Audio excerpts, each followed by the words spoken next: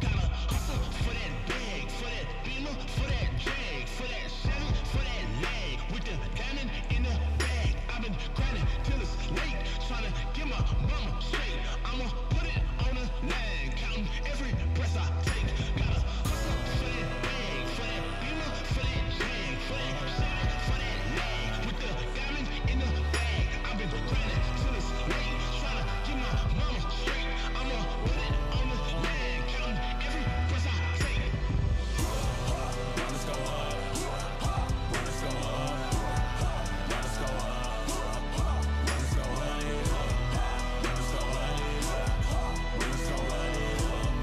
Let's go run it up. Let's go up.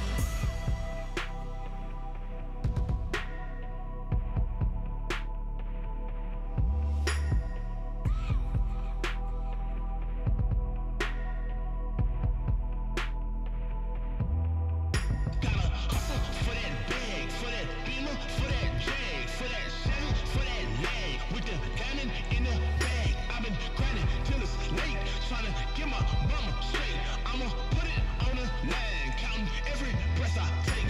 Gotta hustle for that bag, for that beamer, for that jag, for that Chevy, for that lag, with the diamond in the bag. I've been grinding till it's late, tryna get my mama straight. I'ma put it on the line, counting every breath I take. Let's go up. Let's go up. Let's go up. Let's go run it up. Let's go run it up.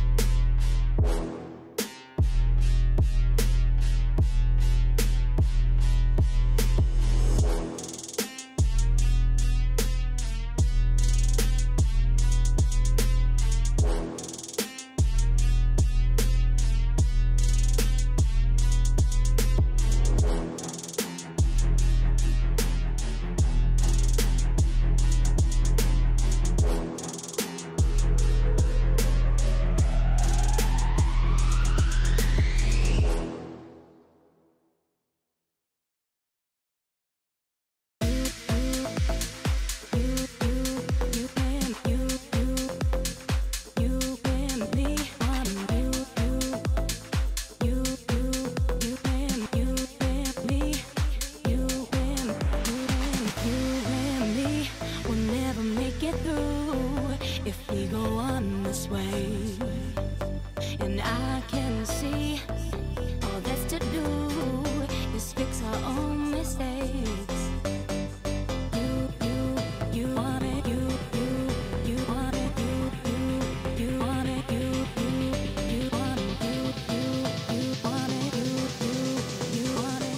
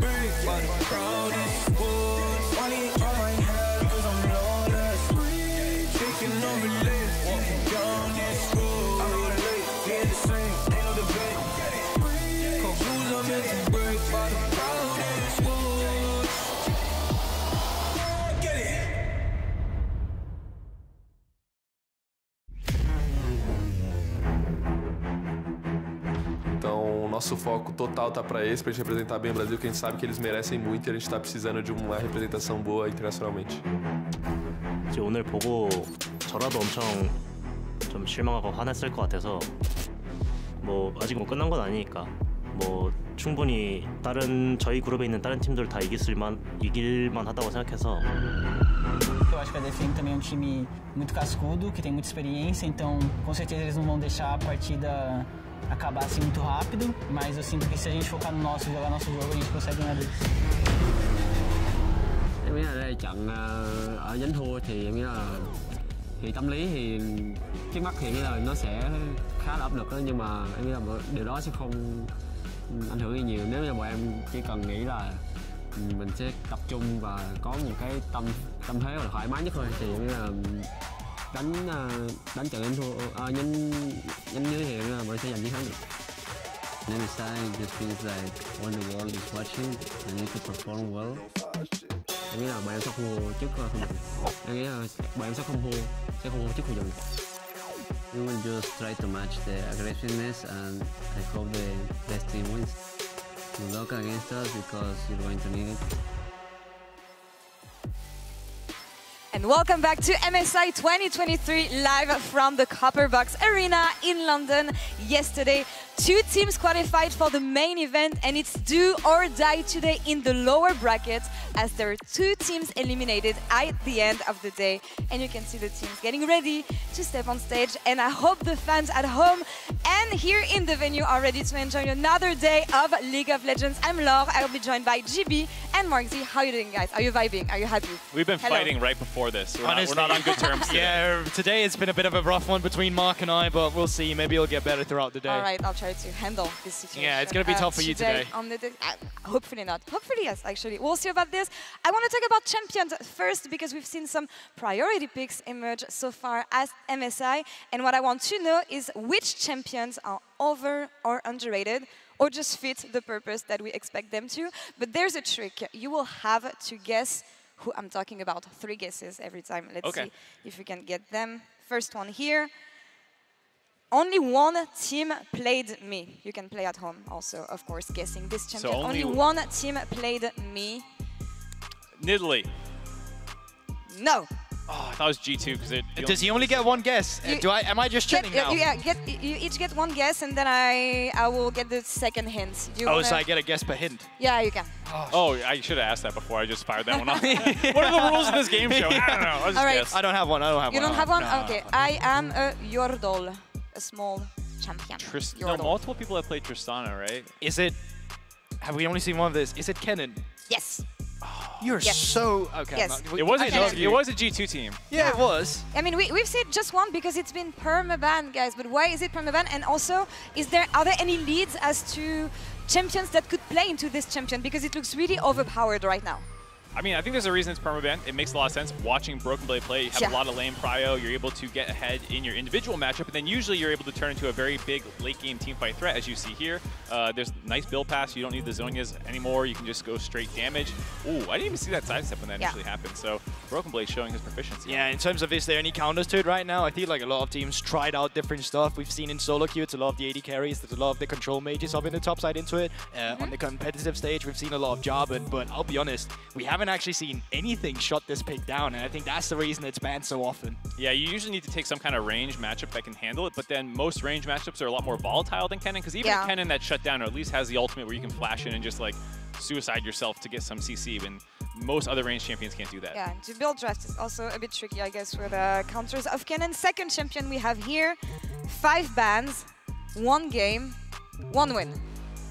5 bans, 1 game, 1 win. So it's not super high presence, but it is a target ban against this one team who got it once. It is high presence if you consider the champion and how much we saw it in previous iterations of international events. Kha'Zix. No. I like guessing on the first one. Yeah, I know, it's just my brain not big enough, you know? It's too small with only this one hint. I can't say anymore. I already guessed. I know, I'm just waiting. All right, second hint. Yeah. My Q is my signature ability. Kha'Zix. Blitzcrank. Yes. Oh. Why'd you say Kha'Zix again? It was a joke. Humor, sir. 2-0 so far, though. But yeah, Blitzcrank, we've seen it more than usual, I feel, and it makes sense in a lot of situations on the bot lane, given the ban rate. I guess, GB, what's your take on the champion? Well, right now it's just a champion that disrupts a lot of the different things that you want to make work.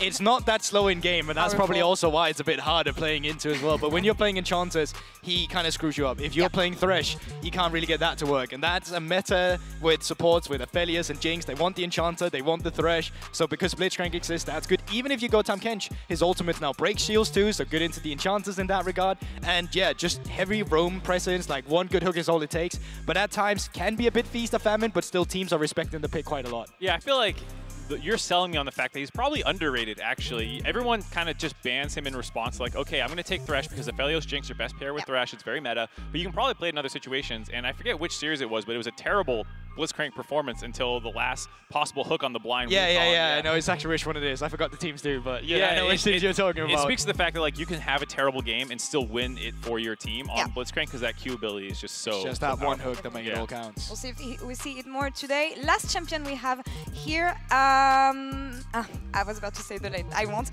3 wins, 3 losses. And I see that paper there? No, okay. You won't see anything. 3 wins, 3 wins, 3 losses. And it's not. Oh, never mind. I can't even guess. That's too vague. Even yeah, it's really vague. You want to venture a guess or? Yeah, I'll just give it a guess. Is it Jinx? It was released within the last 12 months. Last 12 months. And no, it's not Melio. Aurelion still hasn't. Well, that's an update. Yeah. Yeah. Not Melio. No. Last one. Release after 2021. I forget all the champions that we've seen. There's been like 3 champion releases in 2020. Yeah, but you know what? People will be like, they'll say Camille, and I'll be like, oh, that was 2 years ago, but that was like 7 years ago. Last guess. Most played top laner. Oh, Cassante. Thank you. Oh, wow, this is so. Oh my God. Thank you. And we've seen Cassante in our regional leagues, and usually it ends up being quite of a bait champion because of the answers you have against Cassante in the top lane. But what about here at MSI? See, coming into this international, I didn't rate Cassante very highly. I thought he was very overrated. A lot of the time when people play him, it's a feel-good laning phase, but they really struggle to transition that feel-good laning phase into a feel-good mid to late game. And I think we've only really seen a small amount of people to be able to achieve this. I think FLICKR was a standout member being able to perform on the champion, but there's also other times where it just feels like they don't know the full extent of the champion and what you need to do on it, and it looks a bit silly at times. It's a skill issue then. It's not that it's overrated. For sure, it was just EU had the skill issue of piloting it. There you go. Oh my God. Well, I can't even talk smack back at you right now, but you know, we'll wait further down the line at the tournament. Well, at least G2's already in the main stage. Yeah, that's the thing. Bit overrated on the Cassante here. I think you mentioned G2. Yesterday, Hedem and Bilibili Gaming Esports qualified for the bracket stage, and here's a quick outlook of what that means for them. In the bracket stage, the 8 teams are divided into 3 pools, as you can see on the screen here. The pool 1 and pool 2 teams will each face a pool 3 team, with the Pool 1 teams being on different sides of the bracket. No teams from the same region can face each other in the first round. So for example, G2 can either face Genji, JDG, or C9. That's kind of a main scenario. Yeah, that's it for the most part. The one thing that stands out to me is T1 being in Pool 3. Someone is going to have to bite the bullet. One side of this bracket is going to suddenly look a lot more difficult based on what we've seen out of BLG so far. The LPL 2 seed is not looking quite as hot as what T1 was looking like for the rest of the year. I mean, the rest of the year, recency bias, mate, they didn't even win the finals. No sweat maybe T1 sucks. You're right. Yeah, there's no way. They're not even good enough to be at play-ins. That's the story for next week, but focusing on the teams we have this week, let's take a look at today's matchup and what's at stake for them. You lose, you're out. Win, and you still have a chance to make it to the bracket stage. It's a very long road for any of these teams. The fact that there are 6 teams still alive, all fighting for one last spot, that last question mark in Pool 3 is going to be one of these teams, either playing today or tomorrow. Yeah, it's definitely going to be a grind for a lot of these teams, not just in terms of the playstyle, but also in terms of the mentality. You're not allowed to make a single mistake, no extra chances for them, as we already panned out. And I think for a lot of the teams that had a bit of a rough start, the pressure is just even more immense, because not only do you have to show your best game, you probably have to go beyond that for some of them to move it that far. Yeah, and there's pressure, and some of these regions really want to prove themselves, and especially when it comes to the playing stage. And I want to focus on one specific matchup presented by Mercedes-Benz. OD versus Levi, 2 veteran junglers facing off in an elimination game. Movistar R7 versus GAM Esports is our first series. The stakes are rising as we enter the lower bracket of the play-in stage. Levi will face off against Audi for their tournament lives in our featured matchup presented by Mercedes-Benz. Both junglers were able to give their teams leads in the early game, but it was not enough to get a W on the board. Body Slam Flash is available if needed. Sauce to channel, connect, just beautiful. This jungle matchup will be crucial to the series, with GAM Esports and Movistar Rainbow 7 having shown aggressive early games that can spiral the game out of control. Speaking of, Shot's actually going to go for the 1v1, but it ain't a 1v1! And Onyx says no! That's my group! There is no room for error. Whoever loses will be the first team eliminated from MSI 2023. Levi and OD here, one of the 2 most veteran players we have here at MSI in the playing stage. They have a lot to prove and a lot of responsibilities on their shoulders to represent the region, GB. Yeah, definitely. And I think both these standout players from their team didn't really leave the mark that they would have wanted to initially going into this matchup. I think Levi specifically as a player had a lot of hype coming up around him, because we know what he's capable of on the international stage. For Audi though, a bit more signs of life, especially in that second game. But both these junglers today are looking for redemption as they came off a loss. Yeah, I think for Audi, he had that one good Elise game. For the side of Levi, his Gragas was something that we're not used to typically seeing him on. And there was that one initial play that he made that was quite good in the top side off that first clear. But then the rest of his Gragas gameplay was not quite up to par from what we're used to seeing. We saw that 0 kill %. That is not what you expect out of Levi. He is usually the carry jungler for his team, the one that they build their comps around. To see him not have that level of impact was a little disappointing. It's going to sound crazy, right? Because we've just had a meta that was defined about skipping camps, but I was losing my mind when I saw Levi do that. And despite GAM getting that early gold lead for themselves, not just in the top side, but also in the bot lane, they weren't really able to transition it to anything. And you can even see in this clip specifically, Levi on Gragas looks a bit awkward. Body slam. Wow, it's so slow. To be fair, there was a dash on Ari, but even then still, right, you can see that it's not the kind of Levi performance you're used to, and specifically not looking at it domestically. And what can we expect from them then coming into today in terms of matchup, in terms of what we've seen so far, also from both teams? Well, I think, you know, it does speak to Levi having to step up a little bit, because Audi did have a good performance against a very tough opponent. And I think that's the thing for me is like, okay, Levi, you had an oopsie game on the Gragas. That's okay. You have double elimination now, but make sure that you actually come back with the champions that you feel most comfortable on so you can have a big game impact. Yeah, I think for Audi, that's the exact same thing, right? There wasn't a consistent, good gameplay, specifically all the time coming through for R7, but they had stints of it, right? I think Audi on Elise definitely showed in the early game when he just went on an early game facilitator. I also think that Bong even surprised a lot of people as well going into the matchup, but you can even see it again. It's a little bit of an overextension coming through as well, but they're still able to punish it. And not only do they do that, he's very efficient in going bot lane into mid lane up to top lane immediately, where you also can get Bong ahead. something that we'll have to do again here today. It was definitely a top side that was actually quite good for R7 in that series versus BLG. I was surprised. I thought Bong was going to get dumpstered by Bin. Was not the case. They actually went back. Miro on the Aurelion Sol winning just straight up the 1v1 matchup versus Yagao, pushing him out of lane consistently over and over again. Speaks to the fact that this team, if they can solidify some of the problems in the bot lane in the late game, they can potentially take the series. Yeah, I think if you're looking at one consistent player, you are looking at Miro to get that backbone for R7 too. He's actually looked quite good every circumstance considered. So yeah, looking at Miro for R7.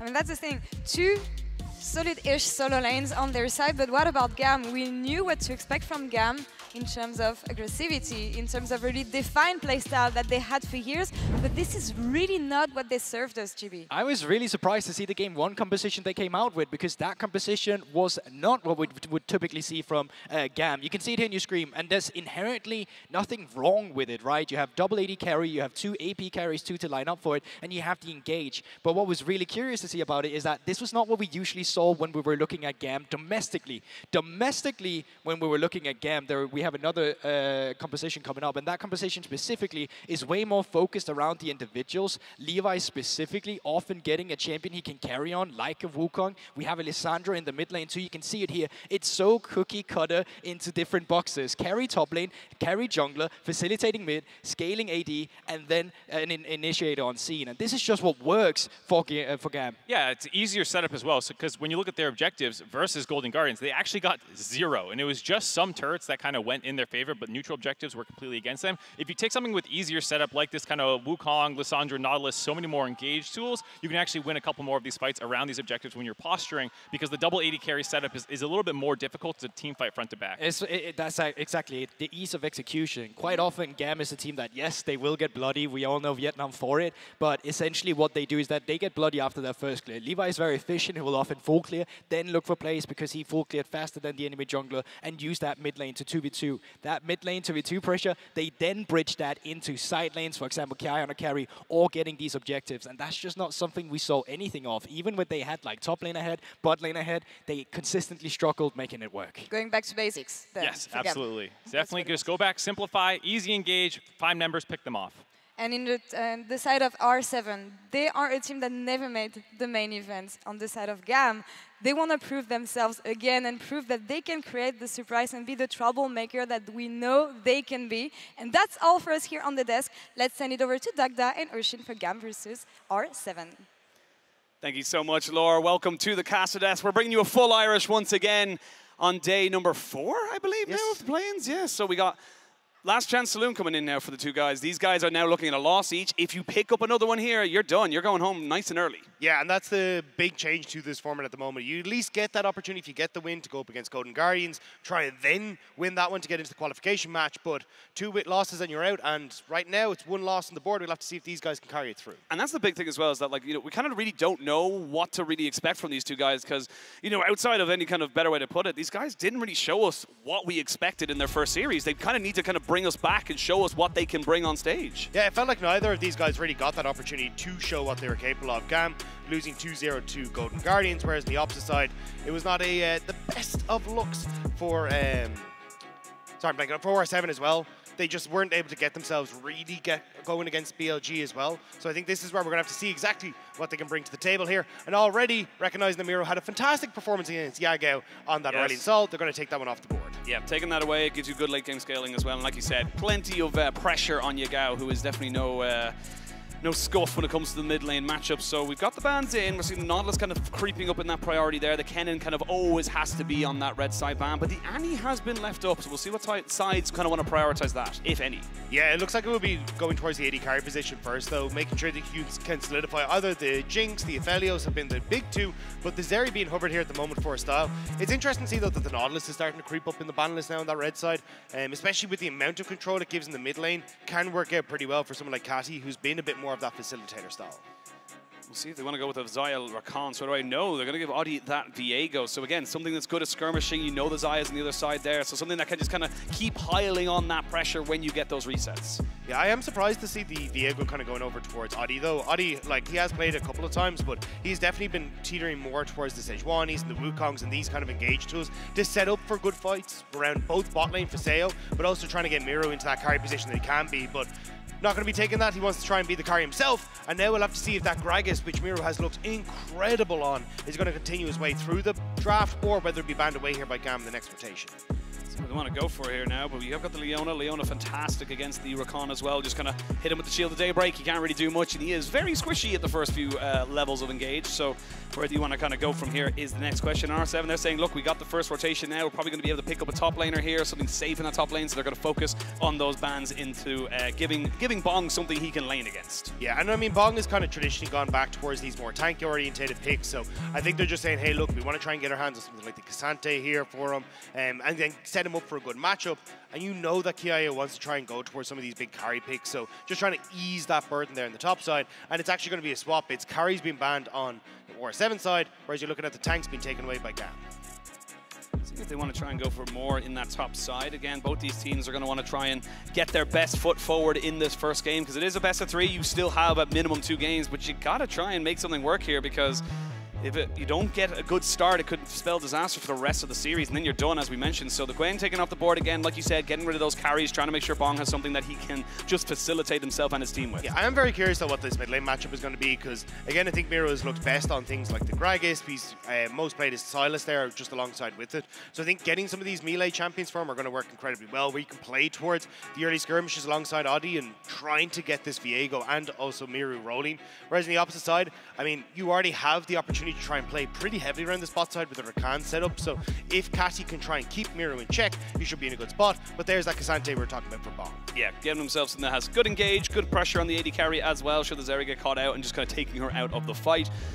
We talk about the mid lane matchup as well. Catty has kind of just had so many champions he's built out. He never really had one specific thing that he loved to play. He did have a couple of them there, but as kind of like just able to play so many different styles depending on what his team need. We are going to see the Jax going up on that top side, so it is going to be the carry into the tank. And finally, Gam going to try and lock in that Lissandra. Yeah, Lissandra Ari would be perfect here. You kind of want to try and have that engage tool coming through from the mid lane, or at least something that can set up for a lot of these fights, and then just also having something that can be relatively safe on side lane, so you have the opportunity to play 1-3-1 and play for sides when it can suit you. But there we go, we're talking about Miru having an opportunity to go towards one of these melee, heavy skirmish picks. Well, there's the Silas, and now you've got a pretty devastating mid-jungle support if they're able to play through this. Yeah, and it's most played in the regular split of the LLA as well, so something that he's very comfortable on. And like, you think of the things it can take away, the Glacial Tomb, the quickness, even, you know, the Cyclone from the Wukong, lots of things he's able to use as be that engage tool to help himself out with that strong jungle duo. Yeah, and I think that's where we're going to see a lot of pressure towards that mid lane. It's like, if you can lock down this Silas with the Ice Claw, then you get the follow-up from the Wukong. You basically don't get to play the game here as Miro, and Miro has been the carry for this squad. Like, more than 30% of the team's damage coming from the domestic split has come from Miro. So I'm excited to see if he can have that pop-off performance, because this was one of the guys I was really keeping my eyes on coming into MSI. We just didn't really get to see him have much of a chance against BLG. We saw bits and pieces of it against Yagao in that game too, where he was piloting the Aurelian Sol, but now this is where he can really step up and show his stuff. I love that, a little bit of sportsmanship between the coaches there, trading the jerseys, as both teams know that it's their last chance, as we always have to keep saying. New format, a lot of people don't know, but it's going to be a double elimination. You are now on the loser's side, and it's a long road if you want to keep going, but you're not out until you are out. Game 1 draft's kind of said and done. Both teams kind of getting roughly what we expected them to kind of want. Good engage tools for both sides. Both teams kind of happy with these drafts. It's more about execution as we come into the game. It's a lot of skirmish power on both sides. A lot of early fights. Probably going to be the case here as we do load on to Summoner's Rift for Game 1. Welcome to Summoner's Rift.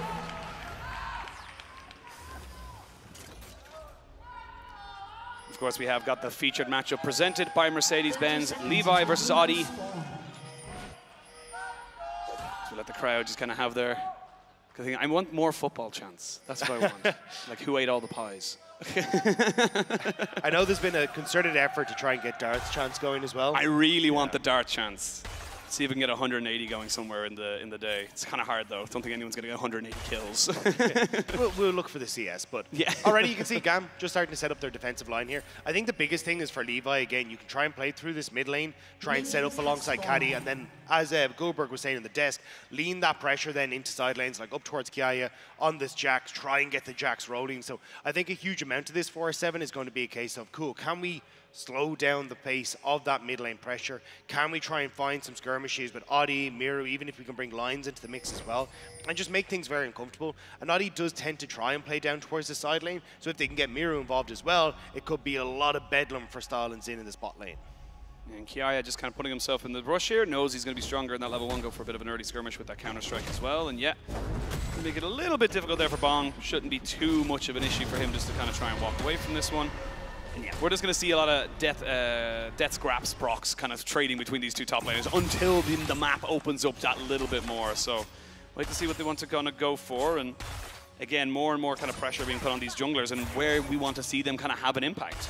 Yeah, I'm kind of surprised to see that Levi did start on the spot side. I thought he would try and make his way down to the bot lane, but maybe he's trying to make sure that Kiaya can get a decent time up here, because Kiaya trading pretty aggressively against Bong in these early stages. Level 2 hit for Bong here. Good side step from Kiaya. And if you can keep these trades up, you can actually use that push to chat in mid for Caddy to immediately roam up towards this top lane, and at least starting that slow push into the top side for Kiaya could leave that opportunity open here for Gam.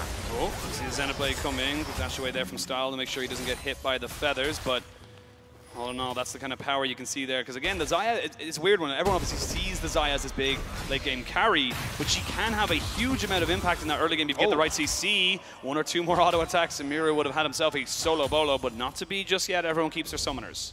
Yeah, this is actually a little bit of a dire straits though for Caddy. Not exactly the trade you wanted to get. And this is what we're talking about. Miru has been absolutely incredible at getting these solo advantages, even against top LPL teams. So now Levi, we talked about making his way up towards the top side, hovering in the bush. Will Bong step forward for Cannon?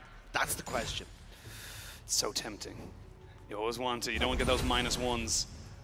But I don't know if he's going to die just yet. You can see Bong kind of being defensive with this. Has got the knockback as well. A little bit of a dash, but he's still going to get caught out. Just get the knockback, and they're going to catch out Levi underneath the turret, who's forced to flash. Nice defensive move there from Bong, and Levi getting punished for what was effectively a 2v1. Yeah, tried to use the clone to get away, but Bong actually just about managed to clip him with the W, so brings him back into the tower, then the flip as well. So nicely done by Bong. And that summoner spell being gone on Levi makes a lot of these further ganks a little bit easier to get away from if you're on the side of R7. See if Audi wants to go for it. Both teleports used into that mid lane. Audi kind of moving his way through the vision. They're going to try and get the CC down. They wanted to try and catch Catty just before the Glacial Path. And for the moment, R7 are the ones bringing the kind of pressure. They're the ones dictating the pace in this early game and who's getting what. And it'll be amazing for the LLA to be able to take down Gam, as the Desktop I'm talking about. VCS has been a region that has been kind of feared for the aggression that they brought over the years, has been a little bit tempered as of late, but still a region that can cause a lot of upsets. And LLA being able to show that they can go toe-to-toe with the VCS with such an incredible performance, and already off to a decent start here as Miru gonna more than likely look for his own reset here, but maybe not. Adi, do they go for the diamond line? They have everyone coming in, flash over, Xenoblade in, seal the daybreak, but Kati gets a good flash. The cat not able to get himself away. Perfectly done there by R7, and Kati goes down for first blood. And that's exactly what we were talking about for R7. Get this Leona involved, play for these opportunities around the jungle and the mid lane. Would have liked the kill to go towards Miru, but you're going to be very happy that Lissandra lost a massive wave. Absolutely. Costed 2 flashes, but a huge amount of golden experience gone to the wayside. And again, it's just instantly from Lions. He just goes, yep, I'm going in, and there's nothing you can do to stop me. Yeah, a little bit separated here. We can see, oh, actually, Bong. For Bong from a flash, but is he baiting in? He is! He had Miru off to the side, and R7 are starting to punish Gam. Fantastic roam from Miru. They thought he'd reset. We even called that he's probably going to go back after picking up the kill, but Miru sticks around in the lane, manages to get up towards that top side. Now, he will need to get a reset off, but in the bot side. They're going in again. They are going to get the stun down, and that's going to be a heal in from Xin. Style now trying to just kite this one back, but again, if the Leona gets the Xenoblade, you're going to be in a hell of a lot of trouble. And R7, they're building some momentum right now. And the fact that you get this play on a 4-7 on the bot side, forcing the reset from Style and Xin, means that this Lissandra can't use her advantage in mid. She's already reset. She's got the advantage of the push, but here we go. Level 6 has been hit, and there's nowhere for you to hide. There's nowhere for you to go, Kati. You've already used the Glacial Path. You've already used your flash, and it's just a matter of who picks up this kill. It is Miro 2-0-1, and R7 have come out the gate swinging. And this is exactly what I wanted to see from the LLA representative. Fantastic stuff. Adi looking on form, early ganks, early pressure, taking control of that mid and bot side now will lead them into in towards the Dragon. R7 came to play today. I mean, they don't want their MSI to end so quickly, and they're going to get themselves a Dragon as well. They've got pressure pretty much across the map, and this is a fantastic showing for the moment. Xin thinking about maybe going in, throwing in a Q or something like that, but again, great start there from the LLA. And I think a lot of this is going probably better than expected for R7 as well, right? Sayo and Lions oftentimes are the ones that get a lot of the jungle attention from Audi, but the fact that they've been able to take control of this bot side by their own opens up Audi to try and actually play heavily around this mid lane. We even have Lions on the roams. This is where R7 are taking a little bit of a different style from what we've seen from them traditionally, and it's looking wonderful right now. And for GAM, they have to try and find ways back into this. Against Golden Guardians, they struggled a lot in those team fights, so maybe they can try and look for picks instead if they can get Cassie out of this mid lane. And that's the thing, you have a load of tools to give you those picks. You've got the Lissandra, you've the Rakan, you can find people out and just kind of CC them until they're dead. But, I mean, it's dependent on whether or not R7 will give you those opportunities. As top lane is just going to continue to be that kind of wet noodle fight for the moment until they both kind of stack themselves up. But, I mean, for R7, just a great kind of, decision-making coming in and great cohesiveness from the team to kind of capitalize on a lot of these moments because they're just trying to split-second decisions and they're taking advantage of them. And it's only going to compound as well as you look towards the Rift Herald in just a few moments. Audi trying to see if he can make a play on top side for the 30-second wait that he has for that Rift Herald. Yeah, we're going to see them now go all out. The counter-strike is good, but not good enough. Sidestep from Katsuya. Do they look to try and fully engage on this? The stun is good. There's the Heartbreaker, but Bong does not need it. And R7 are literally winning in every lane. And this is now dire straits for GAM because you have control for Bong on this top side. You don't have the two ultimates available, so maybe they're a little bit hindered to go for the Rift Herald, but burning the flash on Kiaya here as well is just wonderful. Really nice stuff from Kiaya at the start of this, right? Manages to flash away from the stun, also getting away from the knockback, but just there's too many CCs coming his way and one hit, and that's all that mattered. Yep, all they needed was a little bit of CC to get that kill confirmed there, and they lose his flash like you mentioned as well, so great from the solo laners and great there from Audi as well, like running around this map and just kind of being a nuisance and making himself known on this Viego pick. Yeah, and this is where, again, Audi, as long as he can keep control of this, he's going to be in a great spot. Looks like they will have to give up the bar, the Rift Herald, even as we said, no ult on the Viego or on the K'Sante means they probably give this up. Bong probably just going to ward it to make sure that he can spot exactly what's happening. But I'm curious if they could maybe make a cross map, but with the Xayah resetting, it looks like this is just going to be given. Yeah, you're not really close to the solar flare. You can see them just kind of pushing in there. Style, just getting that one reset coming in there from Sayo. Do they look for maybe a little bit more on the after? Style would be walking in. They have vision on him, but they don't know that Audi is there, so he takes that one in. They're going to look to try and burst him down. The cleanse is only going to stop one of them, and R7 just punishing left, right, and center. Style didn't even have a chance. I mean, I don't even know if he was in the window shopping because he didn't get to move regardless. And now R7 again, 3 kills onto Miro in this mid lane. This Silas is going to be so incredibly difficult to deal with as we start to get into the later stage. Plus the fact here, Audi has just managed to take this entire bot side as well away from Levi. So Levi going to try and work with Caddy to move back up into this top side, maybe steal a camp, maybe even look for the dive on Bong. But Miro has TP to get up there if they overextend. Oh, Kati got away from the vision, but Bong has a sixth sense about these things and is kind of making sure he does not fall prey to this particular gank. It's a huge wave, so he would love to try and stoke that one up, but recognizing he's on the weak side, the police were coming for him and he needed to get the hell out. Yeah, managed to step away from that one. Miru gonna look for the reset. Caddy will inevitably stop this. Yeah, there you go. So still though, you're looking at Dragon in a minute and a half's time. You full push on bot side. I think your best bet here for R7 is starting to try and use Audi and Miru's pressure in mid, lean that into the bot side jungle, establish all the vision control that you want there, and just make it incredibly difficult for GAM to try and move in towards this next Dragon. Like you can see it already. Everfrost completed here for Miru. If they can look...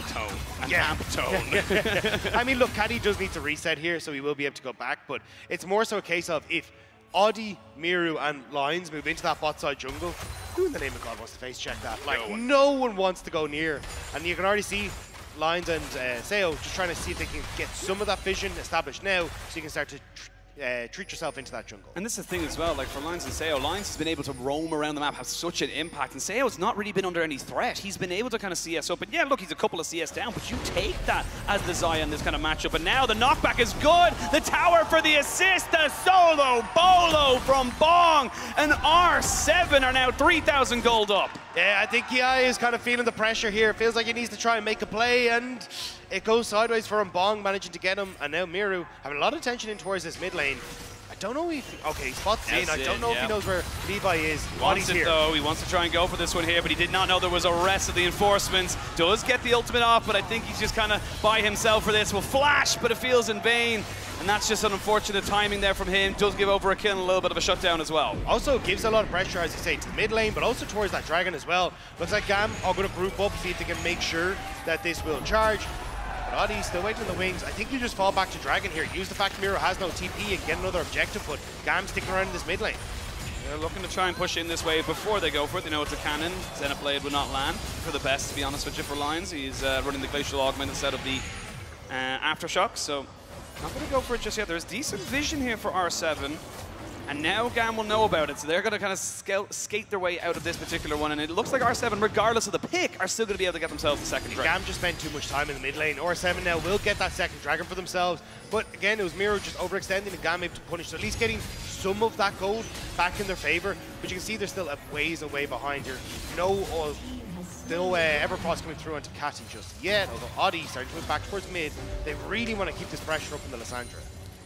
Really putting her in a kind of a bit of a hole right now, because if Kati doesn't really have the kind of survivability to go for those flanks, because you kind of want to go in, get your CC off, maybe ult yourself or use a stopwatch and then kind of, you know, elongate the fight while everyone else does the damage. If you don't have the health bar for that, you're just not really going to, you're not going to be able to do anything. And that's the problem, because you gave over a couple of these kills early, Miru's just able to out-sustain a lot of the damage that GAM are able to put down. You kind of need Xin here to CC him in check, so he's not able to get that Kingslayer off, but it does mean now that you don't have the control for Caddy to move. Miru's actually been the one who's able to get control of sides, and it's now hurt Kiaya, who's 0-3 in that top side. You don't have control for style in the bot lane, and now if you can try and keep this push forward as R7, they can look for the rest of these objectives. Well, Seo trying to see if he can catch Xin. He is a Rakan. I think he's pretty damn safe, and I will say, I got to give props over to R7 and kind of dotting their I's and crossing their T's. They're constantly going into their own jungle, seeing if there's a ward there, clearing it out, making sure they're not going to get caught out by any kind of TP flank or anything, you know, kind of vision control that GAM can kind of bring themselves back. And as much as we're praising so much onto R7, we are going to start looking at what can GAM do, what can they kind of bring back into this particular setup, because for the moment, they are kind of coming up short, apart from that pick in mid. Yeah, I'm going to wait here for a second. Miru, again, a lot of members around this mid lane trying to see if they can help out Caddy. Audie is here. You really want Lions to start moving up, and he will. But you just have to be careful that you're not going to get caught out in rotation. And I know that Levi is there, so Lions moves himself back up. Everything kind of gets a bit caught. There's no dragon for the next 3 minutes, so it'll be Rift Tower will be the next real fight. And this is what I wanted to see from R7 was, hey, look, if you can actually start to get control of this bot side, move Lines up, move in with Miru, and as a three-man unit, there's very little that GAM can try and contest with. And look, as you were saying, it was great that they were clearing out wards in their own jungle, but you do need to now start to shift that forward. And this just opens up a really nice opportunity here where you can actually start to hold on to this point. Zin's caught. Yes, it is caught, and he's going to be not CC down just yet. They will get the blast going when he pops out. Xin in the air. Miro is around with the quickness stolen. They might try and jump onto him with the glacial path, but they're turning this one right back around. They're going to try and get their own ultimates on top of this one. Levi will have the Cyclone available to him. Lions will not go down just yet. Theo has joined. Style is here as well. Bong in with the teleport, looking to try and make this one work, but he's being shredded down. Xin looking for another engage. Does not get the knock up. They get the Xenoblade down. They've taken the Style, and he's putting in damage. Style is still working forward as the Jax will pummel down Miru, and they just get absolutely everything. Seo tries to save the fight, but it ends up going GAM's way. It is a very messy fight for R7 with nobody really sure which direction they're supposed to be fighting from. And GAM collapse, they flank, they get the kills they need, and suddenly GAM are back in this game. Huge shift of momentum. Rift Tower will be picked up here by GAM as well, but great to see them there, and I imagine that those numbers were a little higher about 10 seconds ago. Yeah, they definitely were. And look, this is a nice pick coming through, but you definitely want Miru here already. Miru, though, hadn't already shifted across after pushing in the mid wave. Great blast cone there from Levi to actually open up that distance. And from this point forward, you actually have more members of GAM that are coming into position. And watch Miru. Miru starts to move out of this fight thinking, okay, we're kind of done with this, as he waits for the TP from Bong. But Lions had already stayed committed into the fight because he was CC'd, so the Leon is now out of it. Then Bong commits, but again, you're not really in position for Sale and Miru to follow up. So this entire time, Style is getting a free hit, GAM are getting to kind of rotate members in and out facing their health bars, and they're just slowly but surely whittling down everyone here on R7's side. It's the power of the Rakan, man. He's so slippery. He gets one moment to get out, and you can see just how much his health bar was so close to going down, but just never does. And now GAM give them hold right back into their favor. Well, it's dead even, basically, a couple of hundred in favor of R7. we kind of bring ourselves back into this game with a minute till Dragon. And it's a big blunder from R7, because I actually liked the idea, which was move in, establish vision control, give away for Miru to start to lean into bot side, get the tower there, do a very similar story to lean into top lane then as you rotate Seo and lines around the map, but not able to kind of get that across the line now. Gives a lot of space for GAM to slow down the pace of this game. They can even look to contest this Dragon that's in 40 seconds time, with now those mythics coming through across the board and a lot of those kills going to people like Style. So Style is going to get already that Immortal Shield and a Zeal into his back pocket as well. This game got a hell of a lot more scary for the LLA fans here in London. All of a sudden it went from everything was bright and beautiful. Now it's going to get a little bit murky. It's a bit thundery now. You got to be very careful of when those downpours will be coming. It's got to be so nice though as GAM, like the VCS, because it wasn't looking so great to start things off. Now obviously best of 3, this is another chance if you do go into that game too, but to be able to bring that back, to be able to find that skirmish is definitely going to give you a lot of momentum coming into this. And again, this is an elimination game. Like, you need to pick up every opportunity that you can.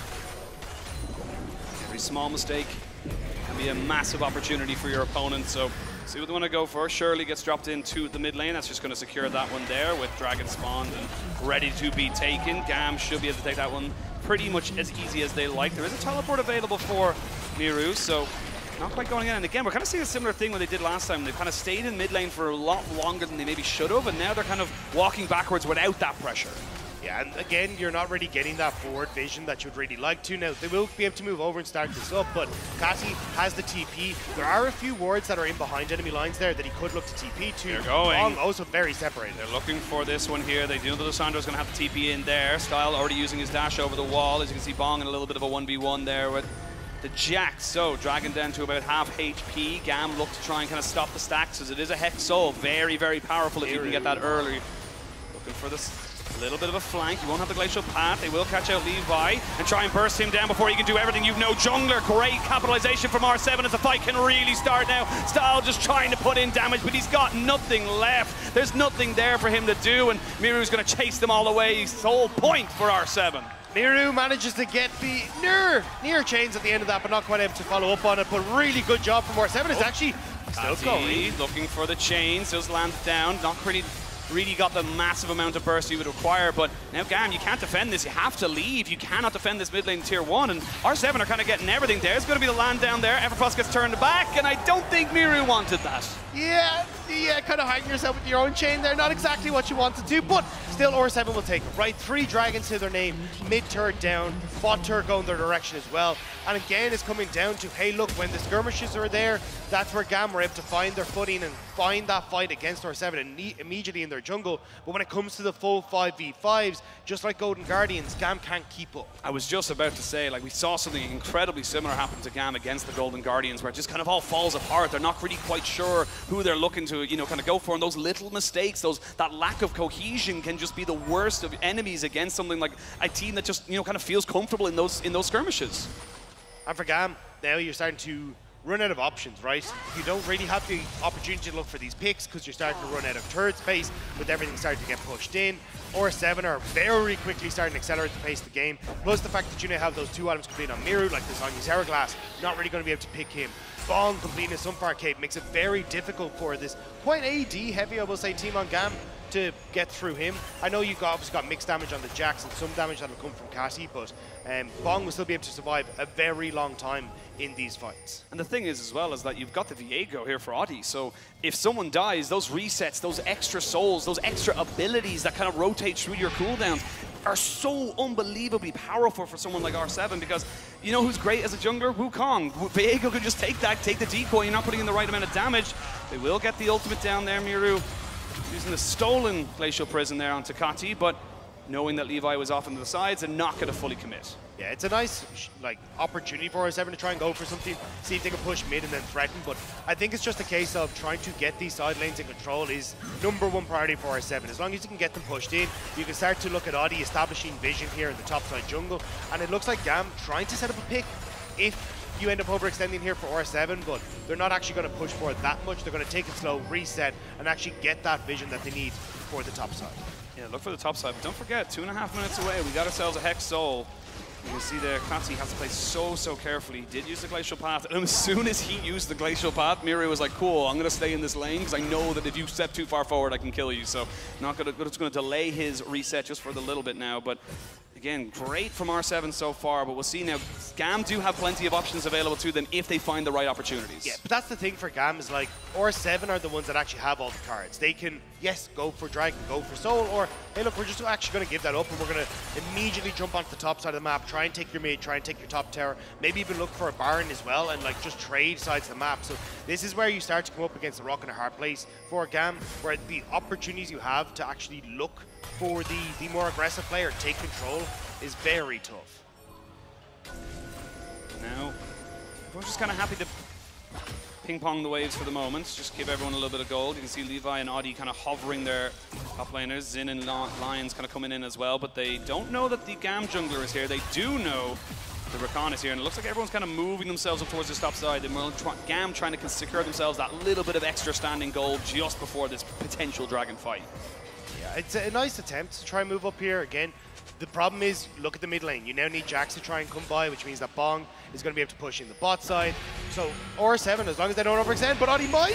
Oh. That sweeper was huge, but they're going to fully commit to him anyway. He's unstoppable in his ultimate, but can he go down? Yes, he will. They've invested a hell of a lot. They will have the TP from Bong.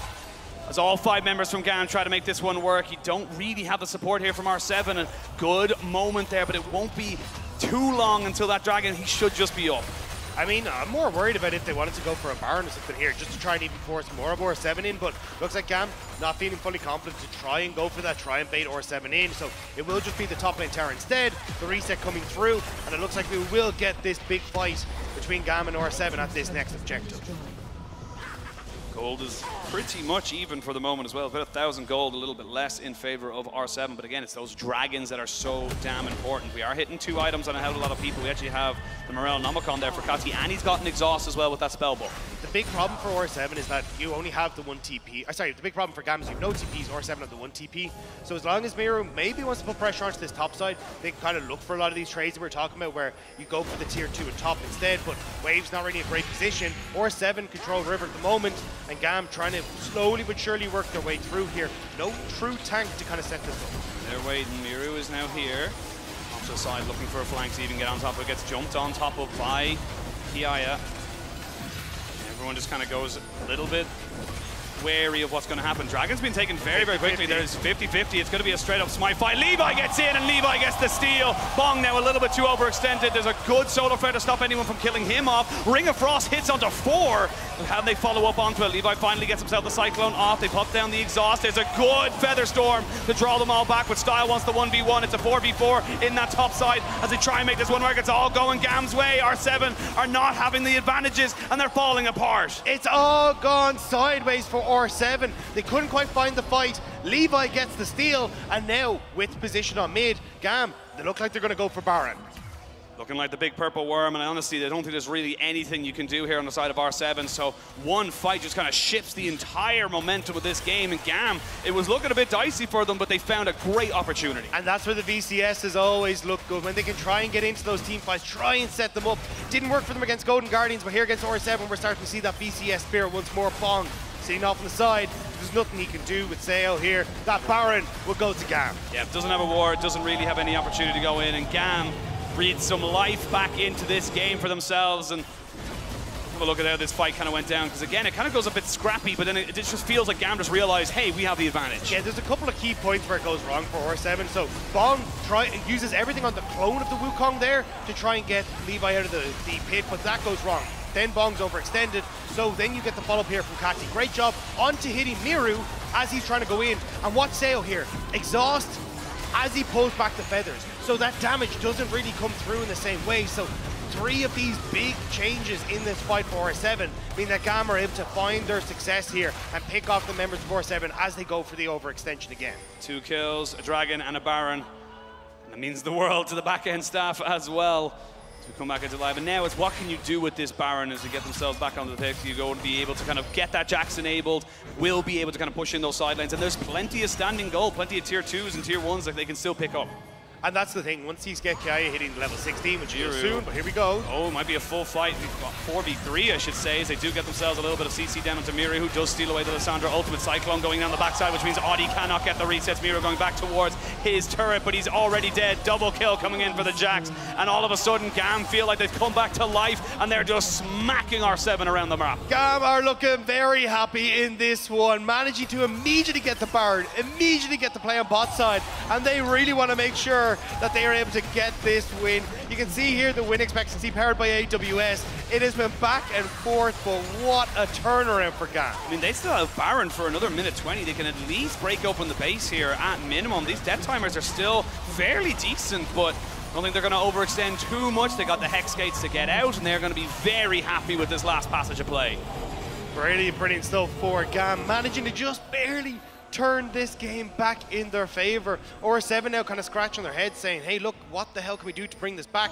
Yes, you're getting to 3 items soon for your Xayah, but it's not enough from GAM. They're making plays on the side lanes. Overextension from Miru trying to hold on to that bot tier 1. Definitely not worth it when you have no control of your jungle, no control over mid. And GAM immediately punish by jumping in onto everyone on R7 who's struggling to keep up. And now Audi is struggling to get away.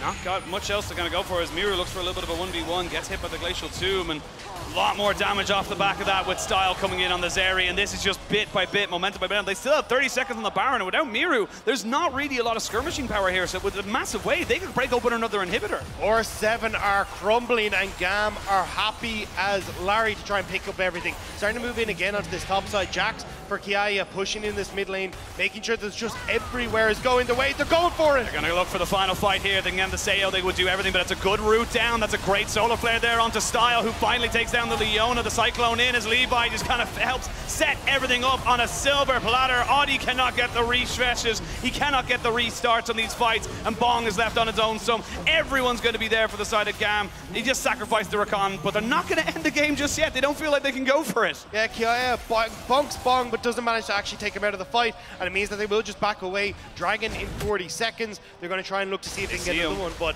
you got to be so careful. Like a steal here for R7, getting that soul could actually be a little bit dangerous. So GAM need to make sure that they're pushing in these waves, getting control over all side lanes before they try and go for this Dragon. Don't give R7 the opportunity to really contest you on the objective.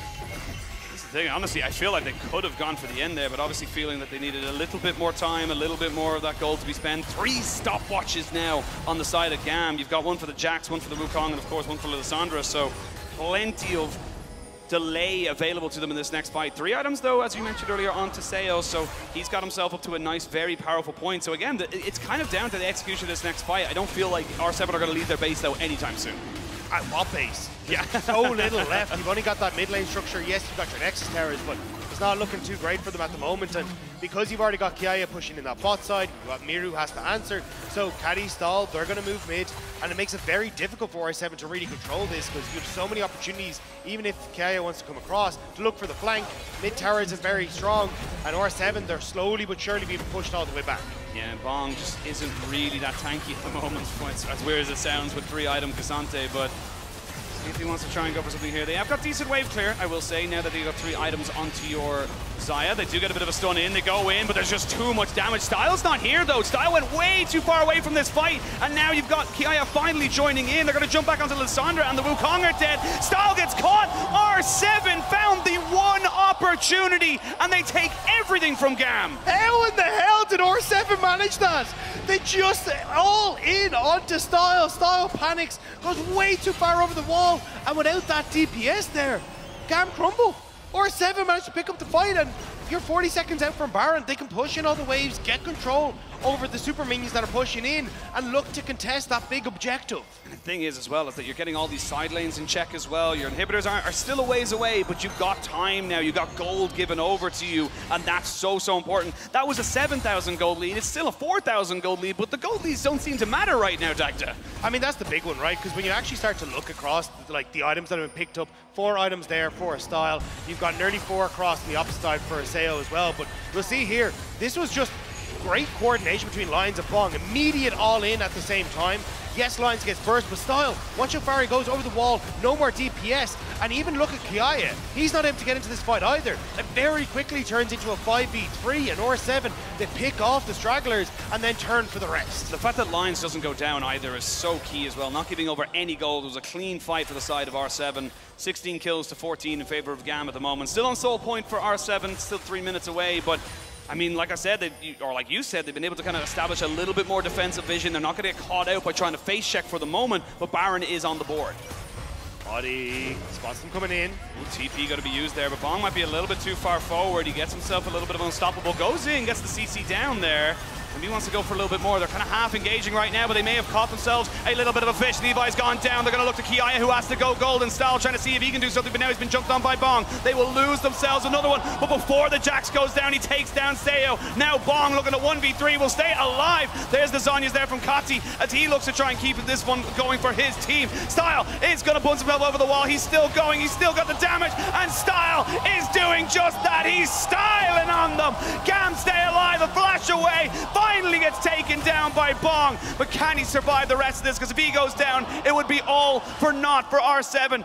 Bong needs to get to the defense of his team because the super minions are actually taking the base. Yeah, he needs to get back. He needs to try and clear this out. Does have a little bit of that regen coming through off the red buff, so should be able to take his way back up. But there's an inhibitor. Incredibly close fight. The fact that Style stayed along for so long was crucial, and now all inhibitor turrets are down, and GAM once more win the fight. Yeah, that was so chaotic right there, and you can see Bong and Kiaya kind of doing the exact same on either side. Kill the AD carry, that was all that was on their mind, but I mean, Style staying alive for so long, nearly get himself a quadra kill, and honestly, if he kills Bong there, game's over, that's it, you have super minions in the base, that's going to be it. Kiaya, where are you off to? Trying to see if he can get in, gets a little bit of vision. Lions knows that there was definitely someone in here recently because of that control ward, but we're going to look into the replay. So this is where it looked so good for us at the start. Bong plays this great, actually getting a ton of pressure down. He manages to set up as well for that separation so they can deal with Levi. But watch now Kiaya. Seo thinks he's all fine, everyone goes, cool, we can leave Kiaya, but Audi misses the stun, Kiaya leaps over it, immediately kills Seo, which means the Style is actually dragged away on the backside from this fight, which just repositions him then perfectly. He's free firing over this wall. The second Audi tries to go in to get him, again, Audie's stun missed because Style jumps over the wall, and then there's just not enough follow-up. A great call from his in there to dive in front of his AD carry to block that, and now we're back to live. We're back to live. Remember, so much was used in that last fight. You don't have all those stopwatches that you just use on the side of Kati and Kiaya, but you do have one onto Style. Doesn't have summoners though at the moment, so it's a bit risky. I mean, Dagda, with the dragon spawning in 23 seconds, it looks like it's just going to be a trade of dragon for defending the rest of your base for the side of R7. The recalls coming through for R7. Thormail completed for Bong. I'm pretty sure you got the Mercurial Scimitar complete off that reset as well for Seo. So a lot of those final alignments starting to be completed here for R7. Now getting control over mid lane. Want to try and get that to lean in towards River, but GAM waiting in the wings. In there, you got Kiaya there off to the side. He knows that he can catch someone out, but if he gets caught out, he is not the tankiest man in the world. So R7 not willing to let this one go. There's a double glacial, or excuse me, a double root off of the item, but not really going to lead to anything else. Bong's taking a bit of damage. He needs to regen just a little bit more before I think he feels comfortable going for a full engage. GAM, control River. R7 starting to push forward. They're trying to burst this out, but I don't know. This is going to turn into a fight. This is risky. They're going to drag him down to 6,000. They're going to see Audi over the side. He has vision. He knows exactly what's going on, but now he's a bit separated. So there's going to be Style getting caught out. He's stunned up, so he's not putting out any damage for the moment. He gets his ultimate down as Levi will be going down very shortly. They've gotten Zin off of this. Look at these health bars. They're so low. The Dragons confirmed for R7. They get that extra boost of damage in this fight. GAM have nowhere to go. They're trying to see if they can get anybody dead, but they just can't do it. And it's going to be everybody falling down. The only one left is Style. These fights are so chaotic, they're so spread out. You can see them splitting off into these multiple skirmishes, but R7 managing to keep Seo alive. This time, they will go for the end. This is it, Style. You've got to cleanse and a dream. You got to hope and pray that you're able to kind of keep these guys off it. It's going to take so much. I will say no Miru, but he's got a TP in 20 seconds, and it looks like R7 want to go for the end. Starting to push forward. Style It's risky, no. I don't think they can do it. Can he clear the wave? It's going to be so close. Here we go. They're going to get the cleanse off him, but he gets knocked back immediately. Now they get the stasis out of him as well. They need to CC him out, but Styles still alive. They can't put the damage down. Finally, he goes down. Seo finally getting himself that kill, and it looks like R7 have done it. R7 will survive the storm that was GAM, and R7 are 1-0 up in this best of 3. And that is exactly it, Usheen. One storm has been survived, but you have so much more still to go. This is a best of 3, and it is only game 1 that R7 have managed to pick up. This is a battle of all battles, and I'm here for it. It's so scrappy, and it does feel like it just comes down to execution. Those small little millimeters that mean miles in the grand scheme of the game. It's coming down to, hey, who gets better position in these fights? Who can manage to stay alive? Is it Sales or Styles? Like, so many of these fights are coming down to small plays, but where if you can find that access onto the key carries in the back line, that's going to be the difference maker. We saw Kiaya do it, we've seen Bong do it at different times as well, and I think this is kind of a good matchup so you can see exactly how both these teams want to play. It's, hey, look, can we get control in the early stages for Miru, let him step up to be a carry as well, or can we have Kiaya try and carry these fights alongside Styles in the later portion of the game on big carries? And honestly, like, again, there was so much to like from both these teams. I think we definitely finally got a flavor of what they both can do. Finally seeing GAM kind of come together, get their skirmishing going for them. But R7 in that early game were just all over them, really punishing on some very small mistakes. So both teams, I feel like, will have positives, but obviously only one of them can get the W, and R7 are a little bit happier with that. Yeah, I think for R7 as well, the fact that they got the early control and then started to lose out on a couple of these fights, overextensions at times, like especially when you're in this situation where you could potentially be your last series here at MSI, it is understandable that you end up overextending at times, but if you can just keep the nerves in check that little bit more, come back in game number 2, hold on to that early lead, it could be all the difference here against GAM. Yeah, well, we're going to send it over to Lauren, the analyst, to see what they can make of that game. Over to you guys. A very interesting game it was indeed. Thank you very much, gentlemen. The first time ever LLA beats VCS at an international tournament.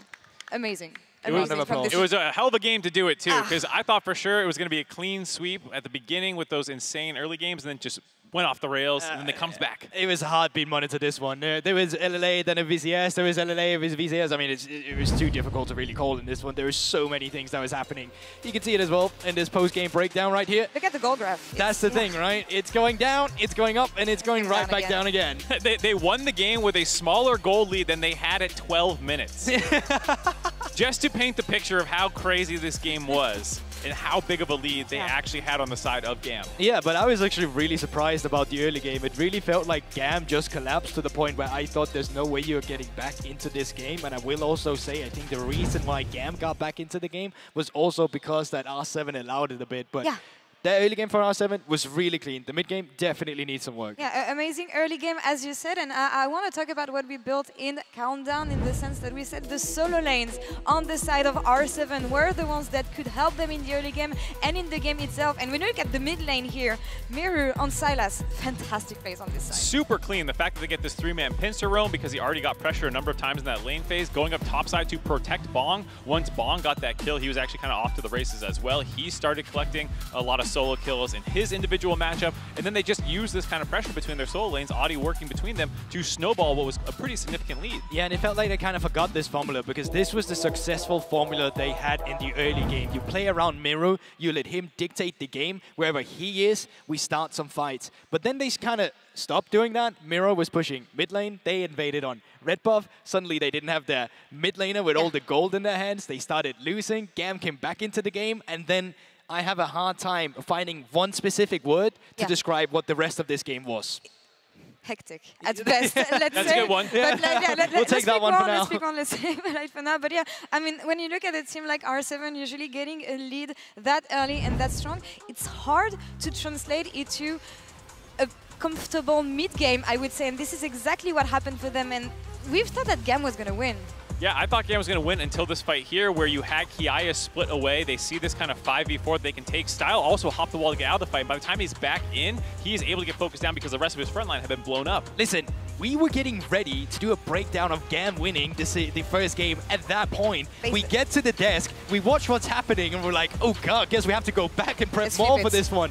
Because these team fights got hectic, and they came down to a lot of the execution. I think from the side of GAM, they got a bit more split, which was interesting because at first it looked like they had better team fighting tools to play around with, and then they just kind of got picked apart later on. Yeah, I think the side of R7 maybe got a little bit nervous when they threw that initial lead away. It felt like they started playing on the back foot. But then once they started picking their own fights again, Miro was very good with the kind of combination of the Everfrost into clearing the way with Q, then going in with his E2. So he showed some mastery of this Silas champion. Absolutely great game out of him as well as Bong. So they managed to bounce back and fall on their feet, but also GAM being really not the team we were expected here, and being able to snowball the lead they have. Could they have ended top? I think they could have. Yeah, I think we can actually break that down as well if it's actually ready here, because this is the one we're looking at, where it's looking like they're taking the fight and they might run into the base to pick up a few kills and look to end this one. But let's actually see how it pans out. Yeah, the fact that they kill most of the members of R7 here, excuse me, and it's only the respawning Silas that seems to give them pause. Because they do finish off Bong, I believe, on the turret. Maybe not. Maybe it was 2 people left alive. Oh, but this is where they just back off. I mean, it's hard to go with that link, but I definitely feel like there was an angle why they could have looked at it. They were very low HP members here in terms of, well, the HP. And they just decided to try and play it safe, be like, well, we already have a gold lead. We can get back into this game. And, well, then it was the fight we saw earlier where they threw it, right? There was also the play later in mid lane where Bong TP'd into the mid lane, and potentially Kiaya could have just TP'd up to the minion wave in the top side and gone for a split push end of the game. It felt like there were a couple avenues if GAM were a little bit more in a killer mindset of like, let's just end the game right now or flip it. Maybe they could have done that, but because they kept taking team fights and R7 kept outperforming them, they got their way back into the game. You can feel the nerves on both sides. You can feel the pressure from both these teams to make it one step further. Here at MSI in the play-in stage, I want to look at the draft here, GB, because before we started this game, you said that we have not been satisfied with what GAM has been drafting so far. Do you like this? Are you enjoying this? This was the best we could ever see GAM play. I was so ready to gas you up, man, because you were like, I want this exact comp, and it's basically exactly what you got. I thought they were going to win the game, and I was going to be like, dude, you're so smart. I appreciate it. We did see the draft come out from them as well, and we kind of saw it as well when they started their team fighting, why they were comfortable on it. I still think that early game was not like they played it domestically at all whatsoever. Levi still differed from a full clear, tried to go for a play on the top side, and just got knocked on the tower where he had to flash out immediately. And I think that goes back to some of the nerves you're also talking about. But I also just think it's really interesting because R7 is one of a few teams who keeps picking red side. Now GAM going to pick blue side once again. It's still in the favor of what they want, and I still think there's adaptations you can have in R7. I don't think the side necessarily did a lot for you, and maybe if you pick it in an instance like this, maybe you pick it with Rakan immediately or something like that. Yeah, we can see what they want to do. I just like seeing that huddle, the bouncing up and down, the energy, like breathe it out. We should have won that game. We let it get away. We're confident in the draft that we had. Let's go back to blue side, run it again, have a slightly better early game, and don't throw once we actually get the lead. And that's the thing. For me,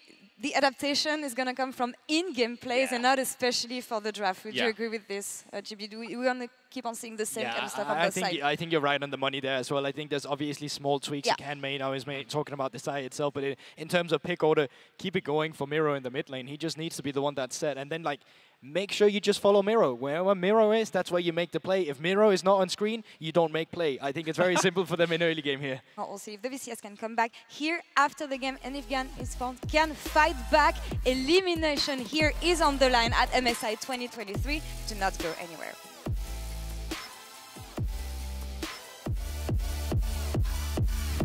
You've already used the Glacial Path, you've already used your Flash, and it's just a matter of who picks up this kill. And R7 have come out the gate swinging in the Style, and he's putting in damage. Style is still working forward as the Jax will pummel down Miru, and they just get absolutely everything. Seo tries to save the fight, but it ends up going GAM's way. It is a very messy fight from R7 with nobody really sure which direction they're supposed to be fighting from. Stasis out of him as well, they need to CC him out, but Style's still alive. They can't put the damage down. Finally, he goes down.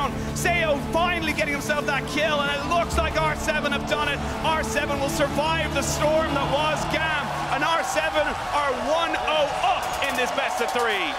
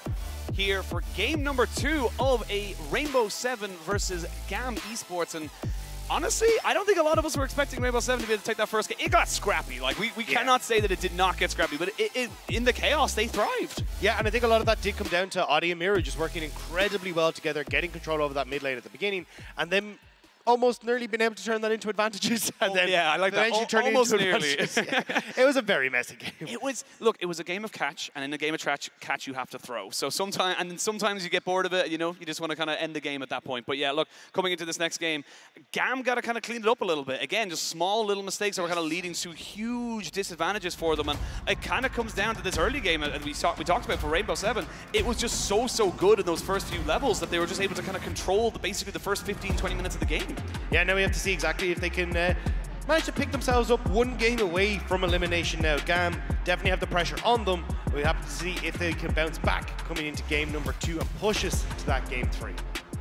We'll see GAM going back towards that very first pick. They are very fond of that one. I will say Style did have that pop-off moment, but without all of his summoners and everything else available to him, he did struggle, unfortunately, in that last team fight to kind of have any meaningful impact. And again, I think for R7, you're very happy with how that first game went, again, especially for the first few minutes, so don't fix what's not broken. I mean, this is a very simple, I mean, it's identical. We're identical, yeah. We're literally going through the back and forth here, so we have to see if it's going to continue this direction, but I think it's interesting to see that both teams were like, hey, look, this is actually fine. Like, we're happy with the way that this one went. We're not actually going to try and change too much. It was more of a case of us messing up on the execution, which definitely happened at a couple of times, but now we'll have to see if they can try and clean that up, especially in the early game if you're looking at GAM. Yeah, I mean, look, get the Cassante back in. I think Bong did exceptionally well to kind of isolate Style away from the fights and to, you know, kind of cause him to panic, which we saw multiple times. So right now, GAM are kind of saying for themselves, look, it wasn't the comp, it wasn't the champions, it was how we executed on them. So we're very happy to kind of go back towards that. And again,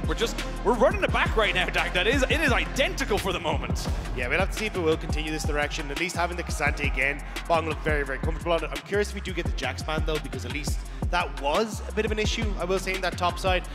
Even though you got the early gank up there that managed to kind of slow down the pace of Kiaya, as it went on into the game, this Jax was still a menace. It was getting kills onto Sale in the back line. And I wouldn't be surprised to see that taken off the board just to make things easier in that regard. Okay, so we're seeing a slight deviation here, taking away the Renata because they're kind of maybe going for a bit of a more of a full dive composition, but R7 kind of still sticking towards their guns right now, and yeah, they're actually going to take away more carries in that top side. So they're happy with the Jax matchup, and they're just saying, look, these two are the ones that we're afraid of. The Jax, though an issue, wasn't that big of an issue.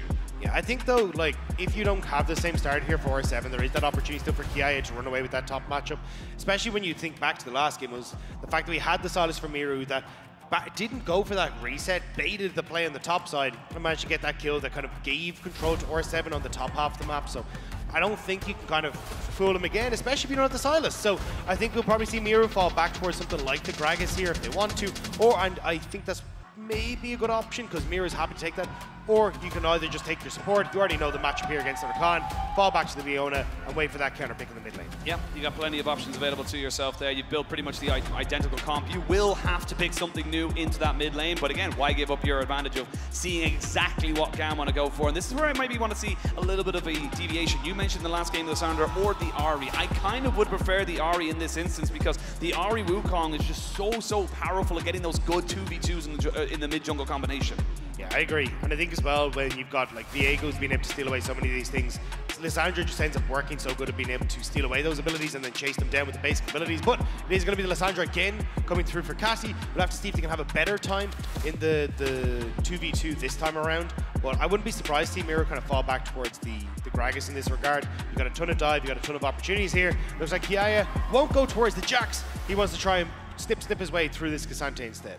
Yeah, well, picking himself up, the Gwen was banned last game. The Talia. So does Rock beat Scissors? That's the question we got ourselves today. It's not only the Scissors, it's actually the Ice that it beats. I actually really like Talia into the Lissandra because Lissandra is very telegraphed with where she's going to be going. So you send in that seismic shove onto the Ice Claw and there's very little maneuvering room here. So I'm really liking the opportunity this Talia offers, and even just being able to control the fights when you've got the E down as well, the Unraveled Earth, it becomes very difficult for Rakan, Zeri, even Wukong as well to really operate in those ways. Yeah, and the thing is as well, yes, you don't have the Silas for Miru this time around, but like you saw in the last game, they didn't necessarily need him to be kind of following up. You have the Leona, you have the Viego, and of course the Cassante, so you kind of actually benefit a lot more from having this Talia to sit back with Zayo and just put out all those rocks. And if you can actually get control over the mid lane as well, being able to start to lean into sides is going to be so important. We'll have to see if it can actually have that big impact. Miro has played it twice in the domestic region, 1 win, 1 loss, so he'd love to add another win to that board and actually put his team into that next match against Golden Guardians, trying to deny GAM that rematch as well. This is such an important game for GAM, 1 game away from elimination. 1 game away from elimination, but R7 on the other side, that 1 game away from winning the LLA's first ever best of series at an international. Huge moment for this region that, again, not a lot of people have expectations for, but they are defying them. They are pushing themselves forward and saying, look, we are here and we are here to be counted. We'll have to have a look and see. Game 1 was definitely a lot of back and forths. Wasn't looking so hot for either squad, to be honest, and I've seen now if they've righted the ship, calm the nerves, and see if they can steel themselves against what the opposition is going to be bringing forward.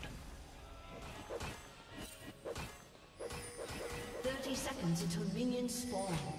See now if anyone wants to kind of go for anything crazy, but for the moment, they're just pushing in, seeing where everyone's kind of setting themselves up. No shenanigans, as we do love to say, and wait to see where everyone kind of wants to push themselves, because right now, again, Rainbow 7, they had themselves a much, much better time in that early game, so see if they're able to kind of go for it one more time. But GAM, I feel like, again, they had some good moments there. They knew how to make this composition work. However, you have just pointed out to me, there is a Summoner Spellbook there onto Xin. Yeah, it's super interesting to see, because an awful lot of the times the way this bot lane matchup is that Leona is able to chase the Rakan every time they go for the all-in. You follow with the Zenith Blade, you're able to get that CC that you want, and it makes it very difficult for the Rakan to operate. So I think in this regard, you'll have Xin trying to roam around the map, get the most out of that spellbook, and the fact you have access to things like the teleport to get back to bot lane means you can go for a lot more of these early roams and still be in time for the bot lane push, even having access to like ignites and exhaust for some of these team fights. For example, if Audi tries to go ham, can be a big difference maker. We should see some fairly standard lanes from the next few minutes, but of course, if you log in with your Riot account and watch MSI on lolesports.com, you can earn some exclusive in-game content. Of course, the specific MSI emotes and icons. You can activate it right now, and it runs for the entire tournament, so get yourself free stuff. Who doesn't love free stuff? I definitely like free stuff. I was like you were going to say, I definitely don't, and I was just like, who the hell are you? Look, I did 1 year of economics. Yeah. From my basis, if something is free, there's unlimited demand for it. Yeah, but it's like what's worth the fight is always worth the prize. If it's free, is it worth it? Well, it's free. There is no price on it, so it's just... Well... I will say, though... Zero is a price. I will say, the freeness of something only amounts to how much I can carry them easily back to my house. Otherwise, it's just more of a hindrance than anything else. You underestimate how much I'm willing to carry back to my house. It's on the side of the road, it's free. That's the rule of the world. But... come back into this one here. We'll see if there's any kind of free trading going in for either of these sides. And again, look, it's pretty much, not pretty much, it is the exact same bot lane. We're going to see it very difficult for Xin to make any kind of major moves there into that bot lane. And it's going to be about how these bot laners, or more specifically those supports, make those moves kind of around the map. We saw such great movement coming out there from Lions to make sure this Leona had such a huge impact in that mid lane specifically. I think it'll be a little bit more difficult this time around, though. At least when you had Miru on the side list, there was setup from Audi, setup from Miru, setup from Lions as well. Whereas now it's kind of a case of, okay, can Audi or Lions land the stun, and then Miru being the follow-up. Now it's still a very potent combo, and you can still go for a lot of these skirmishes, but it will just be a little bit more difficult for them to operate, it feels like, even when you have Levi hovering around the side to make sure that he can try and keep the mid lane in check. Both these sides recognizing the importance of this game, of course. You see Levi kind of going for a little bit of a move here into the mid lane. Miru not quite caught out just yet, but Audi is already here, so Fatty gets himself off there. Ooh, Xin had to flash away and use the heal in that bot side, as it looks like Zayo used his flash to get some feathers down. I wasn't sure if he'd actually get the move from Audi and Miru immediately to this bot lane to try and capitalize on the fact that he solo Zin's back on a reset as well. But looks like at the moment they're just happy to get these advantages in the lane and see if you can get that early reset for themselves. The fact you're starting off with Cull as well and you're already getting double summoner spells out of Zin is a big win for the R7 side, and something we saw in the last game as well. It's slow and steady. R7 having a little bit of the better time for the moment as they just keep the pressure down in this bot lane. And look, call a spade for GAM. They're very. Call it a shovel. You call it a shovel? What are you, American? You've left Ireland for too long. I have to bring you back and reculture you. But again, last game was very much kind of like almost a little bit of a, for GAM, it was a bit of a throw. They should have had control after that mid lane fight, and they just unfortunately let it all go to waste. So for me, I want to see them be a little bit more calm and collected, not see Style panic and kind of bring himself a million miles away. But again, it's hard. You're on an international stage. You know that if you lose this best of, you're out, you're going home. And the VCS will have to wait until Worlds until they get another opportunity to improve or impress on the international stage. Especially when they missed out on international opportunities for so long. It's kind of been a long time waiting for the VCS to come back. Obviously, they made it to a couple of the last internationals, but it's the big threat was always the VCS. They were the ones that would cause upsets. They were the ones that would bring you into the chaos. But fortunately for GAM, the chaos has kind of fought back here, and it was the LLA who were able to come out on top in that last game. I have to see if they bring it back this one and have that rematch against Golden Guardians. It didn't really feel like we got to see much of GAM in that match against Golden Guardians, and even now, it's still not looking like we're getting to see exactly why these were so threatening in the VCS. And I love this little movement we're seeing here from Levi. He's kind of constantly putting himself in towards that mid lane, because if they've learned anything from R7 in that game one, GAM recognized, look, there's a lot of pressure being put in from the support and jungle on the side of mid lane. So for R7, they're still going with the same plan, but this time it's being equaled a little bit better by GAM. By Zin in particular as well, actually moving up here to try and match that. And Levi, I mean, you even saw the desk talking about it. Oh, hang on. Nice flick back there. It's a 3v3 for the moment, but Miru just kind of showing a little bit of force as Kati tried to get the Ring of Frost, but you can see he was a little bit hesitant to fully commit to that one there, because if he goes overextended, he's probably dead. Yeah, might have been able to get him with the ultimate, but I think then he leaves himself very vulnerable for Lions and Audi as they come in, even push him bot, and is in. You've seen this before. You know how this horror movie goes. Oh, he walks back forward, but he should be able to get himself over the wall, and that's not going to be a bad one there. But that was scary for a moment there. Yeah, he looked at the stairs out to the basement, went no, and just closed the door. Good call there from Zin, managing to escape away from that one. And now, though, you're still getting that push that'll come through in the mid, in the bot. So R7 will take that advantage to start up the Dragon, and again continue what has been a lot of their core identity in this series of controlling these Drakes. Yeah, again, really good start there from the LLA representative, and they're going to be able to maybe get this one here. Levi could get himself over the wall. It's risky. But can he go for it? Style goes in. They're all committing to it, but they will get the Dragon, but can they get the fight afterwards? That is the question. Zin seeing if he can maybe look for a bit of a fight. Kati already taking so much damage as those rocks start to smash into that ice, chipping away at its integrity, but if they can get Kati out, that will be the big thing here. Flash in, burst blood. They lose the Dragon, but they gain a kill. They managed to get the kill. Maybe this can actually lean them in over towards the Rip Child as well, which is in 30 seconds. They need to try and get a reset off. Very low health bar, so probably not going to be the case, but at least they get something back from what was a nice deal by GAM.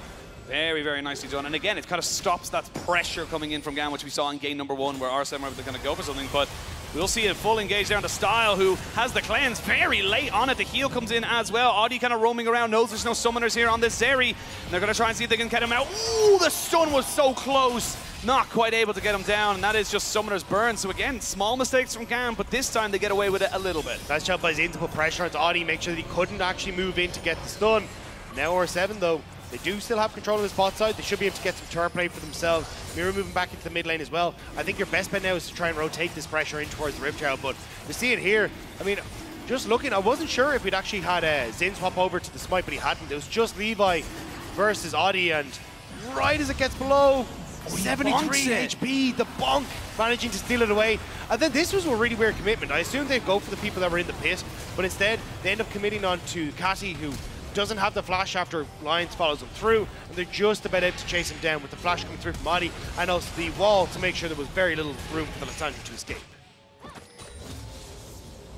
Well, good from GAM to make sure they have mitigated losses after stealing away that Dragon. Does mean that they're happy as Larry about that. And of course, if the first Dragon was a Chem Drake, so we won't have a Chem Soul. So there's probably a very high likelihood that this Dragon's going to be pretty high value, as we saw with the Hex Drake in game number one. But R7 definitely feeling like they're kind of, you know, falling back into their comfort of that early game we saw in game number 1. They're very happy to kind of take these rotations and they feel comfortable to go for these fights. Yeah, when they need to get control over the mid lane at the moment, the fact that Audi isn't really here with Lions is making it a bit tough. So again, we were talking about, hey, you get the quicker reset, shove out bot, move Sayo up towards the top side, but because R7 failed to do that, GAM are now in a position where they're the ones that get to rotate. They have control of the river, and it's R7 that are late to the party. Yeah, and they're a little bit late, and you can see there, Sayo is moving up now. Style is on the bot side. Audi thinking about maybe going for something. Yeah, it looks like they're just a little bit too late on that. You've got the roam down from Kiaya. They're going to be able to secure this. I say that. Ooh, he just about gets it, but can they secure the eye afterwards? Yes, they can. Levi looking to try and burn this one out at the end of this. Bong goes in and gets himself taken very low and taken out. They will get a kill off the back of it, so it's a 1-for-1 trade for the moment. Sayo is here. Style nowhere to be seen. Everyone's running away, but nobody else is going to die. It's a 1-for-1 trade. But again, the objective goes to GAM. And the bot lane. That was the 5 people from R7 that had roamed up, but they were late to the party. Sayo isn't there for the initial play, and now GAM get the Rift Herald, the trade on kills, and the extra goal on the bot side. So GAM winning out big on that play. This is much better from GAM now in game number 2 compared to game number 1. In game number 1, we saw them losing a lot out of this, but again, it's just kind of easy for them to kind of get away because Bong just kind of goes a bit too far forward. But it's just late plays here. So yes, Bong goes too far forward, but it's a nice idea to bring Levi back in, but immediately GAM turn onto him. You've got a bunch of AoE damage that's ripping through them, and a lot of that damage as well invested onto the Wukong, so when Sayo ends up coming up, there's no real follow-up that can come through, and R7 ended up falling behind. And now GAM trying to put in position here to get vision on River so they can use this Rift Herald, especially as the Dragon in a minute's time. Look to push mid with that and then lean into that next objective.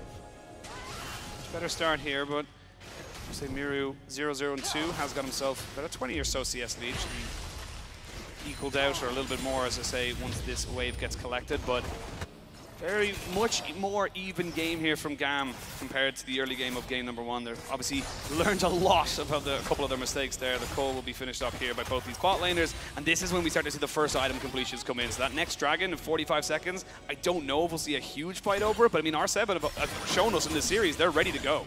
Yeah, it's just if GAM can actually try and rotate correctly around this Rift Herald, because you see they have push in bot side and actually might catch Audi as a result. Yeah, I was going to say, he's going to have to ult out of there. He had already used his mist, and that means he's going to have to give up that scuttle as well. So losing that cooldown means that R7 might not be as comfortable going for a big ult engage. Yeah, I mean, you really need to try and push in bot side here, start to establish vision for GAM in R7's jungle, and then you can lean back into it. But they're kind of skipping a pace here where Levi isn't really helping Caddy push in mid, isn't helping bot lane push either. So R7 are just bullying this lanes each time. Now Lions might be caught out, but you can see it's kind of a late rotation here, and GAM will just about be able to clear the division now, but they needed to establish this a little bit sooner, so R7 don't feel comfortable contesting them on the pushes. Yeah, and I mean, Sayo's just feeding on this bot lane himself. He's no issues with that whatsoever. He's also got the Gale Force available to him. Both TPs are up for the top laners of both these teams. Audi hasn't really got the vision for the moment, but they know they're not on the Dragon just yet, so they got to feel like they're in these bushes somewhere. Yeah, Bong has TP to try and get down if he wants. Can go to the tower, even looking for the reset here. Looks like they'll bring the Cassante in.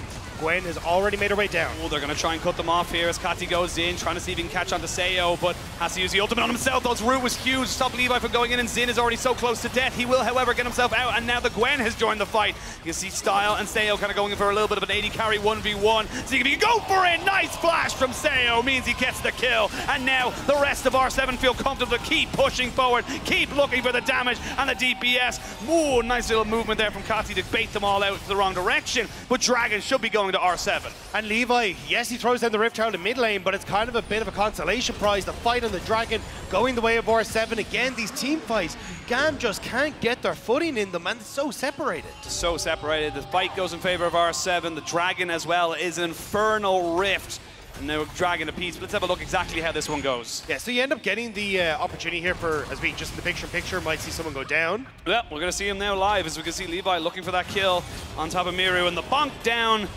You were not supposed to still be here, Miru. Nope, we'll end up paying for it. And so now you end up in a situation where, again, R7 have a slight gold lead. They want to try and make the play on bot side in response. Caddy might be cut out. Yeah, he does have flash available to him. He's going to use it straight away. The Zenith Blade is just a little bit wide, as is the root. And Caddy just with the blue suede shoes showing off those dance moves. Yeah, Caddy has 9 lives apparently, because he should not have got out of that one. Now though, as you look towards top, GAM still in a position where Kiaya fine in the top side. They were considering Zin going up to the top lane and trying to get the play on towards Bong, but not going to be the case. It's a lot of these teams are just trying to very quickly move around the map, but haven't quite set up the wave stage to make the play happen beforehand. So now you got Zin, who's trying to do something. I'm not entirely sure. Might be getting caught there. Does have the battle dance as well, should he have been in any real immediate danger. But yeah, definitely a bit of a strange one there. But as you can see now, very even in terms of the split there. You can see mid lane and bot lane has been very good for the side of R7, but on the opposite side of that, it's only a couple of hundred each way. So it's again, very, very close. Actually, I look at the gold, it's dead even. I want to try and figure out exactly what the game plan here is for R7, because it feels like they're unsure now that they have the tempo advantage what they should be doing with it. And ideally what you want to be trying to look for is if you actually can try and get control over this mid lane. So if you have push for Zai in the mid lane, you can then start to lean this vision control up into the top side here and try and set up all your vision. So then there's no real way for anyone to enter into that top side, and you're looking at the Rift Herald as your next big advantage. You can even lean pressure in towards the Gwen in the top side, but it feels like they're not confident enough to have Lions and Oddie commit to that mid lane push. You can even see where Oddie's committed on the map at the moment. It feels like Miru's much more vocal in the map and trying to draw him down to this bot side, which I actually think is a pretty big mistake. You have a lot of wave clear on Gam. You have a lot of opportunities for Kiai as well if he can get control of the map to become a split push threat. So trying to deny this Rift Herald should be the priority for R7, but it's not really happening. And you can see Gam are actually setting up now. Get push in mid with Levi in the vicinity and move over towards the Rift Herald. Feeling a little bit more comfortable after the first 50 minutes of this game number 2. But R7, bringing myself back to the LPL, but R7 definitely feeling like they can go for fights now. They have the Gale Force, and they have the Leandri's Anguish onto Talia, so they didn't want to give away this one over, but they're late, like you mentioned, to kind of to kind of set themselves up for this. They're looking for an engage. Xenoblade does land. It's onto Zin, though. There's a secure on the Rift Herald. Now, do you want to go for the fight? It looks like Gam do. They get the quickness down onto multiple members, and it's going to be Leons who goes down straight away. They're trying to go for some fancy feet there from Seo. He gets exhausted, so he's not putting down as much damage as he would like. Doesn't quite get away, and he gets shut down. It's all just a little bit scrappy, and R7, like you said, very hesitant to get punished. And for R7, the problem is that they don't have a front line if they don't have Bong there. No one really wants to be the engage tool apart from the Leona, and she's not really getting the opportunity to set herself up correctly in these fights. Seo has been left on his lonesome. Miru has had to reposition. Oddie isn't getting people low to start this reset that Viego loves, and Gam finding that opportunity to put R7 back in their place. Bong not being there, just really, you can see just how quickly Lions just kind of drops in these fights. He's just not really able to kind of survive as long as he would probably like to. But again, good Rift Herald, good fight, and a little bit of an advantage now for the side of Gam. It's all about what they use it, though, or how they use it. It's going to be important in the next few minutes. And this is, again, where I want to see if they can actually start to crack open these side lane turrets, because buying that space for Gwen is really important. But you can see how deep Lions ends up going in this, and it almost ends up drawing like a line of skirmish here where you can't really push forward to actually get access on towards Stahl in the back line. And you can see on the flip side, Seo's in a much better position this whole time. He's in a much worse position this whole time for Gam, who can easily get access to the AD carry because R7 have to split up as everyone's trying to run away. Very delighted fans in the crowd here at the Copper Box. It's not over just yet. Again, they're still one game down. R7 have afforded themselves a couple of mistakes should they lose this game, as it is a best of 3. We'll see the Rift Herald being spawned. Should go towards mid lane there, so they're obviously looking to try and go for something here. But Dragon spawning in 20 seconds, and this could be a decent kind of setup. We're actually seeing these two mid laners now go for a bit of a fight, but Miru's kind of coming out on top of the poke war. It would have been a lot better if he threw that either direction, but he was trying to catch the glacial path. That's what he was trying to do. Can't be everything, but here we go. Gets the Rift Herald charge in the mid lane. Should be cleared up here, and again, you can't really pressure any further here as Gam because Stahl doesn't win the mid push against the Zaya, so I don't like to see him on the side, and Caddy's stuck. He's stuck, he flashes away, there's going to be a Xenoblade landing on top of him, which means he has to use a stopwatch. Both TPs going to be coming in at the exact same time. The quickness from Zin, but you're rolling straight into a choke point. Can you get the Cyclone down? Seo flashes and Gale Forces right out. They get Leons, and they are going to back themselves away. Can they look to try and re-engage this one? Oddie's very healthy, he's got flash, he's got ult, but they would need resets. Again, R7 taking fights in positions that aren't great for them, though. They're given multiple different angles that R7 and Bong specifically has to try and be in the front line for, whereas for Gam, they're perfectly happy to have these more spread out skirmish fights because they have multiple people who can play the tank role, whether it's Cassie with the invulnerability, Levi, even Kiaya with his own invulnerability. So the way these fights are playing, Bong just can't keep everyone safe. and Gam are finding access to some of the key carries in the back line. It's another Dragon now going over to Gam. Got themselves about a 2,000 gold lead as well, and you can see that just kind of the momentum compared to game number 1. It's just very much Gam kind of, finding themselves at the position first, and R7 just not really positioned to kind of contest it like you mentioned. We will see the knockback. Kati is pretty damn healthy, I will say. We'll get all in. Bong with another solo kill, this time onto the mid laner. That ain't looking healthy anymore. Bong doing a fantastic job there, interrupting the glacial path with the all-out to make sure that there was no way for the Lysandra to escape. And now R7 trying to respond as they start to push in towards mid. I'm surprised that they're leaving Seo to not try and push in this mid lane. I think he could have had a good amount of numbers advantage because you can already see the Levi's in the bottom lane. But they want to give him red and then maybe look for a play up towards this top side, try and see if they can get onto Kiaya. They're looking a bit deeper than probably would have. Harvey just taking away a bit of a blue buff as well. We'll know that the mist and the immunity is no longer available for Kiaya, so maybe they look for a bit of a gank pretty damn soon. They've got Leona coming in as well, but yeah, with the wave not really in position, they did burn the ults. The needlework is down, but they don't feel super comfortable going for it. But because of that, they lose mid lane. So Seo wanted to move over towards the red, doesn't manage to pick up the red. R7 then steal away the blue, but they lose their mid lane tower. Now Miru will be able to respond with this top lane tower because Kiaya is aware, hang on, there's a lot of members of R7 missing. Maybe I'm in trouble, but this is messy stuff from R7 when technically they're the ones that had that push in the first place and could have made the plays, but Gam are just responding much better around the map. And it does feel like a little bit of a hesitation here from R7. Like you said, like it kind of like they get the opportunity, they have the tempo, but they're just not really sure what to do with it. They don't want to make the better, or they want to make the better of two plays, and then at the end of it, they indecision is a decision upon itself. And you can see that they have like at least Miru's been using the right ideas, right? Trying to match this Talia up against the Gwen makes it very difficult for the Gwen to really push out these waves. So you almost guarantee then that this Talia can operate around the map, or you can look for dives. As we said already, like the Xayah wins mid push, so that opens up the opportunity for Lions to roam, but they just haven't found the moments to sync up waves so they can actually use those on side lanes. And now Bong might be in trouble, as you can see Levi considered hovering around there, but actually going to back away. I think a lot of the hesitation we're seeing on both sides is just a lack of vision. Like if you actually look on the screen, there is not a huge amount that is really there for either of these squads. You've got like little ones that are kind of sitting in these areas here at chokes and stuff, but like a lot of this vision isn't really doing anything. Even when you look at like trying to spot the enemy in the jungle or in river, it's almost completely dark. Thank you, observers. You can see there's not a huge amount of vision past your own line of skirmish. Yeah, it's kind of going in a little bit blind. Just trying to see if you can find out something from that, and it's not really the best of opportunities. That's not how you're going to be able to kind of find those windows to catch someone out on a slow rotation, on a lazy rotation as well. You want to try and catch them in those little corridors. And the Infernal Rift does help out a lot with that. You just need to establish the vision. Well, that's what I was going to say, is that usually when it's the Infernal Rift, it's easier to get in and out because you've got more opportunities to sneak away, but it's not really the case. And Gam, again, getting this kind of shallow vision that's pretty quickly cleared out. Like, there's nothing that's actually been established that really gives you the information as to where anyone's moving. So it's just this pushing back and forth until we get the Dragon in a minute and a half's time, where it feels like, again, we just get these two teams clash. And with the way they've been going so far, it feels like Gam are going to be taking the win in this one. Lions would love to have his Mythic before that fight, but we'll have to wait and see. For the moment, it is just 2 items for the AD carries. Actually, Shadow Flame just gets picked up there by Kiaya. Everyone just kind of making themselves a little bit more known, that they can just kind of, again, similar to game number 1, just ping-ponging the waves, seeing who can kind of get all those, the arms race, if you will, to see who can get what just before the next fight. But that's the thing, is like the arms race has kind of been a little bit more like a 3-legged race, to be honest, because we aren't really on the same page. Because when you look at the resets that are coming through, you've now just got the reset coming through from Lions, and also they're coming through from Bong, but from Miru and Bong and Audi, but they're a little bit late in comparison to Lions. So Seo can't really push this wave the full way up to actually start to move in off of their mid lane pressure to get vision in the river, because he doesn't have the rest of his team, so he has to reset every time.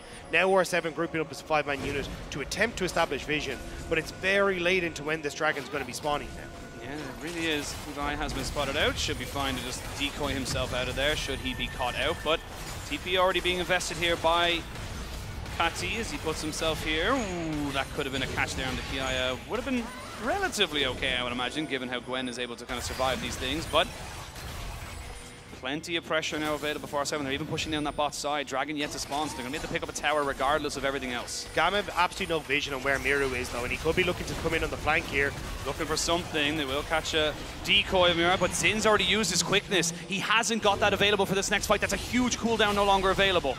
Adi trying to see if he can get onto Catty. Again, though, this is where R7 needs to be careful. They don't want to spread across multiple fronts, because if Mira gets stuck like that... I mean, if he gets stuck, they're going to put down the damage. He has to use the Sonya so early. Bong trying to see if he can survive. Got so much healing there from the shielding as well. Will not see him go down just yet, though, and there's plenty of damage putting in. You will get the Weaver as well to try and separate this one out. And now Seo looking to see if he can do a nice flash to catch out everybody else, and they will get style. Now, Zin, nowhere trying to go. He will be executed by the Heartbreaker. And what looks so bad for the side of R7 looks like it'll be going better. That being said, though, the jungler and the top laner of GAM refuse to die. They refuse to let this one go. A rocket to the back of the head as Rock beats Scissors. And now you can see with Audi having a little bit more health, a little bit more damage. You can see Levi just trying to bait him out with the decoy. Finally, they see where he is. They're going to look for trying to jump on the Miru. Will he be able to get the damage down? They're just kiting him back. He's got the spell shield to come in. They got the ult as well. They get the kills and GAM stay alive. These team fights are absolutely absurd. The fact that Levi has the confidence to stick in the pit, but Catty doesn't want to take that put. Stick in the pit for so long, baiting the clone, pretending it's him, and then whacking him on the way out was fantastic. And the great thing is about this, Dagda, is the dragon wasn't taken. We got to do that again. You don't have a jungler for on the side of R7. You don't have Kiai. At least he'll have the TP to get back into it, but I would maybe give us a moment here before we get back to this one. Actually, Stahl going to start it up, but you've no push in mid lane for R7, so it looks like this will be the third dragon going over to GAM, with Caddy and Levi making that hero play. Just the extra residual vision control for GAM, able to kind of keep them safety there. They will secure themselves the soul point and get them one dragon away from that Infernal Soul. Lions very much does not want to recall there, and now we kind of look at this replay because this is so chaotic. Yeah, but here's the thing, as we start to get into this fight, keep your eyes on Kiaya. So yes, Mira gets to play on the top side, but because Bong gets taken incredibly low, Kiaya actually gets access towards Seo on this. Watch, 1 shot, 2 shot, 3 shots coming through on the ultimate, all hitting onto the AD carry, and that's great until Styles way overextends trying to kill Seo, which then gives the opportunity for Bong and Mira to deal with him, and this is where it starts to go bad on the bottom side of the fight. But after this, then it's where GAM starts to turn around because Seo can't really get in. Miro has to be incredibly careful. The fact that you managed to get that shroud down as well and the flash away from the knockback means that he's able to stay alive for so long, and eventually Caddy kind of just playing off the wings, waiting to see what he can pick up as this fight starts to continue. And Levi, like, they have a ward. They know that's Levi, but here we go. We're going to go for another fight here. It's going to be the solo laners teaming up here in a 2v2. Actually, no, they stopped the TP, so it's a 2v1. They are able to stop the TP, and now they're going to be a 4v3, but they can TP back. They know they can save out this fight because it's going to be a 4v4. Immediately, Miro goes golden because he wants to just delay for time. There's a Cyclone in. Miro tries to keep himself alive, but he will go down. But before he does, he gets the knockback. A good exhaust from the Seo means that he's not putting out the real damage. The Zenith Blade misses, and now Seo's in so much trouble. Flash in, the feather's back. Doesn't get the damage down to Kati, who goes golden, and Seo, he's running for his life. He needs to try and get some feathers down, get the autos, but they're coming in on top of him. They're going for him, but Seo is massive. He will finally be taken down, but he's taking as many with him. And Bong is still getting the push in the mid lane. They need to now reset his GAM. They're too low. Audi and Bong will be able to get this mid lane tower as a result. GAM managed to again find the fight, and a lot of it was Miro just TPing in the middle of them. Literally TP Zonya's, it was its 5-head play, but my god, this game is getting absolutely ridiculous right now, and it is coming down to just individual outplays. It's so nuts. The fact that again, so as we start to come into this, TP coming through, Lions gives his life to stop this TP to make sure they can make a play on the bot side, which gives a chance for Miro to TP into this. But honestly, I'm not a fan of where Miro TPs to. He can actually go in behind here, so he's actually in a better spot. The ultimate there from Lions as well to try and keep the Lissandra from all-inning, but now Miro's in dire spots, which means again Lions has to go in. And yes, Seo is getting a good amount of these feathers down, but again, every single time we've seen in this series, he wants to go for these big feather pulls, and Exhaust is hitting him. Style is then stepping forward, and this is just an overcommit coming through from GAM. You can actually go for the Baron at this stage, like take your win and go, but because they end up splitting up, trying to chase Seo all over the place, he's again getting more feathers down, and just able to clip the supporting mid laner with those feathers means he gets the double kill. Yeah, good smiles there from the R7 team, but we're right back into the action. There is no time to breathe. lead. We got ourselves all the ultimates back, and a flash for a flash there as Zin is not able to get on top of Seo. They're putting in all the damage, but there's going to be a Weaver's Wall to separate everybody out. The Talia says, stop the violence. We need to just calm down and farm our waves. Yeah, actually catches the bird as well out of the wall, but we'll end up dropping it. But again, that's a big ultimate down on R7's side, whereas didn't really use a huge amount coming in. Zin, apart from that flash, trying to be committed to make the play, but they will be able to move back in up towards this top side again, push mid and establish vision. Maybe look to try and start up this Baron, but a minute and a half until Seoul. It's a case of GAM continuing to put this pressure on towards the top side before they start to look for the resets and re-establish that vision on bot lane. Yeah, Style, I don't think you want to risk your life for that pink ward. I know it's really tempting, but you do not want to risk it. But as a backup says, "Way in Dagda, we're back to basically an even game. It's just those dragons." But the big news here is 3 items now for Style. He's going to be in a really good spot coming into this fight. Caddy as well has the Zonya's Hourglass now completed, so he's much more of a threat when he starts to go into these. On the opposite side, though, look at how strong Bong is. That is so much resistances that he has. So Style, the fact that he doesn't have the earlier setup of the Lord Dominic's Regard means that he's not going to be able to get through Bong. But if this team fight starts to go into these spread out skirmishes like we've seen so often, he can get access to backline. That's where he'll be a major threat. We have an Elixir of Iron as well in the back pocket of Bong, so he knows this next fight at this Dragon in 45 seconds could mean everything. Plenty of damage on this Talia as well, not to be underestimated, but we are starting to really see what these champions can do when given a full kit. Miru going to be an absolute monster if you can find a lot of that damage off. Again, the ultimate just going to be back up in 8 seconds time. Zin very separated from the team, trying to see if he can find a flank. But R7 would just start to move back down into this riverside. So Zin, a little bit of a misstep moving up towards the top side. Would have preferred to come in from the bot lane. All right, 13 seconds till Dragon spawns. Everyone trying to gain control over this mid wave. We will see an engage coming in straight away as Miru kind of gets caught out. It looks like they're going to be bursted down. They get them down there. Style is just putting in work on the backside, and GAM found themselves an opportunity. Style now looking back for that 1v1. Kati, though, moves back in onto the AD carry and says it is no longer a 1v1, and Seo is left all on his lone. Yeah, it's going to be looking to see if Zin can get in on top of him. Feather's pull is not enough. Zin needs to be careful. Seo will have a blast cone to use, but I mean, GAM could run up this mid lane. They could end the game. That's what they need to do. Forget about the kill. Just go for the base. Make sure you can actually get it, because Kati! Oh, Kati will die, which means the game will not end. They will get themselves an Infernal Soul, and I think Seo has kept the game alive for Rainbow. I mean, you got to be careful. Kiaya is still going to push in, wants to try and go for the base. I don't think Seo can really go against the ultimate that is available for Kaya as well. So GAM will get the Dragon, they will get the Soul, and they will get the fight. And it looks like they might be able to get game 2 as well. Doing very well. They've gotten some big pushes forward, but the Baron is still available. Respawns are coming in. Plenty of teleports as well for the side of R7. But let's have a look at this one here, because again, it's Levi looking for the engage and getting it. Yeah, but the fact is they spot Audi off on the side, so he's like, cool, we can just go for this. A lot of the threats are not onto Steel, but oh, hang on, we're on to back to live. No more replays in this game, because it's all action all the time. They're trying to burn this one down as quick as they possibly can. The mist has already gone down from Kiaya, as now the Baron down to 4,000 HP, 3,000 HP. They're looking to try and secure this one. It's a 50-50. They got the quickness in the back of the pit. Everybody's jumping in. It's secured by GAM, and then the fight is all theirs. They will not be losing this series in this game, and they want to send us to 3. Wukong's portrait popping up, because that was a photograph finish on the end of that Baron. R7 scatter to the winds as GAM will take their prize to the top lane and look to take the Nexus as well. The VCS in London, they want their voices heard. They want to know that their team, they are behind them 100% of the way. And GAM Esports will equal up this series, and we are going to another one. Rainbow 7 tried their absolute hardest, but just better team play from GAM in this game number 2 means they secure themselves at least one more shot. Better fight setup for GAM, better execution this time around. They nearly run with the salty run back, but there are no tears for GAM in this one. We go to game 3. My second one, the second one of this tournament as well. And again, it's just the value of that kind of game, the momentum in that game 2 that you can gain. You now go into it with a completely fresh slate, knowing that yes, your competition in game 1, yes, you lost with it, but it was fine. And that gives more for R7 to think about than it does for GAM. Yeah, and I think a large portion of this was kind of correctly identifying who was stepping up on GAM, right? Kiaya was massive on the Jacks, fantastic. Let's give him something that can be a little bit better in those team fights. Every single fight we looked towards the Gwen, because every single time she was hitting multiple people, the fight setup was perfect for her to get those the ultimate just across everyone in these fights.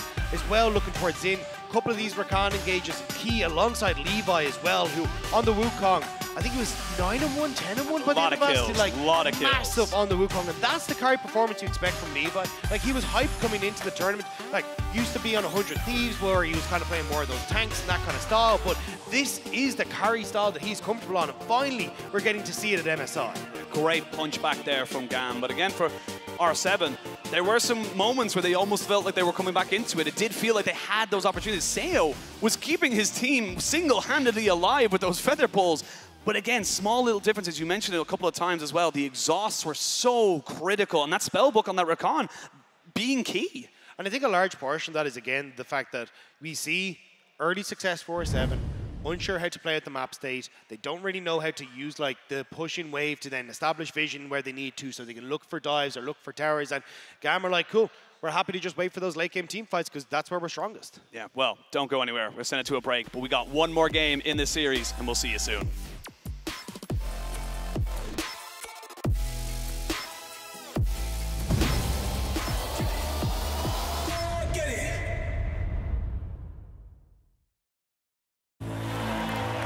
A team against a king. Seeing against believing. A moment against a moment for the ages. Countless battles, one arena. The realm. The only thing capable of powering the game, the stage, the broadcast, and the worldwide spectacle we know and love. AKA the Cisco Network.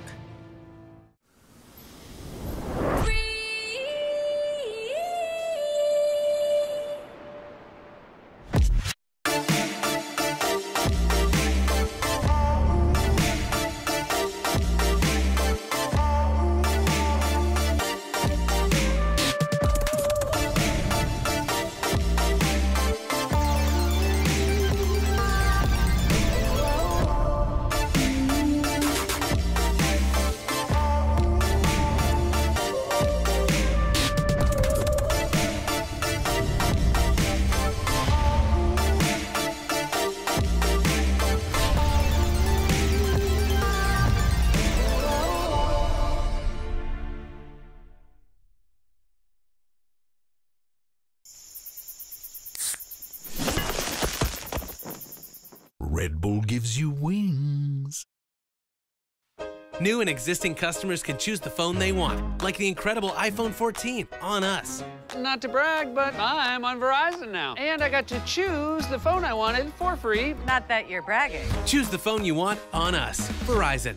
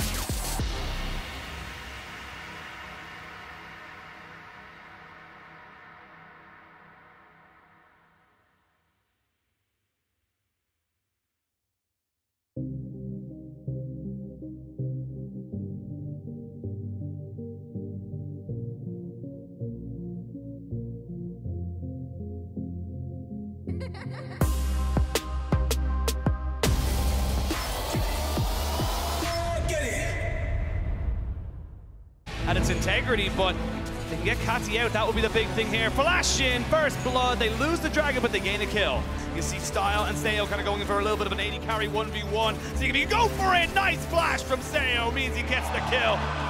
They're going to look for try and jump on the Miru. Will he be able to get the damage down? They're just kiting him back. He's got the spell shield to come in. Oh, they got the ultis. 50-50. They got the quickness in the back of the pit. Everybody's jumping in. It's secured by Gam. And then the fight is all theirs. They will not be losing this series in this game. And they want to send us to 3.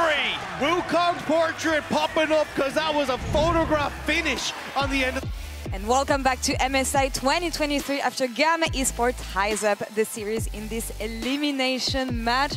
And guys, unlike the game 1 where the early game was quite well handled by R7, here it was KO from minute 1. A very weirdly paced early game, GB. Honestly, this is kind of like watching what Gam did at VCS. Maybe it was a bit slower than it normally was there, but they want the first clear of Levi to be kind of controlled, nothing happening too much. Like, a close early game there is completely fine. They want to be explosive in the mid to late game, so in that kind of, avenue, that kind of happened for them, but it was still very, very messy nonetheless. Yeah, I think it was a nice step up by the solo laners from Gam. The fact that they weren't getting pushed in, killed, solo killed, all these kinds of mistakes that you saw in the first game. I think maybe nerves, because this was a very similar thing in their first game as well, where they just instantly fell super far behind. So nice to see them bounce back a little bit. But like you said, it was a very weird game where there was not much happening, slow to some objectives before they finally start pulling the trigger and over-forcing here, this one in particular. And I think the reason why this one looks so messy as well is because you can see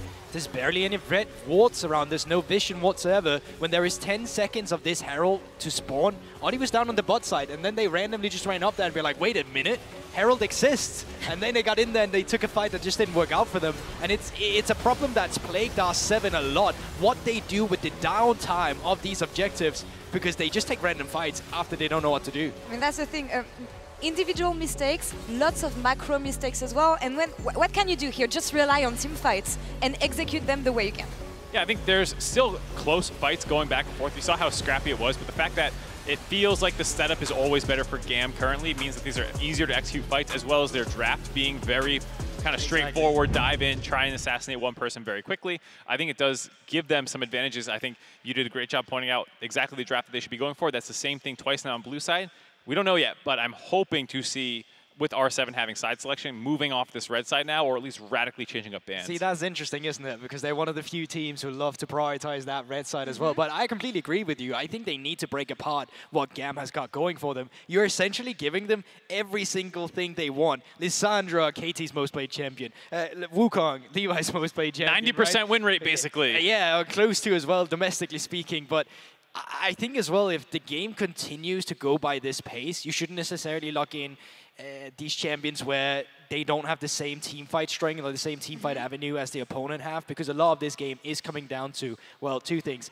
Pick in between objectives if someone's caught in a bad position, or the team fights itself. So for R7, maybe they need more tools, maybe they need more to pay for Sayo as well, because he definitely felt way more comfortable on Xayah this time around compared to the earlier game. Yeah, he's popping off definitely on this Xayah here. And looking at the game 3, R7 chose red side again. We'll have the same side selection here for game 3. So what kind of improvements do you want to see, and where do you want to see them? Well, hopefully they can pull that back up, because one thing I really dislike is not just grabbing the Rakan with the Xayah and the 1-2, because I'm pretty sure Gam, like you're saying with how popular Wukong is for Levi, would take that regardless. So the Viego doesn't need to be snapped up there. You can grab a good bot lane, then grab Viego anyways, most likely, or just take the Wukong if they end up taking the Viego away, but I don't think they will. Specifically because every single champion, maybe a little bit outside of this, Sandra had well up with Rakan.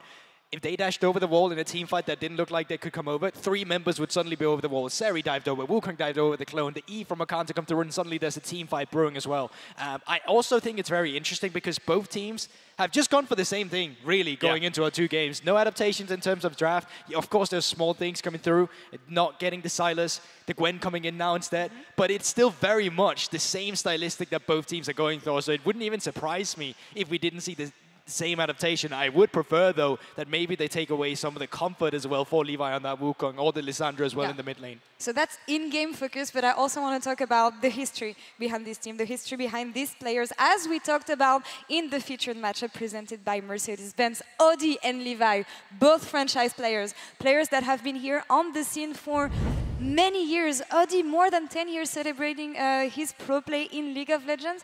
When you look at the VCS, for instance, they want to return to the former glory they had.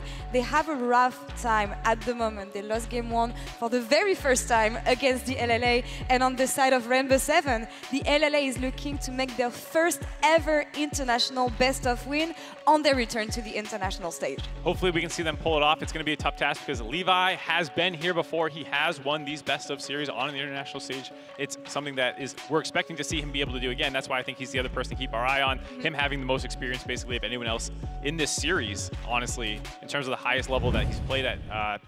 Levi can make games about him, so that's why I definitely agree with also the draft points that we were making. Yeah, and it's also just about making about that mid lane to be too. We started seeing a bit more from the side of Gam when the level 6 came through, but from Audi already from the get-go in the early game, it was all the time about hovering around that mid lane to make sure that Miro was in a good position to actually carry the game. But then later on to the game, they just kind of I don't know, it's called dislinked, disjointed. Yeah, they became a bit disjointed in that regard. And I think they need to hold on to that because it's one of the core strengths of the roster.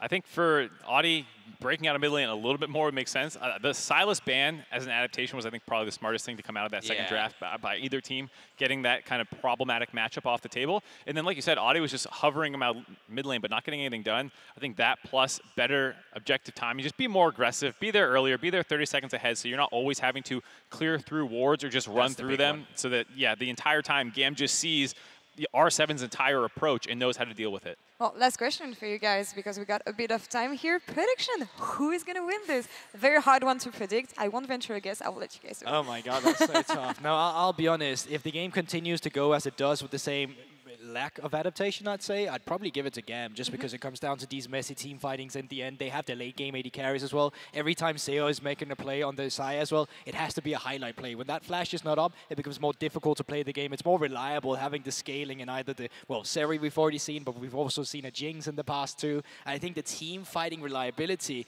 is just giving Gam a little bit of an edge in this kind of stylistic between the two teams. 2 games in a row, 2 better mid games out of Gam. I think that's what will be decided, so I'm going to agree with you. Gam's going to take this one. Well, it all comes down to this final game. Loser will be eliminated from MSI 2023. Winner moves to face Golden Guardians tomorrow. Who will make their region proud and advance? Dagda, Oshin, over to you. Thank you so much, Laura. And of course, it's all business on the analyst desk. And here we're, having a bit more fun, a bit more of a party with the colors. Yeah, I mean, look, if they want to dress for a funeral, that's cool, but it's MSI. I'm here it's for the time excitement. For celebration. This is great. Yeah. Spring was in the air for a while. I think it's still rain outside, to be perfectly honest. It was thundery. I know Vedi and Medi got caught. I wish Vedi had put up photos of what they look like. Drowned cats coming into the change. Very, very unhappy, but one of these teams will be very happy coming out of this next game. It's now basically a best of one apiece, as we do have ourselves a 1-1 scoreline.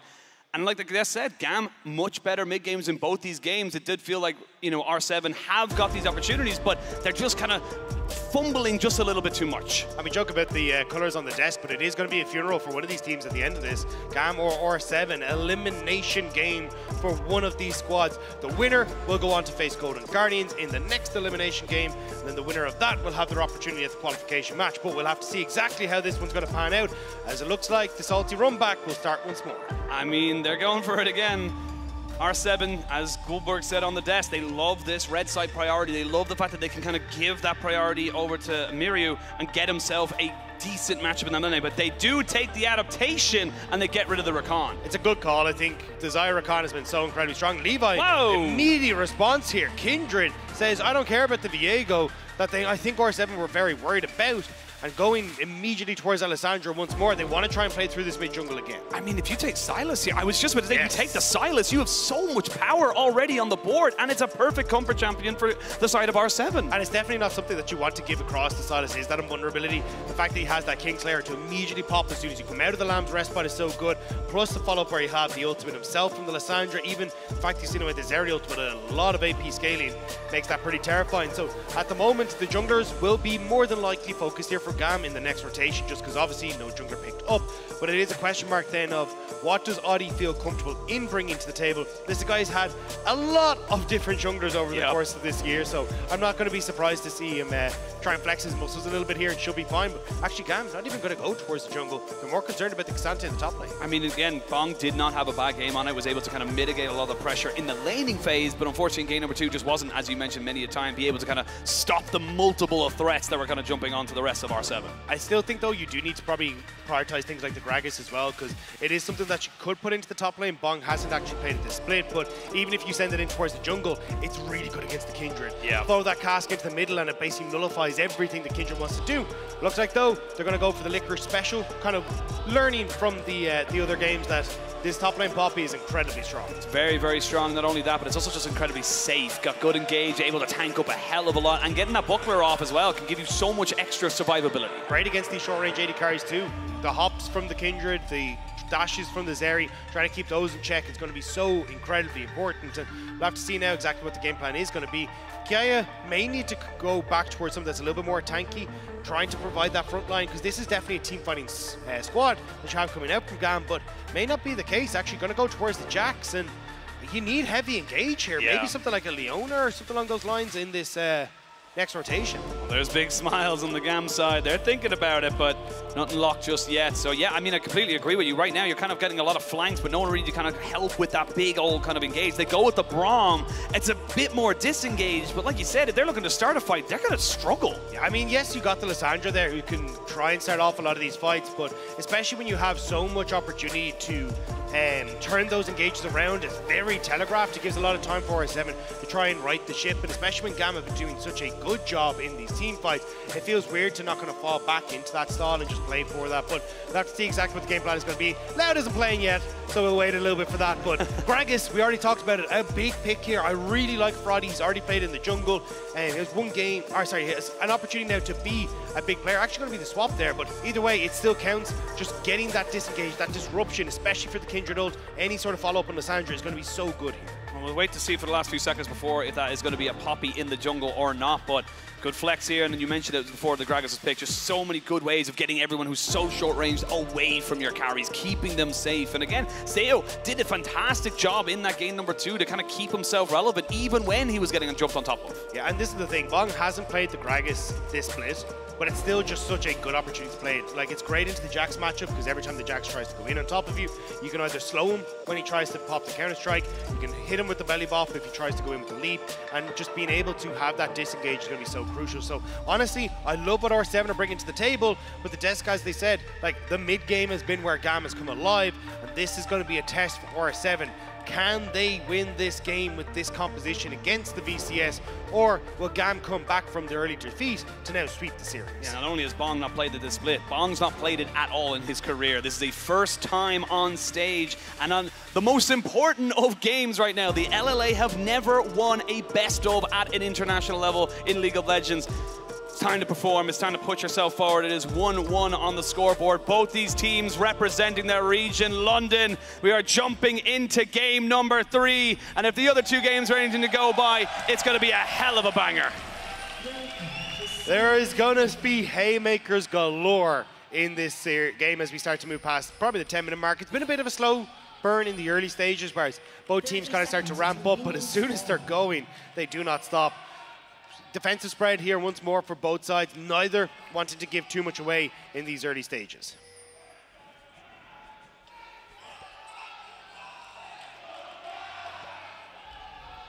You're getting the 2 rival fan bases.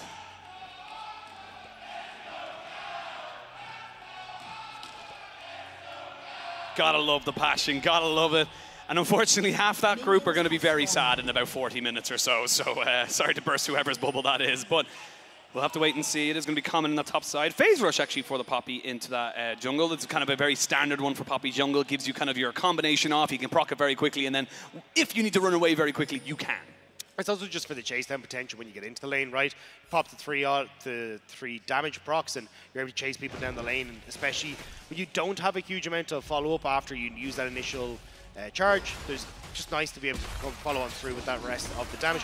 Gam, though, going to be starting on the bot side. Levi again. I'm very curious to see how he tries to play this Kindred, because it doesn't feel like you're going to have too much control onto this bottom side of the map. Like, the push should still be here for Lions and Sail. And even in the mid lane, yes, you'll get some push, but I feel like if Audi and Miru can set up in the same way they did in game 1 against this Lissandra, Caddy could be in trouble. Be very aware of the level 1 from the Xayah Rakan. We have seen it go very badly for the Lovers duo in the bot lane, but there's a reason for it. It is exceptionally powerful. Level 2 hit by Kati finds himself in a very familiar matchup that he saw earlier in this series, but he's able to have a little bit of an easier time up against the Sylas this time around. The problem is, though, I feel like with the push that you have in bot lane for, say, on Lions, we can see a very similar story to game 1, where Lions is able to move up towards this mid lane, work with Audi, just trying to be a pain. That's why I like what Caddy's trying to do at the moment, which is just spot where Audi is, will ping that he's on the red, just so then he can make sure that he will be safe, and which side of the lane he needs to lean to make sure he's in no trouble. Even an early ward down and just in this bot side brush as well will make it very easy for them to spot if Lions is still in the lane, hiding in the brush, or already starting to run. I am curious if Kati saw him, though, because it was a ping coming out from R7. There wasn't a ping from Gam. So I'm curious to see if they did have the range on. I imagine they're both the same range, but you never know sometimes. As we do kind of see mid laners just kind of getting their almost full palette of abilities to kind of go for something here. And look, game 1 was very much R7 winning the early games, and then kind of mid-game was very much all over the place. Gam throwing it to them, then throwing it back to Gam, and eventually it landed back in R7's hands. They took game 1. Game 2, Gam shored up that early game. They didn't fall behind. They picked up multiple Rift Heralds. They were able to get that first dragon to stop them from scaling away. And now we're going to see what is the adaptation from R7 coming into this game number 3. How are they going to try and stop Gam from basically nullifying their good early? Going on through. Not going to be able to do too much. That's kind of the power of the Braum. I was going to say this one, it actually takes a lot more damage on the way out, but you're able to nullify a lot of the engage where you just throw up the shield, hop away to stall, but not really in a position to do so just there. Audi is on the bottom side, and Miru does have push, so maybe they can look for something with this wave on bot side, especially if that happens. Yeah, they're going to be able to get a lot more damage there on the stall. You got Audi coming in. They know that he's there, though. They're trying to put down more feathers, but they're just kind of backing themselves up. Stall is ignited. He flashes away, but Audi is around. He's been slowed down. The flash in, and the kill is secured. Oh, 7 are on the board, and now Xin doesn't really have a place to go. He's going to try and see if Miru can get on top of him, but he's just faced a little bit more damage on top of them from the thing. Audie's very, very low here as Kati might look try and go for this one. We see a flash away at Bong getting dove on the top side. He's not gone down just yet. Levi will be traded. And bites on both sides of the map, but it ends up being a 2-for-1 trade overall in favor of R7. Yeah, it's a 1-for-1 on the top side. You'll still have the TP that'll come through from Bong, so he should be relatively okay to pick up a portion of this wave. We'll still be slightly behind, but I mean, just a bit of a messy dive on the top side for Gam, whereas it was a little bit more clean for R7 on that bot side. Bong trying to get as much as he possibly can. Good trade back for him, of course. Does mean he ends up getting that kill. The kill did go over to Levi, and he gets a stack from that as well, I believe, unless he picked it up. No, he must have picked it up from the Scuttle, so he didn't get a stack from the Gragas, unfortunately, there. So still sitting on the 1. And we'll wait to see what the next kind of move is. But Dragon spawning in a couple of seconds. Kati on a bit of a rotation here back to mid lane, because they had to try and make sure they pick up the waves. There's no one that will be able to follow up on this big push in mid-wave coming through from Stahl and Xin, even Kati now as well coming into the mix. Surprised to see them commit this heavily towards the mid lane, because I mean that wave will be pushed in, but I don't really think they can turn over towards Dragon at enough. So Stahl and Xin will slowly make their way back down to this bot side, but it's giving the opportunity for Seo to set up a slow push of his own, but they might be able to play off before Dragon if they want to.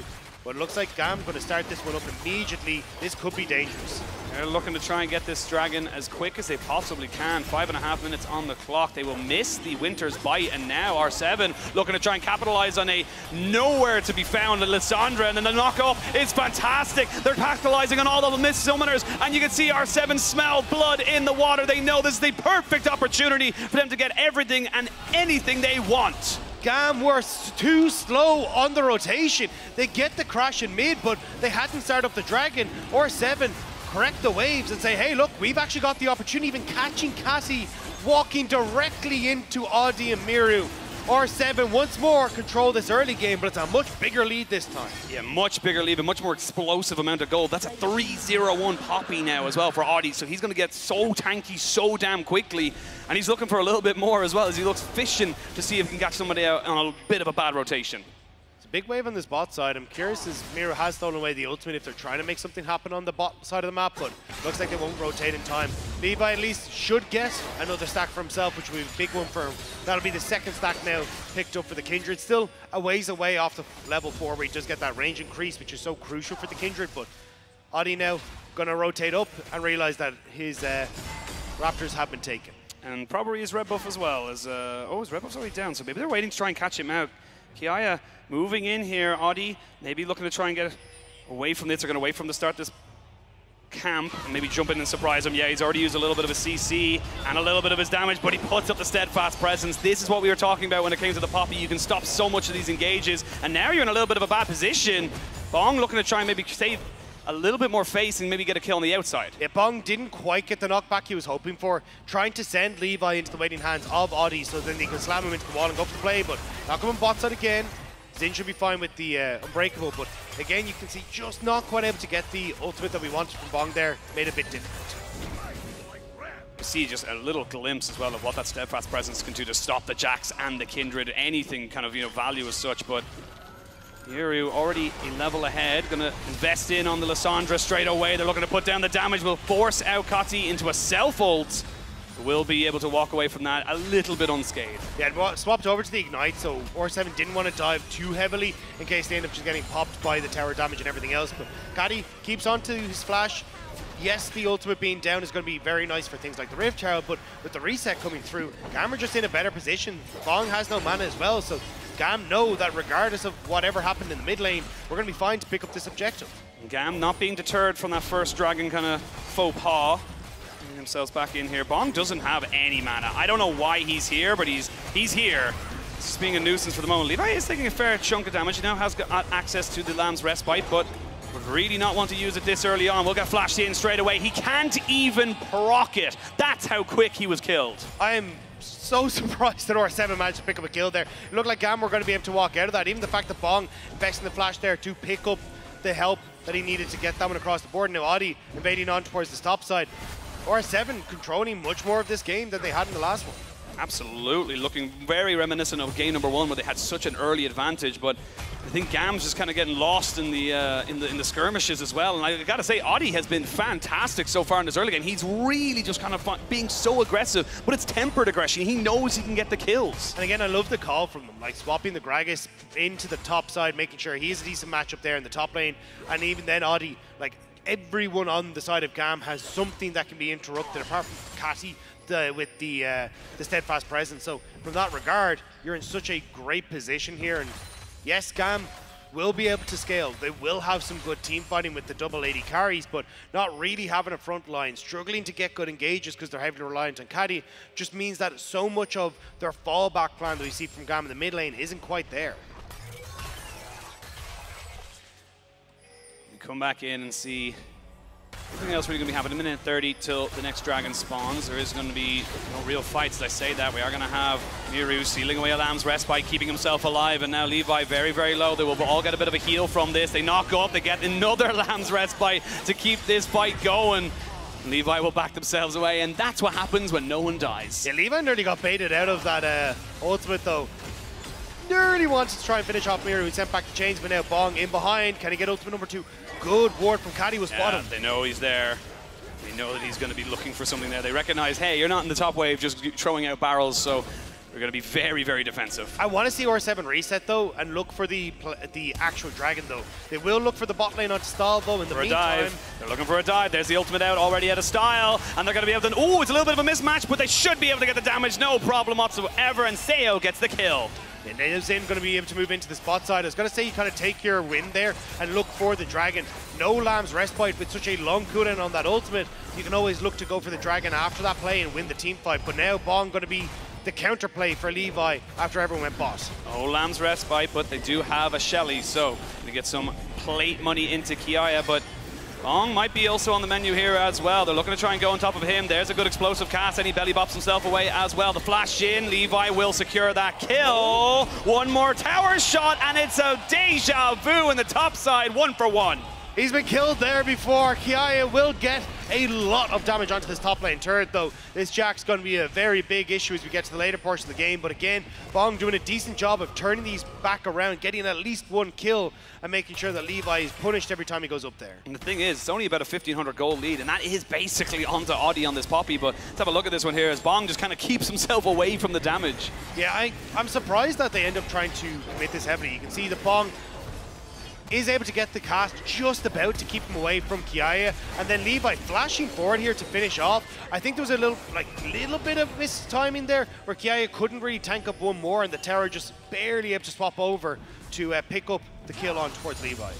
I will say, I think if actually Bong, it's all if, buts, and maybes, of course, but if Bong actually belly buffs into the Jax, he might have been able to get 2 kills, because Jax was tanking, so, and he didn't have flash, so there's plenty to be kind of coming out of there. But R7 will come back out of the replay, and they got themselves full control around this Dragon. They know that the Kindred had to be on a bit of a full reset as they died, so it's going to be second Drake for the side of R7 as the LLA continue to look for it. It's a Hex Soul as well, so very, very valuable as we get later into the game. This is where, though, I really want to see R7 actually putting presence onto the Rift Tower. We haven't seen it throughout this series. It hasn't been a big one for them, but I really want them to actually start to crack open the base.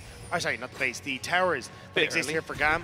As Bong, repeat gank, ultimate go up in a second, flash now available as well. Yeah, he's got the flash, and that's not a great trade for the moment. You got no one from R7 to come up and help you here. They are just going to look for the full kind of setup as they look to try and burn him down once more. Explosive cast is good to knock back Kiaya, and he's going to be able to trade back a little bit better. Yep, that's going to be a cleaner dive from the side of Gam as they go back in towards that mid lane, almost getting down Miru. You have to give up all that pressure in the bot side, though, so you don't gain that kill in the mid lane, and you do lose a tower, so not gaining the full value here, but they will get themselves a kill and a bit more gold onto that Jax. Here needs to be very, very careful. Levi now coming across. Oddie doesn't realize that there's such a big numbers advantage for Gam.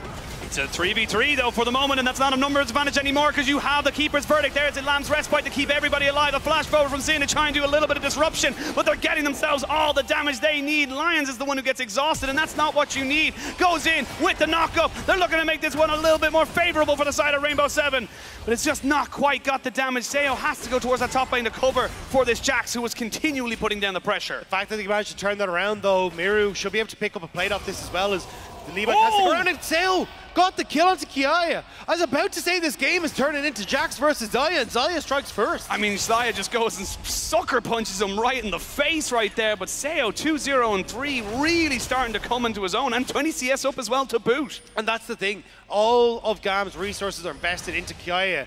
A lot of the resources from R7 are on towards Seo, the 2 kills on towards the Zaya, the plates on the bot side as well. And if you're already able to pick up that extra kill onto the Jax, it's definitely going to help you out in securing what are going to be the team fight advantages. Even here, Rift Herald now up and available. Kiaya just going to have to TP in. Well, let's have a look at this one here. He's so low, and he just knows he's there, so he's able to get it with the Gale Force and the flash. Yeah, caught window shopping a little bit. Both have to flash to make sure they can secure it, but it means no flash now for Seo on this one. And this is exactly what you wanted to see, though, from R7. You said you wanted to see them now move their presence up to that Rift Herald. They've done that. They've stopped the trade back here for Gam. You've got Hex Gates, and you can see there, as you just mentioned, it is going to be Zaya versus Jax. And this is where Bong wants to try and get control over mid. Has managed to shove that one out, so R7 now feel comfortable to start up. And this is better play from R7, actually working around their lane state to set up for the objectives much better. Miru gonna pull off so he can move up to answer that wave that was pushed out by Caddy on the top side. But now with Rift Herald in tow, you can look to siege up on the mid lane with this Zaya.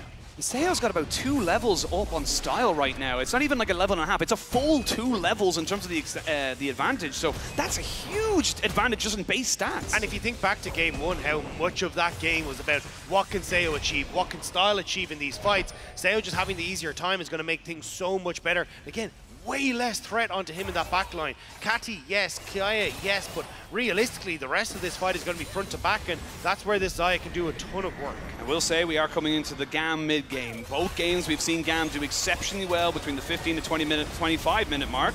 It's going to be a stolen Glacial Fissure just to secure themselves that mid lane tier 1. A huge amount of that Gam mid game has been those Rift Heralds. So the second Rift Herald going their way.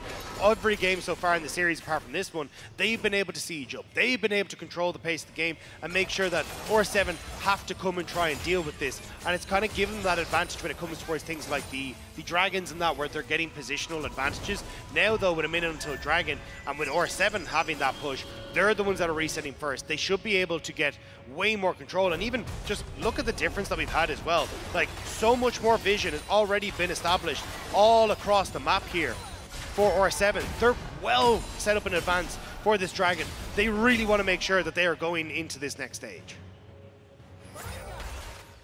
Get a bit of a calm before the storm.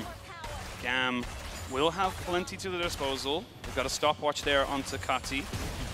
This Jax is very, very big. I will say, though, you're still waiting on a couple of those Rod of Ages stacks, well, a lot of those Rod of Ages stacks to really come in. So for R7, if they don't want to fight around this Dragon, they don't have to. I don't think they want to take that advice. I think they're very, very willing to fight around any and all objectives. I think Seo in particular has been feeling fantastic. I will say he did flash in that top lane for that kill, so he will not have it for the immediate future.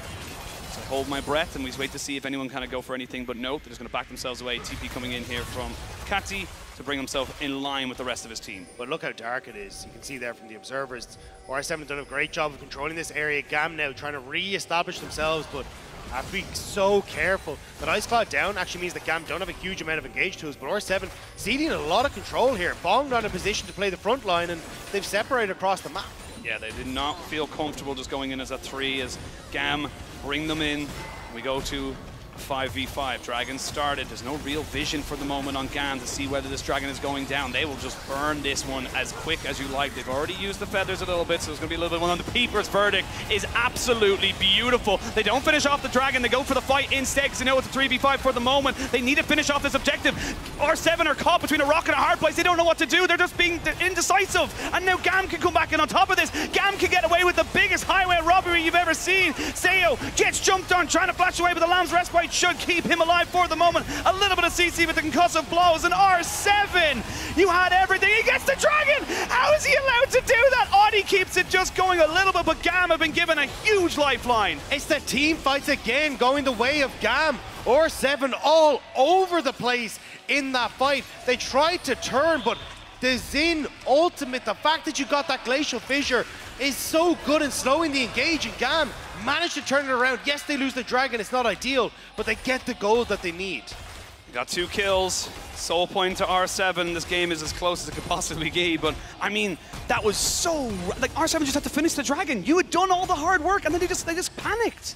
I mean, it's just, oh, actually, this is going to be Gam trying to go for one more here. Audi sees him, though, and they're going to try and jump onto Audi as well. They're going to see if they can get on top of him. He will go straight away, though. He's very, very tanky. They're going to try and 3v2, but now it's not a 3v2, it's a 3v3. TP coming in as well. R7 are ready for round number 2 as they look to try and finish off these kills. Double kill coming in for Miru, and they'll finish off the Jax as well. R7 making up for that fight by getting their gold right back in their pockets. R7 said, I didn't hear no bell. Go in for a round 2 and immediately able to take Gam off the map. Baron in 45 seconds as well. 25-second death timers. It's going to give it a lot of control now to R7. They can move into mid, push in this wave, get the mid tier 2, and then start to establish vision in this top side for the Baron that's about to spawn. I feel like R7 needed that right there. They needed to bring it back because this is one of those games, one of those moments where you could just lose confidence. They will get the reset off. They're 3 Dragons up. They are in such a strong position. It's going to be about Gam catching them out now. Gam coming back in those mid-game fights like we just saw. R7 did spread themselves a bit thin, though, trying to push out all the waves. So they didn't actually get any of those tier 2 towers, which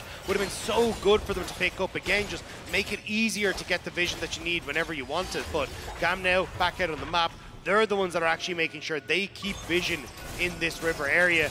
And Seo, who's starting to push in, but Bong, this is where, again, you're kind of seeing R7, like, they are finding these opportunities to turn around, but it's when they get the chance to actually put the foot on the accelerator, they're not quite able to do that. And look, you know, a win here is fantastic for either of these teams, but you got to go up against Golden Guardians, who, for lack of a better term, kind of stomped Gam in that first series. So, like, you're kind of looking at this and saying, like, look, do you get a rematch of that one? What do you do differently? Because it just feels like for both these teams, they are fighting tooth and nail, but the journey's not over. This is just step 1 of many. Especially when you can see how good Golden Guardians were at slowing down the pace of the game, finding opportunities to come back against BLG. Both these squads have kind of shown that they do have weaknesses when it comes to their mid-game and have that opportunity to let teams like that slip back in. So we'll have to see, though, what they can try and manage here. R7 now starting to push in topside. You got Miru's Anson in the bot lane.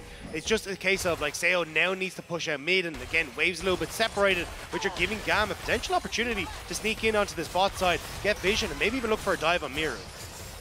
thinking about it for the moment. Miru just kind of cleaning up the wave that was tracked in on them. They know that Levi was clearing off that ward around the blue buff, so they recognize there's probably about 5 people of GAM in this bottom side of the jungle, and you can see R7 respecting that and saying, look, there is no dragon for 2 minutes. We can go right back up towards this this Baron, and we can start it. They know that there's a vision on it, so they know that GAM know they've started it. Yeah, we'll just back away immediately. Means that Kiaya is happy to just tank up this turn in the bot lane and go for as much as he wants. Is he? Yeah. Is he happy tanking it? Because now we're going to see a little bit of a split right now. 4v4 in the mid lane, 1v1 in the bot side. Everyone's kind of backing away. GAM not really getting themselves a huge amount, but see what way they want to try and work this one out and try and put this pressure around this Baron. It's going to be GAM just kind of walking in blind. They need to try and figure this one out, how they enter safely. I think that's the big question as well. There isn't really an easy answer. You can see R7, again, Sale needs to try and step up in this mid lane to be able to push out these waves, start to lean that pressure in towards the top side, but you're not really being given an opportunity to do that because you can see Lions actually in by Audi as he's clearing out the Raptors. Bong had gone for an early reset, so they're only now coming back out of the map, but it's again very desynced. So GAM starting to put that pressure forward, getting that vision that they need, and it's all coming down to once more this next dragon fight. Big dragon in 40 seconds as well. We're going to have a quick look down the aisle and see that there is still a stopwatch for Kati. Has the ghost in the spell book at the moment, so you're relying very much on Xin on that exhaust. It's going to be full palette of summoners once Levi gets his flashback in a couple of seconds, and I imagine the Poppy will be just the same as well. But how are you going to go for it? Big to note as well. Stopwatch on the Silas, stopwatch onto the Xayah. They can delay if they do get caught. R7 still trying to get the priority in this mid lane. You can see Bong is pushed out bot, which is letting him roam up into this mid lane. So GAM know that there's going to be a big wave that's about to crash in on his bottom side as R7 once more just grouping. Got to see if Bong, can he find this big ultimate? 5v5, let's make it an ARAM.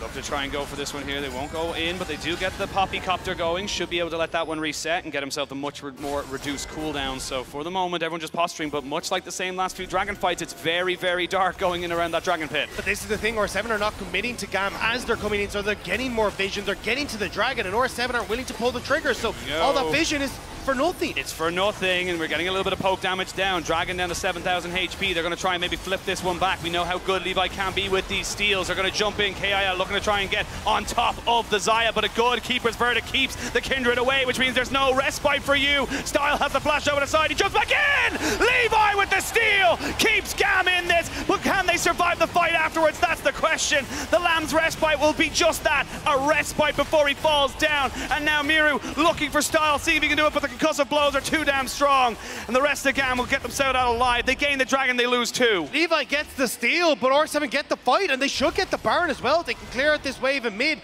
and immediately turn over towards that objective. I need to see that one again, because I thought Levi was with them, but the angle he came in at, he was so late to that fight. Got Poppy ulted. He got keeper verdict all the way out of that fight and had to come back right into it. But Baron should be secured now by the side of R7, so they delay themselves the soul, but they still come out with a huge advantage. Yeah, I mean, a dragon for the team fight win and a Baron, you'll take that every day of the week, so we just get to see it here. So I was waiting for a lot of Lions to kind of like reposition off the side to try and take this fight, especially as GAM tried to take the entrance. But you can see there, as you rightly pointed out, Oshin, Levi completely taken out of the equation, means that they can take the team fight. But I think that's the point here, is that R7 should have turned for the team fight, but a split call. Seo is fighting against Cassie. You got Miru who's trying to fight off the opposite side, and they're not actually committing to DPSing down the dragon. So Levi just able to get back and steal that one away. He lands that abduct there. I think Miru picks up Style as well. So very, very unfortunate for that one there. Rainbow 7 definitely feeling like they came out the victors, but they would have loved that soul, that smite steal. So pivotal for the GAM to give themselves, again, another few minutes of just being in this series, being in this tournament. Remember, if they lose, they're gone. And all they have to do now is R7 is to group up, try and put this pressure down, because look at where Levi is. He wants to try and find a flank into Miru. Kiai is spotted by Audi, so they know that GAM are trying to collapse onto this mid lane. Yeah, they're going to go for it. The stolen Glacial Fissure just to stave off everybody. All 5 members of GAM now kind of going for a bit of an ARAM. They're looking to try and confirm this turret, but you're looking at the side waves right now. They're gaining 1. It's a bit of a race for the moment, but you haven't got the minions really to kind of go for Miru. Almost getting caught out here with the Baron minions. I mean, this is fine for R7. They're getting the bot lane tier 2. They'll get the top lane tier 2 as well, but I mean, I guess it's gold just for GAM. They needed something. It's 2 towers for GAM, but you look, they'll be able to reset. You probably would have lost these anyway, so Seo, yeah, he's going to be able to push in, but Now, lines starting to move down. The resets are coming through. You can't stick around for the inhibitor. This would be too much. You got the speed up coming out of the base. Cassie can get in a flash. You need to leave. You need to leave, Rainbow 7. They're going to look for Hex Gates. They've got themselves Audi on the top side of this, but they pushed in the mid lane now. So this is just, the GAM just don't know where to go. They've overcommitted and they don't know how to stop it. Caddy got pushed out on the top side of the map, so he actually wasn't able to reset, so they couldn't get onto Arceo on the bot side. Now the bot inhibitor is about to fall. Levi's pushing in the top side. Too far Miro spread. is a mid. You're very, very spread. GAM trying to consolidate all in the mid lane, but R7, they called the bluff. And it wasn't pretty, but they do manage to get a lot out of it. Still a minute left on the Baron. They're able to maybe break open another base. They're going to go in with the stolen ultimate, the knockback as well. They have to use the Lamb's Respite so early. The turret is still very healthy. They haven't killed that one off just yet. They're still trying to kill off the Kindred, and they will. Style gets the Immortal Shield, but Proc still has the shielding, and Style stays alive. The turret finally goes down. Bomb goes in, and will be taken out on the backside of this fight. But Seo is here with the rest of his team. These health bars are so low, and Rainbow, they may look for the end.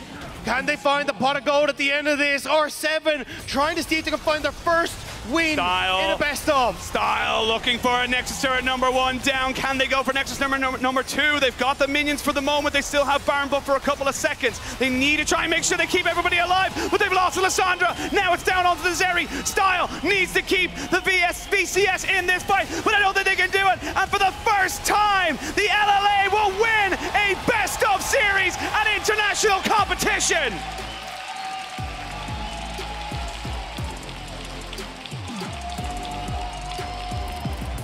It was a hard-fought battle.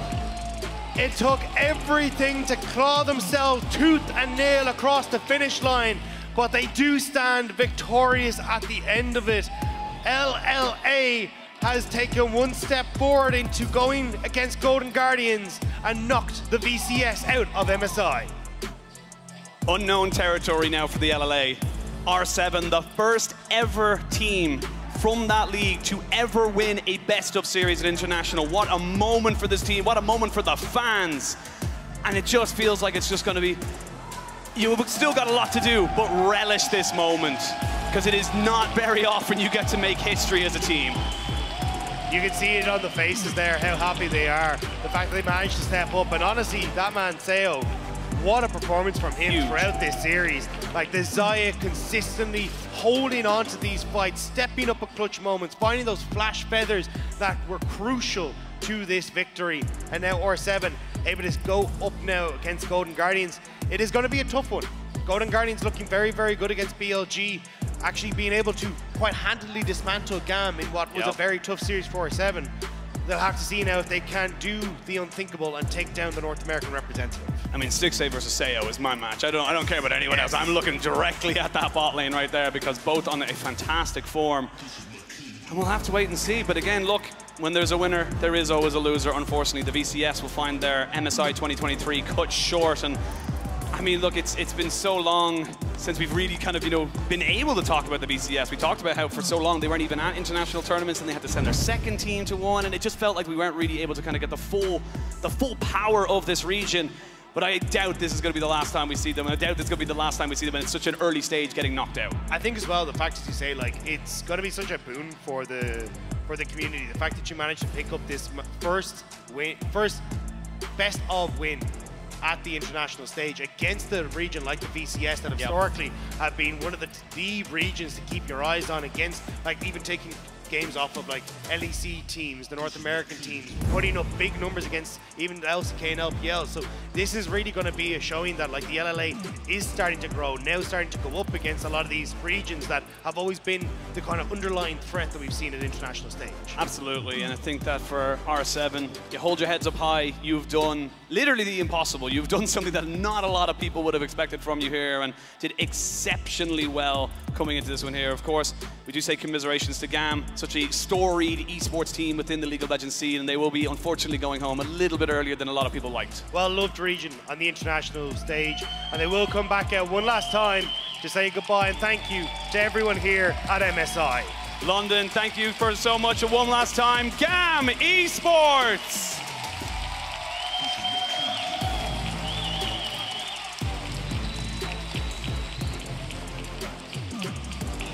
And look, we move forward. We look towards the next game, R7 versus Golden Guardians. And again, you climb one mountain, you got another one to climb, and it feels like this one's a little bit more of a bit more of an Everest, shall we say? Yeah, it definitely is, especially the Golden Guardians. They looked incredibly strong against BLG, so RS7 going to have to work it out against them, but again, they should take pride in that. You can see it on the faces, big smiles from them. Yeah. They know how much this one meant, and I'm looking forward. We're going to have Adi on the stage in just a few moments. I'm very much looking forward to seeing how he felt about the whole thing, because there was some very tense moments for that man throughout this game, coming down to split-second smites when it came in towards team fights as well, and the poppy performance that he put on in the end of this was absolutely incredible. Well, we'll wait no longer. We're sending it over to Frankie, who's standing by with Adi.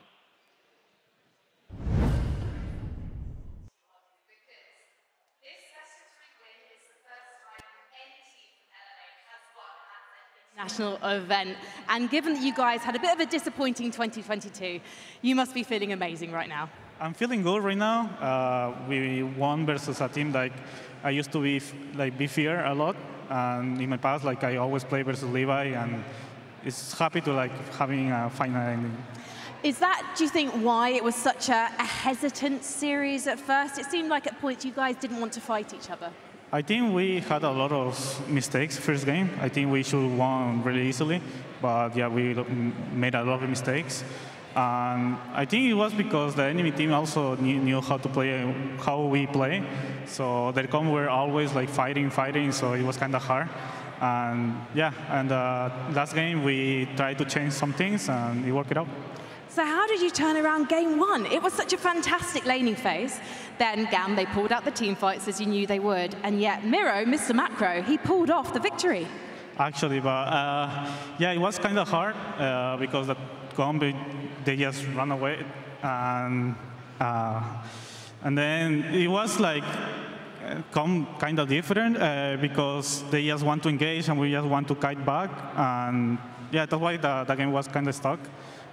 Like I said, we made a lot of mistakes. That's what happened. And yet you didn't change the draft approach at all. So why was that? We felt confident on the draft, but they played it better, a little bit better in the second game. So that's why maybe in the first game we should have won easily, and the second one because they made a lot of mistakes in the first game, and the second one it was kind of the same, but. They play team fights way better, and yeah, like I said, they just hard engaged, and we have to team fight back, no? Adi, given that you have played against Levi many times, how did you feel in that third draft when he pulled out the Kindred?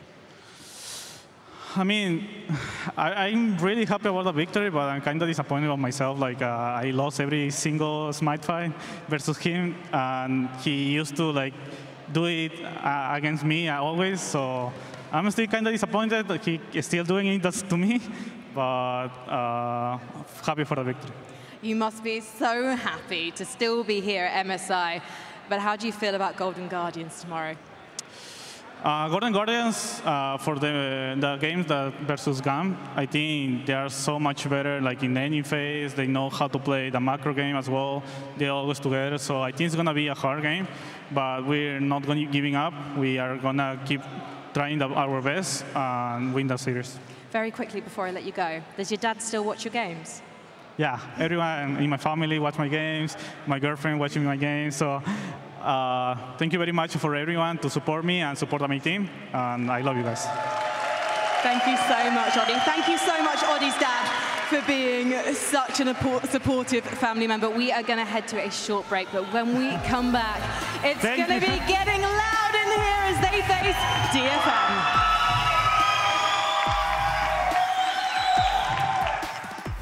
Style is ignited, he flashes away, but Adi is around. He's been slowed down, the flash in, and the kill is secured. Looking to try and capitalize on a nowhere to be found in Lissandra, and then the knockoff is fantastic. They're capitalizing on all of the missed summoners, and you can see R7 smell blood in the water. They know this is the perfect opportunity for them to get everything and anything they want. Really not want to use it this early on. We'll get flashed in straight away. He can't even proc it. That's how quick he was killed. They need to try and make sure they keep everybody alive, but they've lost to Lissandra. Now it's down onto the Zeri. Style needs to keep the VCS in this fight, but I don't think they can do it. And for the first time, the LLA will win a best of series at international competition.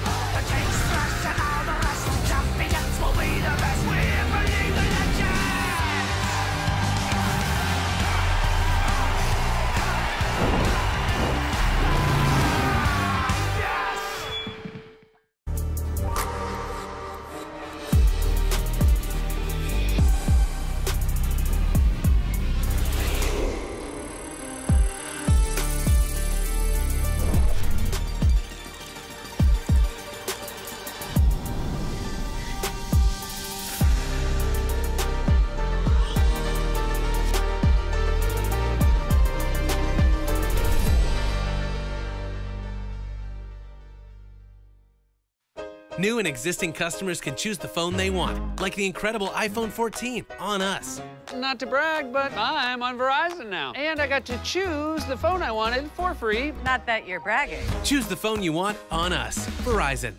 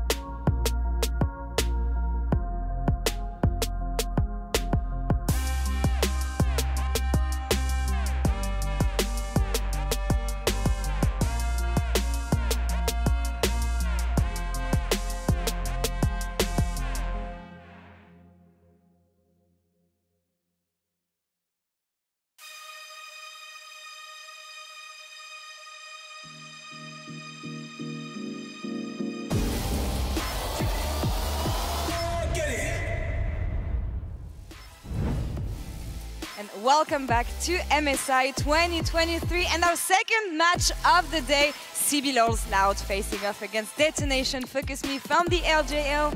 First series, Latin America made it to the next round. Let's see if Loud can do it again for the region. And here, it's a grudge match, as we call it, in the LEC revenge match on the side of DFM and Loud. Loud lost at play-in last year at Worlds 3-1 against DFM. Yeah, I think it's just two different stories coming through here again. From the side of DFM, they're really looking to reclaim their glory days of the 2021 where they finally made it into groups. For Loud and CBLOL in general, it's an entire different conversation because they've actually never made it out of play-ins and they're going up against DFM, who was their grudge match last year. And I do think it feels like a bit of a restructuring in some of the power rankings of these minor regions. The fact that LLA got their first win over what was at one point the strongest in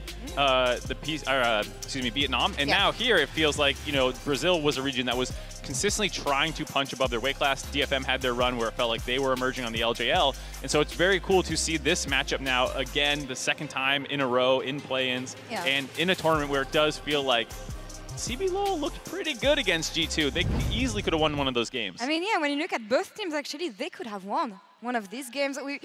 talked about the G2 shenanigans, of course, and Loud, despite an unfortunate first start of the game and jungle issues, they managed to bounce back in the early game, but it was not quite enough, GB. Yeah, I think it's really crazy because, as you said, both these teams should have taken a game in their respective series. For DFM, it was very much about them falling behind in the late game, coming back, or falling behind in the early game, rather, coming back in the late game and then not being able to hold on to the ball. From the side of CBLOL and Loud specifically, it was the fact that they had a huge early game lead, but they were not able to close out the game. And these are two different respective timestamps of the game that the team struggled with. And to be fair for both teams, they took inhibitors of their opponents. Like, it was a situation where it felt like this game was going to be over. Actually, I'm not sure if G2 ended up losing the inhibitor, just the turret dropped, and then they got the engage to defend it. But it did speak to the fact that these teams were within striking distance of taking those games and just came up a little bit short with their late game team fighting. What kind of game plan do we want to see here on the side of both these teams? I mean, we saw some glimpse of hope in the early game, but how do you make it across the mid game as well to take it the victory in the end? Yeah, I feel like for both teams, it's really about finding that stabilization. I think for DFM more than Loud, actually. Loud's early game was really impressive against G2 in the first game. DFM have had issues with their early game in both of their series specifically. But I think it's about relying on some of your carries as well in that regard. Well, most reliable of all for me is the bot laners for both these teams. Root versus Utapon feels like the star matchup because in these games that were back and forth, both these guys felt like the primary carries for their teams. Yes, those KDAs are not absolutely insane, but you need to remember that these are in games where you were 0-2. Yeah. So the fact that both these guys at one point had massive amounts of kills for their teams, being those kinds of late game bombs, is what one of them is going to outperform. And I do feel like Root is the small favorite in this matchup. Yeah, and that's also just how it's been domestically between the teams. For the side of DFM, you know, Tol2's been the weak side. They're playing for that AD carry down towards the bottom side. The same can be said for Loud. When they were playing domestically, it was whenever they were investing resources into their bot lane that they started performing well. But when they were cross-mapping up towards the top side and left Root out to dry, they would actually often lose their games. So the AD carries are going to be incredibly pivotal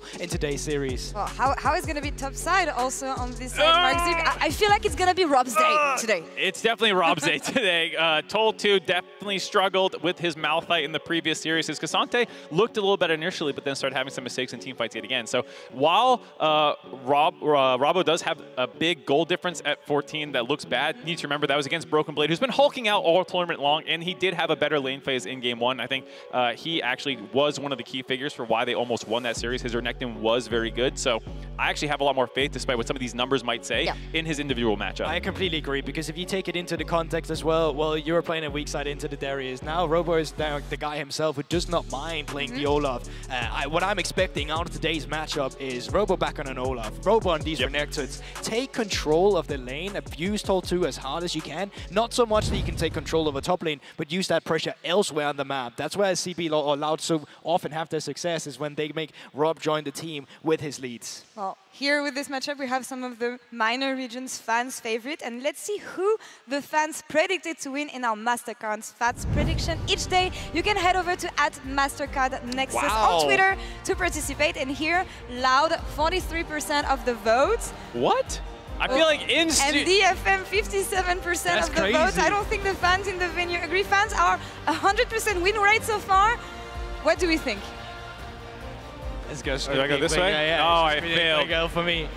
I'm terrible. Camera movement, no. I think this is going to be a tough game for DFM specifically because they would have to bandage Tol2 up towards that top lane. I think it becomes easier to play the game if you are Loud going into this game, just due to the fact that some of your laners have been taking more control, and I think DFM specifically, domestically, was a bit reliant sometimes of getting the individuals to shine. I think if there's one ace up the sleeve that we haven't seen perform just yet for DFM, it would be Ari as well. Not necessarily on the likes of Annie, but we have seen him previously bust out assassins, bust out champions where you take control of the matchup, and that is something we could look forward to in this matchup today. Returning Arya from the LCK, he's been a killer element, as you said, in this detonation Focus Me lineup so far. Do you agree? Quick take on. Yeah, absolutely. I'm expecting Loud. Despite people putting DFM, I think that is just everyone's second favorite region to vote for is DFM, Power of Anime. Everyone's now a fan of them. So, but also very cool players. Everyone, Evie with his thumbs up, made a lot of fans over the years. So I think there's a lot of DFM fans, but Loud should actually be favored in the matchup. Before we head over to Medivedi, let's hear from DFM support Harp on what he thought about this series versus PSG.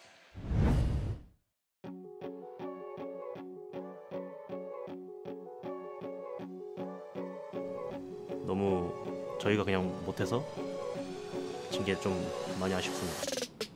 저희가 일단 운영적으로 좀 실수가 좀 많았던 것 같아요. 일단 뭐 그 장로를 저희가 먹고 바론까지 나오는 상태에서 좀 다른 팀원들 기다리면서 장로 늦게 먹고 가다가 이제 바론 먹힌 거, 이제 뭐 그런 실수나 이제 뭐 싸움 한타에서 이제 좀 디테일이 좀 많이 떨어져가지고 유리한데도 좀 반반 나오거나 좀 그런 한타가 좀 많았어가지고, 사실 이 플레인 조 전체에서 BLG 다음으로 PSG가 두 번째로 강한 정도라고 저는 좀 생각을 했었어가지고, 이제 뭐 사실 라우드는 저희가 아까 얘기한 뭐 실수 같은 거 좀 보완하면은 좀 무조건 이길 수 있다고 생각해서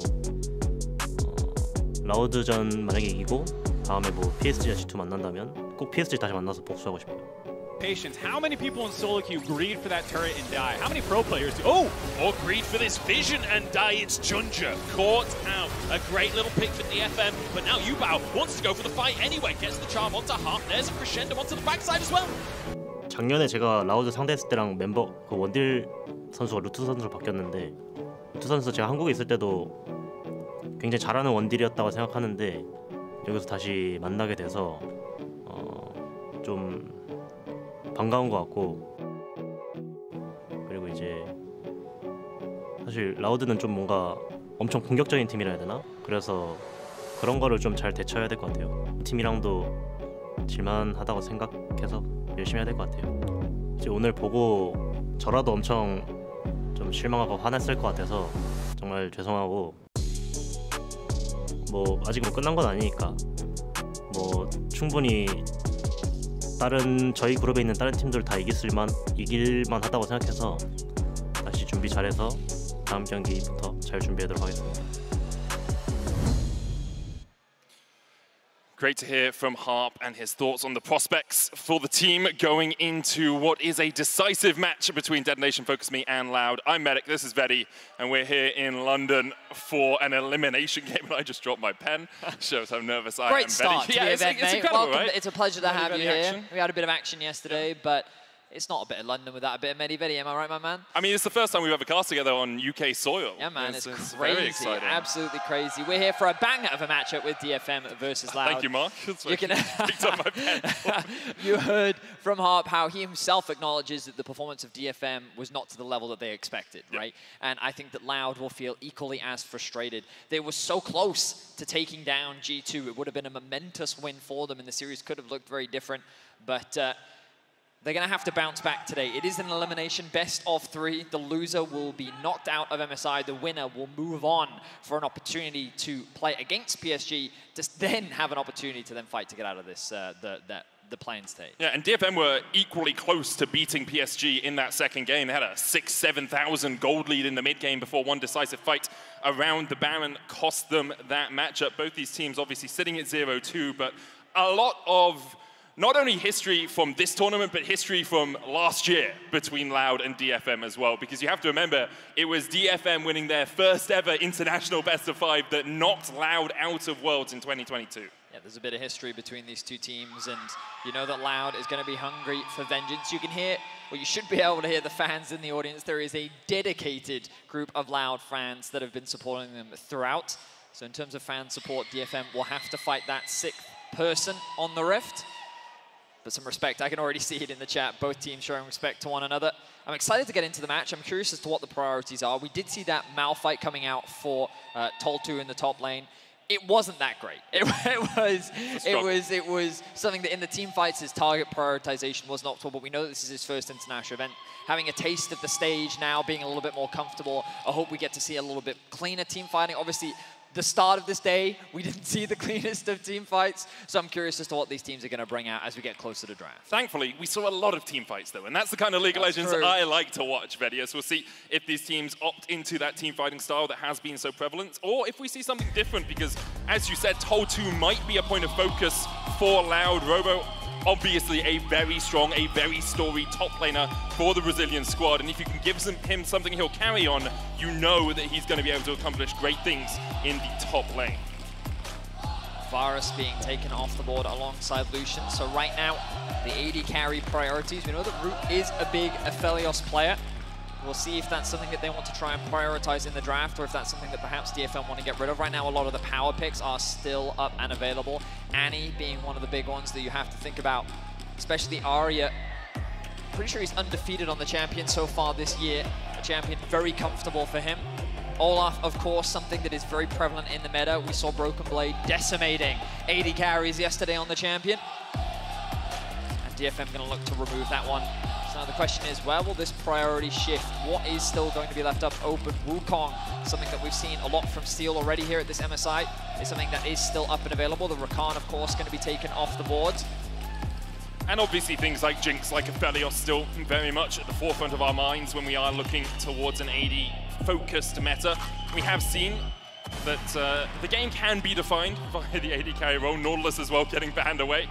I will say, I'm a little sad that there's so much mid-Naut flex, because there's a Naut one-trick in solo queue. I now have my mid laner saying, hey, you know, I could take that mid. It's like, you don't understand how to play this champ. You think the Q is easy to hit? But now Loud going to lock in the Maokai to kick things off. Only Croc's second game on the Maokai this year, Vetti. Okay, well, we are European casters, and throughout our playoffs we saw a lot of Maokai priority, especially when Vi was taken off the board. Here at MSI, it's not really been that same level of priority. The Vi's, the Wukongs, Lee Sins, like basically aggressive, powerful early game junglers are what we've been seeing. But LLL are accepting that there's going to be a lot of fights. They want to have that strong team fighting tool, and the Maokai is going to come through for them. Surprised to see DFM prioritize the Ahri so early on. Of course, Arya, we know him as a prevalent Ahri player, but typically you want to pair it up alongside things like the Vi, but the expectations are that Steel will go for his tried and true Wukong. Yeah, getting the Wukong Ahri is almost as good as getting the Vi Ahri. It does still give you that lockdown potential, and Arya played it 5 times this year, won 4 of them. And in the LJL finals, he had an absolute tear of a performance on the Fox. Those fans are excited for an Aphelios. Right, they really are. It's like, give it to Root.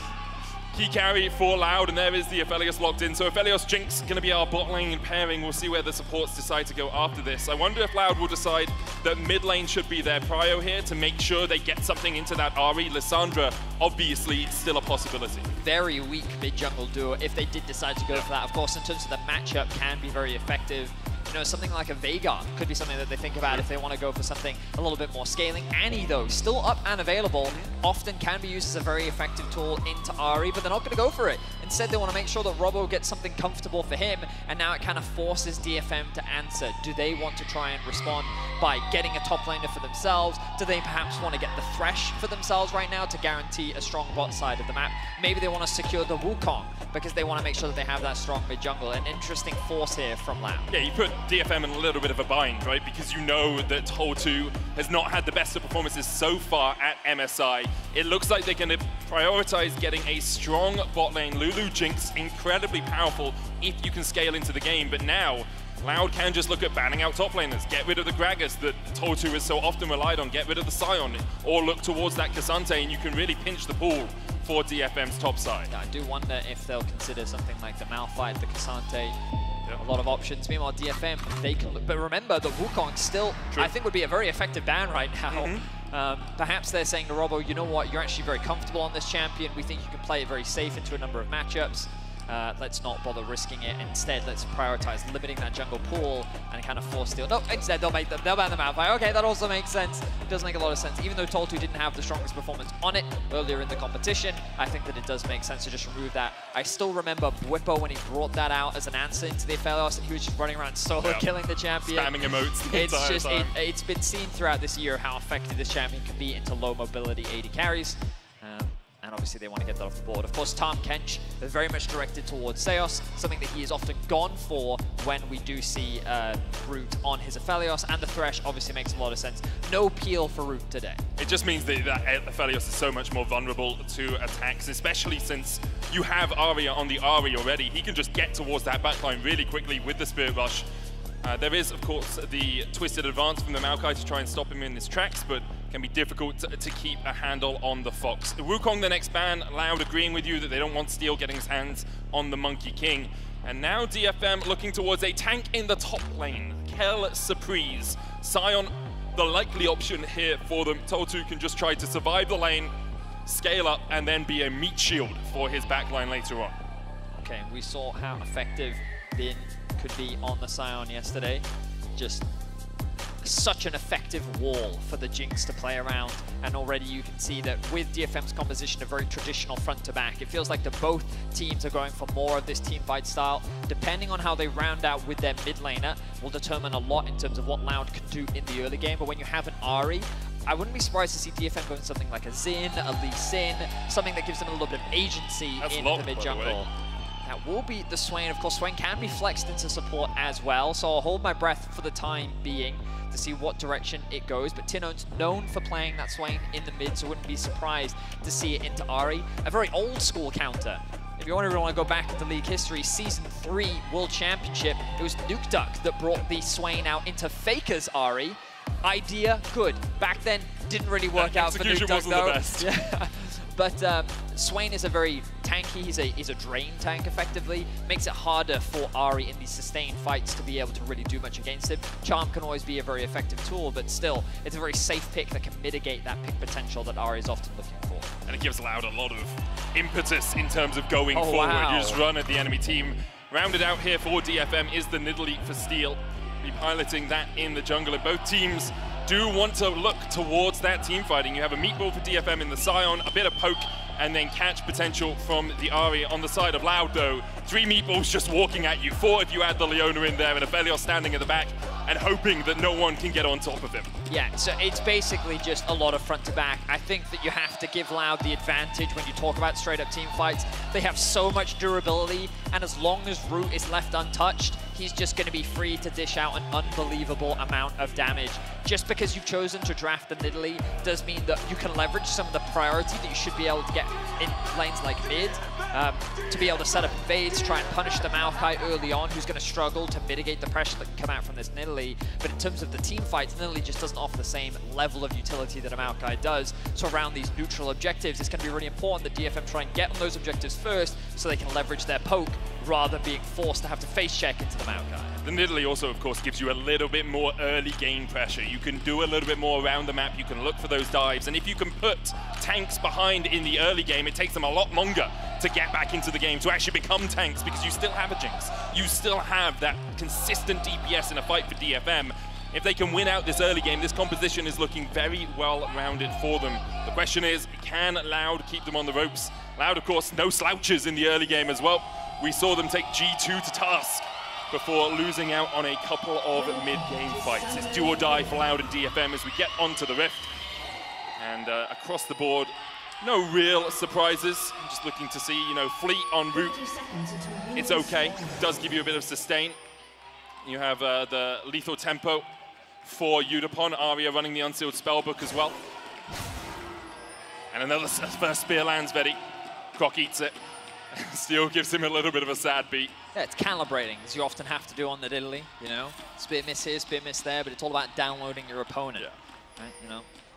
Are they the type of player that will continue to run forward, or are they a juker, you know? True. As a support main yourself, you're very familiar with that. Let's crank Norless, you've always got to know which direction your opponent is going in. Well, Robo there didn't run. He didn't. And that can be the biggest mind game of all, you know? Just press S. Press S, yeah. Is Aftershock Maokai here, not really looking for that AP. We have seen some first strike demonic builds, but expectations are that Croc will just be trying to be as tanky as possible, as strong a front line as available for his team. Eyes as well. Not any early vision being invested. You can see a little bit of protection being offered in terms of early wards in the river from Loud towards the bot side of the map and the entrances to the jungle. We'll see if any early invades come out from DFM. My expectations are that they will look for something with this Nidalee pick. The question is what? Right now, Nidalee doing a full clear on the top side of the map. But overall, nothing too dramatic. As a reminder, DFM and Loud yet to win a game so far here at MSI. Very good trade for Tinones in the mid lane. Against Arya, getting that level 2 advantage, able to land the binding with the E. Getting a favorable trade-off, but you can see priority in the bot lane. I was actually expecting Arya on the Ahri to be able to get pressure early on in this lane, but Tinones being able to get that good trade means that he will have the push, moves into the bot side river, will drop a ward immediately. And again, a lot of this is to give information to Croc, as he might be looking for a bot lane gank already. I mean, and Udapon are quite far pushed up here. Steel is around the mid lane as well as Tinones has that wave trying to crash. Tinones still on level 2 as Arya gets the charm, but the flash away from Tinones means that he will survive. Steel diving in though, the never move won't land, and Steel gets first blood. Meanwhile in the bot lane, all ado about nothing as the gank doesn't materialize from Croc. Wow, but Croc is looking for it now, has the level 3. They are stepping forwards, and it's played flash by Harp. Good preemptive there. Steel can look to try and catch out this tree. The sapling's going to do a little bit of work. The knockback with Rambo Smash as Croc now isolated. Another spear blocked by Seos. That shield working well for the Leona. Very good block there by Seos. A much needed one as well. Steel was definitely looking for it, but already DFM off to a great start. A 900 gold lead as they find a big kill on the mid lane. Arya going with the charm level 2. Not what I was expecting. I thought he was going to tick over to level 3 and then take the charm, and then that was what they were looking for, but I think it caught Tinones off guard as well, as he was forced to flash early, and then Steel was able to land a great spear. So first blood drawn for the LJL squad. And it's also part of that proactive communication, right? Because Arya could have had the push here. Maybe he seeded it to allow Tinones to push a little bit too far forward and then called Steel in for the gank. So the charm comes out, force the flash, and this makes it so much easier for Steel. Meanwhile in the bot lane, Harp, no flash on him. He'll go down. Root's going to take the kill. Steel trying to come in from the side as well as Udapon. Does a little bit of damage, but Root and Seos able to escape. You burn the flash and the ghost to do so. So a nice advantage gained back for Loud as they're able to find a 2v2 kill. Steel is hovering though. Keeping my eyes on the mid lane. Perhaps Arya could be looking for a roam, but for the time being, he's going to stay in mid lane as we see Croc make his way up towards the top side of the map. Good awareness from Croc, noting that he can get the cross map here. He's going to have to concede his jungle. And again, great vision from Loud overall. They're doing a really good job of doing their best to keep track of where Steel is and what he's up to on the map. Fortunately for Loud, Steel was able to navigate through some of this early vision to find some good ganks, but Croc now setting up. I don't think they're going to dive Toltu in the top lane. Sion, a notoriously difficult champion to dive with only 2 members, but Steel continues to hover around bot. You know if you put Root behind, if you get Udapon ahead, that is DFM's win condition. Udapon has been with this team for so long. They have so much trust in him that allowing him an early lead can reap dividends for the Japanese lineup. I'm surprised we don't see Udapon just shoving that wave in. I imagine that they'll look to shove the next wave in as quickly as possible, force Cloud's bot lane to lose as much farm as they can, as they need to get a reset of their own. But if we evaluate this early game, Betty, overall, DFM very much in the ascendancy, about 700 gold ahead. Yes, Root was able to pick up a kill, but they're losing minions down here as well. 100 gold the difference between the AD carries in the mid lane, a 300 gold lead for Arya, and just look at that jungle. 500 gold advantage for Steel right now, Betty. Yeah, a lot of the advantages just sitting on the Nidalee right now. And again, huge props to Steel. It's what you need to do on this Nidalee, and we need to see Steel continue that level of aggression. If he's not able to find more in this early game, I feel like that when we get to those later game team fights, we talked about how Loud do have a big advantage just with the sheer amount of crowd control that they have with their composition. Maokai, Leona, Na, even Swain is just going to be a giant beef ball that you're going to struggle to get through. Have to remember Swain's passive. When enemy champions die, or when he hits people with his W or his E, he gets stacks, and that gives him bonus health. He also heals when he collects those stacks. You can become very tanky on this champ just through that passive health. The same, of course, with Sion. Poor Toltu up towards that top lane. And I think this Sion pick actually very smart from DFM, because it's very difficult to shut down a Sion. It's very difficult to stop Sion from doing what he wants to do. Loud have realized that. They're basing most of their attention down towards this bottom side, and DFM perhaps looking for a fight as the Zenith Blade lands up towards the top side. Arya already caught. He's going to spear rush away. The Ignite is ticking, and Root will take him. The charge coming in from Toltu, but he's a little bit late to the party. That train not on time. We are in England after all. A good pick from Loud as they're able to catch Arya completely out of position.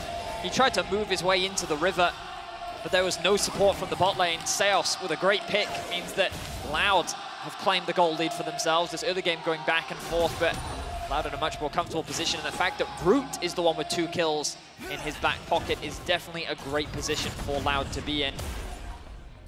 Will Steel now look for something top lane? Good CC coming out from Toltu. Yeah, Robo's just gone mega, so that's going to start timing out now, and Steel knows that's his opportunity to look for something here. Robo does still have the Gnar. Looks for the house against Toll 2 gets the stun with the wallop, but here goes Robo down into that mini Gnar. Good Gnar across the wall before he expires. Steel dashing forward. Robo still has the flash and will escape the gang. Well played there by Robo. Information now gained. Oh, Steel! Flashed! Flash spear! Oh! Good reactions there from Robo. He will be able to sidestep that, and that is a big commitment. Croc should be able to get the blue. Oh, the smite comes out from Steel. Croc didn't have smite, so in the end, Steel was always going to be living up to his namesake on that blue buff. And he was. Walks away with a small advantage. But great navigation from Robo. He's able to circumvent that gang. Arya has... Arya playing Ari. Not going to be confusing at all during this cast. Moving into Fog of War. I was going to say he can threaten something bot side, but obviously there's no bot lane to threaten right now. Seos getting out onto the map as we have the Rift Herald alive, means that Loud could look for something. Right now it's just both supports hovering mid. Harp mainly to provide cover, while Seos looking for an opportunity. About half a level away from 6-4, both of them. Steel is coming in from the side here as well, but Seos can tank those spears. The Eclipse, of course, giving you extra armor and magic resist. That W means that he's willing enough to take a spear to the back as Croc starts up the Rift Herald. Now he is on this Scuttle Crab, the vision of away to DFM. They might play bot side here as they know that Root is a little bit pushed up and none of his team is on that side of the battlefield. Harp and Steel on their way. Root has red, white, and those are the guns that you don't really want to fight into, but in a 3v1, I think they would have been able to win it out. Instead, they just force Root away from the tower, away from the wave, and the Rift Herald will go over to Loud. Good patience as well from Root not to step up. Knows that he is playing weak side right now, so backs away and allows DFM control of the lane. It's really important that DFM are able to get some plates off the back of this, because by committing this many members and just conceding over the Herald, they need to be able to get some advantage back. But Root did a really smart thing, pushing in that bot wave as quickly as possible. Yes, it did cost him a bit of farm, but look at that, only a single plate secured, and now who's back out on the map? Croc. Level 6 secured for Seos, and he's making his way bot lane immediately. Tinone's looking to try and get a push in mid. We can see Robo already moving into Fog of War. The spear doesn't quite connect once again. Root able to sidestep, but DFM doing a good job of clearing this wave out as quickly as possible. You can see the Loud committing to this dragon, and they have their eyes on funneling those plate money rather into Root. Give your AD carry as much gold as possible. Everyone else will become tankier as the game goes on. The AD carry is the one you want getting those items. And right now, Root in prime position to carry this game for Loud, to get them one step away from winning their first ever international best of 5. It was DFM that denied, or best of 3, sorry, best of series. It was DFM that denied them in a best of 5 at last Worlds, before losing to RNG later on. That gold lead that we saw from DFM early, Vedi, now disappeared into the ether as Loud have caught up. They still have that Rift Herald on Croc, but it looks like right now the key point of focus, Solar Flare, Spirit Rush away. He needs to stop entering the river like that, because that's the second time he's been punished for it now. Look at Tinones though. He flashes, not knocked up with the Decimating Smash, and in the end, it's a Summoner for an ultimate. Arya no longer has the Spirit Rush, but Tinones with no flash probably won't want to approach this bot side river. I was wondering if DFM would set up around the dragon, but it continues to just be Steel looking for damage, looking for picks. Seos, no Solar Flare, only about a third of the cooldown off of that. Croc coming in from the side as well, Tinone's working his way down. Arya no TP on the spellbook right now, does just pick up the Everfrost, and because of that, DFM will realize perhaps we don't want the fight yet. Let's wait for our mid laners to be back on the map before we really pressure any further. Robo with the TP as well. Well, Toll 2 does not have his. Fan support continuing to be strong for Loud. As the Herald will actually be dropped in mid lane. We're in Europe. Will we get a cheer for it, Betty? There we go. The Root's going to come out with a never move, though, as Tinones is ignited. Arya should be able to clean up the Rift, though. Just 2 plates going down from it. Zap onto Seos. Steel coming in from the side as well, but DFM just looking for poke damage more than anything else right now. Seos misses the Zenith Blade, or it was dodged by Udapon, depending on your point of perspective. And it has been a lot of dancing around this bot side of the map without too much result for DFM. Root has really been able to mitigate a lot of this To be fair though, the AD carry is still very similar in gold because Udapon was able to secure those plates. And the Herald has actually dropped in mid to not that much great effect.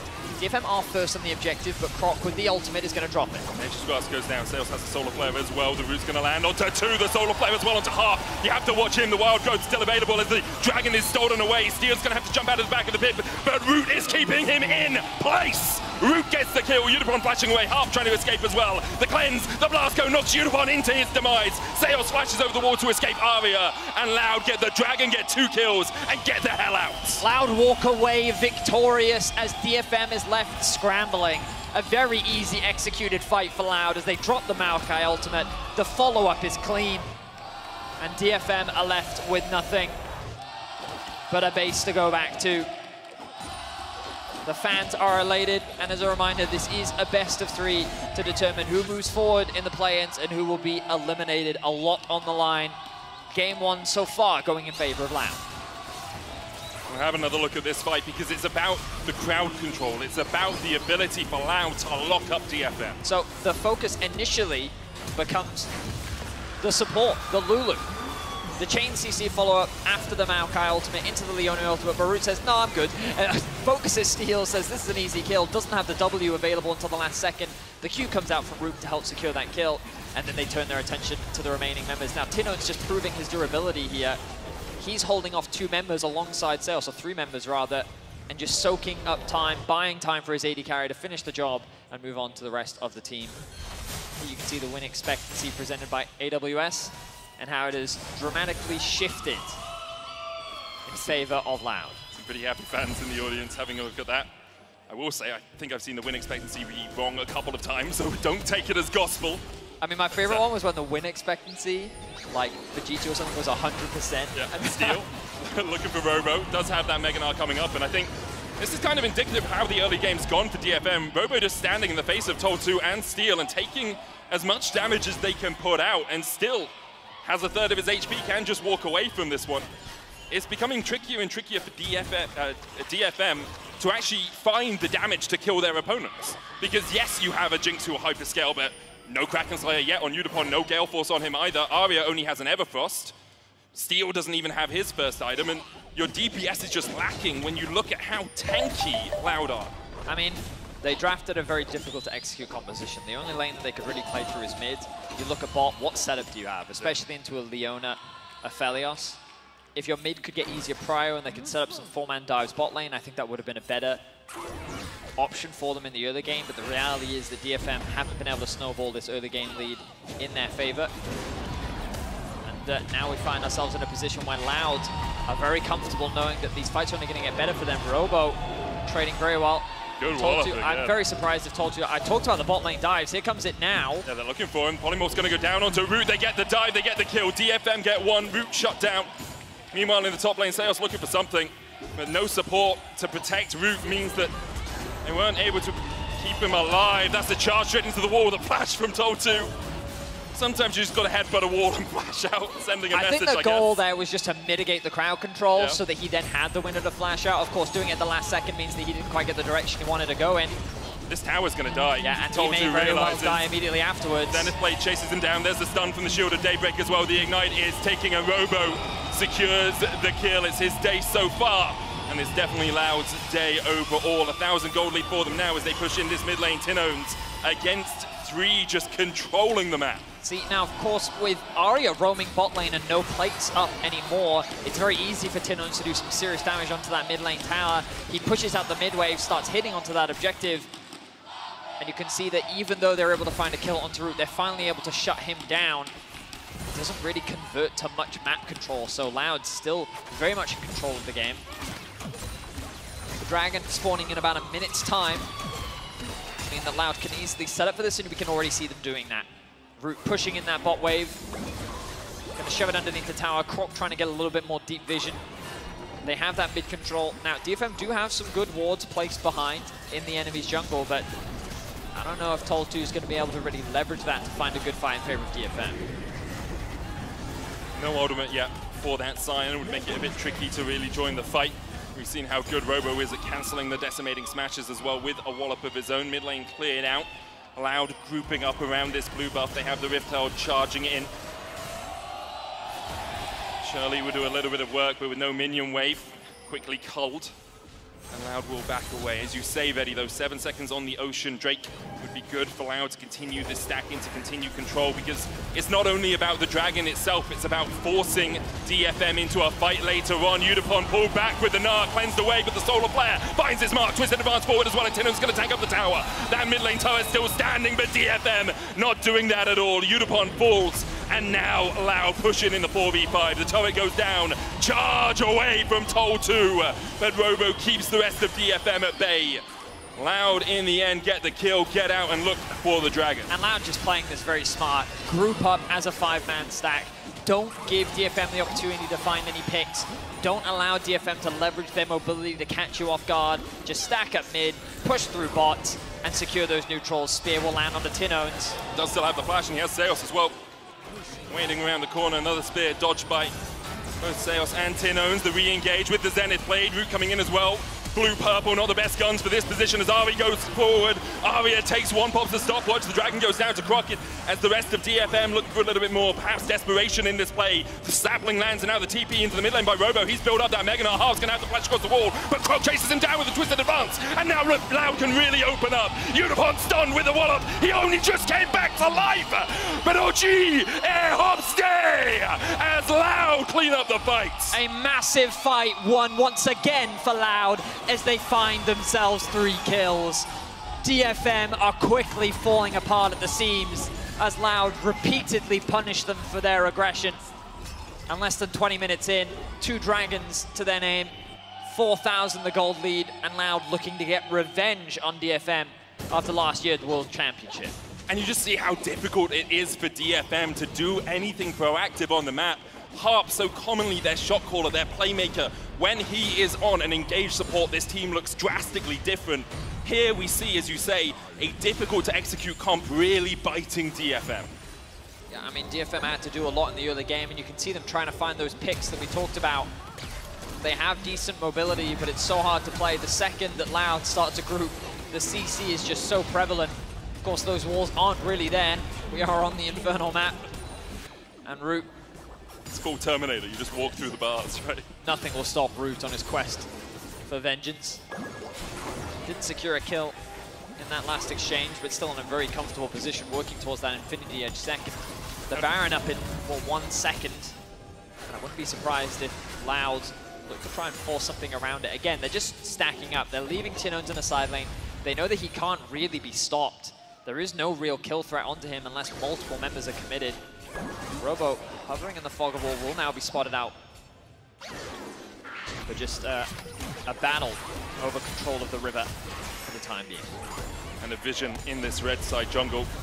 Loud trying to deny it. Unstoppable onslaught coming out from Toll2, but Root just dodges behind the wall. Toll2 now has to flash because Root is there with Seos, the Zenith Blade. Dodged away from, and Loud can step forward once again. Don't have too much deep vision. You can see 1 ward by the Razorbeak camp, 1 ward that just expired, well, it's just replaced by the ward at the red buff, but DFM walking into darkness. They know right now the Dragon hasn't been started, but Root has the perfect guns, the Baron, sorry. Root has the perfect guns to take it down. The Scryer's Bloom spots them as Loud continue to try and open up on it. Robo coming in from the side, the Solar Flare onto Harp. The Zenith Blade's going to land, but a good decimating smash there from Toll2. Stops Seos from engaging. Toll2 will sacrifice himself for his support. Robo rooted and can't quite get in for that Mega Gnar. Toll2 does go down in the end, a 1-0 in favor of Loud. I think that control ward stopped Robo from having vision, but if he saw what we saw, he was going to go for that Mega Gnar play. I think there may have been some Flame Chompers or a Charm as well. Well, either way, right now DFM are a man down. And the Baron has been started. Loud did commit a lot of ultimates. There is a real opportunity for Steel to stay true to his name. Tinon's going to try and keep him at bay. Robo's going to do the same. Steel has to jump away. 3 the members. Zenith Blade. Loud realize the only way they're losing this if his Steel lives up to his name, so they force him away. The Baron secured for Loud. And now, 22 minutes in, they are 6,000 gold ahead. Beautiful play from Loud, playing true to their win conditions, and very little to criticize overall. They're staying grouped, they're leveraging the power of their composition, and they're walking together as a unit. They're not getting overzealous. Massive improvements from Loud, where they got that early game lead against G2, it felt like that they got overconfident, they lost control. and the game very quickly fell out of their hands. But this time around, you can see them taking it patiently, taking it calm, taking it one kill at a time. And now I imagine to play this 4-1 split once again. Both solo laners have the TP available, but don't run the risk. You still have that top tower at your disposal. Let the waves crash into it. You don't care about it. Group up as a 4-man stack in mid and allow Robo to start dealing damage on the side lane. Next Dragon up in 45 seconds as well. An Infernal Soul for Loud would pretty much be the icing on the cake. This would only be Soul Point, but they get the mid tier 2. No defense really from DFM. Half-hearted at best as Udapon and Harp just trying to farm up. Harp still yet to complete an item on this Lulu. He has been so denied. Udapon on 2 though. Kraken Slayer, Phantom Dancer can do work. The issue for DFM is you just don't have a front line. You just don't have anyone that can really step up. Tol2 trying to do so, but the CC, the threat on the back line from Loud is just far too great. Inhibitor tower in the bot lane does fall, so does the mid. And DFM left wondering where it all went wrong. Inhibitors are the focus now. Loud can still push up very short distance for Robo to join his team. Tinone's Root and Seos step up in the mid lane. Croc just waiting across towards the side as Root. Gale forces forward, hits the Moonlight Vigil and assassinates Harp. Takes him out of the equation. And currently, the summation of everything is looking well in favor of Loud. The inhibitor falls, as does Tol2. The Gnar onto the backline is flashed away, dashed away by Arya. But Unipon's locked up, and Unipon is shut out of the fight. Loud wanted vengeance. They lost to DFM last year, and right now they're putting them in their place. Elation from the crowd as Loud will win their first game at MSI 2023 and in convincing fashion. A dominant performance from start to finish and a controlled, clean play style. Great execution on the fights. I love the way in which they just took their time and they leveraged the fact that they were stronger as a unit. Yep. They played well as 5, they played the team fights very patiently, and this was a 24-minute game, Medic. Clean, controlled, calculated, the Baron spawn, they played around it patiently. They allowed both Croc and Root to deal the damage, while 3 members were committed to make sure that no steal was happening today. And just very well played. If Loud can maintain this performance, they're looking like a strong force in this group. And a really strong force to face up against PSG tomorrow as well. We have to remember, it's non-stop for the rest of planes. Yep. For either of these teams, whoever wins, PSG tomorrow, winner of Golden Guardians and Gam. Is it Gam that won it? Yeah, it was Gam that won it. No, Rainbow 7? Rainbow 7, sorry, yeah. yes. Rainbow 7 after that. It is a tough road to walk, but what a first step for Loud. I think we saw signs of this in their series against G2. You said it, the early game was clean in that game 1, and here they just solidified that mid-game, play patient League of Legends. And I think that DFM really need to reevaluate how they approach the draft. Like, I think that the Nidalee pick to round out their composition just made it so much harder to play across the board. You could see the idea of wanting to invade, wanting to really shut down that Maokai, but as you kind of entered the early to mid game, they just didn't have lanes they could play through. Jinx Lulu is very difficult to find advantages with. The Ahri was the only real lane that they could play through, and even then they found one pick, but they never repeatedly ganked that lane. And so DFM had no control in the early game. There was nothing for them to snowball off of, and then Loud just leveraged their scaling to be able to win out on the fights. And I'll say something I learned from Gorborg when we were talking about these teams behind the stage.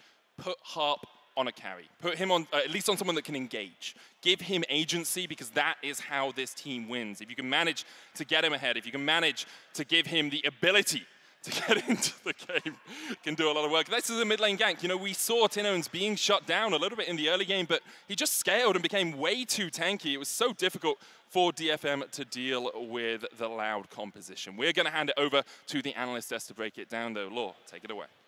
Thank you so much, Medic. What a statement game from Loud here in their series versus Detonation Focus Me on their way to face PSG tomorrow. No caster curse. There's a lot of fans in the studio. I was going to say, you're getting a little ahead, but everything is going super well for them so far. I want to talk about the draft first and the priorities on the side of Loud, but also the agency that DFM had with this draft. Yeah, I think Vedi has really hit the nail on the head there too with the Nidalee coming through on 5. It's not really a composition where you think to yourself, this is the comp where I'm going to be going Nidalee. There's not the biggest amount of setup. You find it hard to attack any of the lanes. I think they still used it well. They pretty much attacked the only lane they could have. Swain pre-6 was probably the only place where you could go down and attack. But outside of that, I think Loud just did a great job at just saying, we're going to make it easy for ourselves. We're going to have a composition where it's easy to play for Robo. It's easy to play the Swain into the Jinx. It's easy to play the carry for Root. It just like, everything aligned for Loud, didn't it? Yeah, it's 4 meatballs in an Aphelios. Now, you just run at the enemy, and if they're not massively ahead of you, you're going to be able to win that fight because, like you said, the team fighting. And meatballs. Okay, good one. Yeah, nice. It is what it is, man. And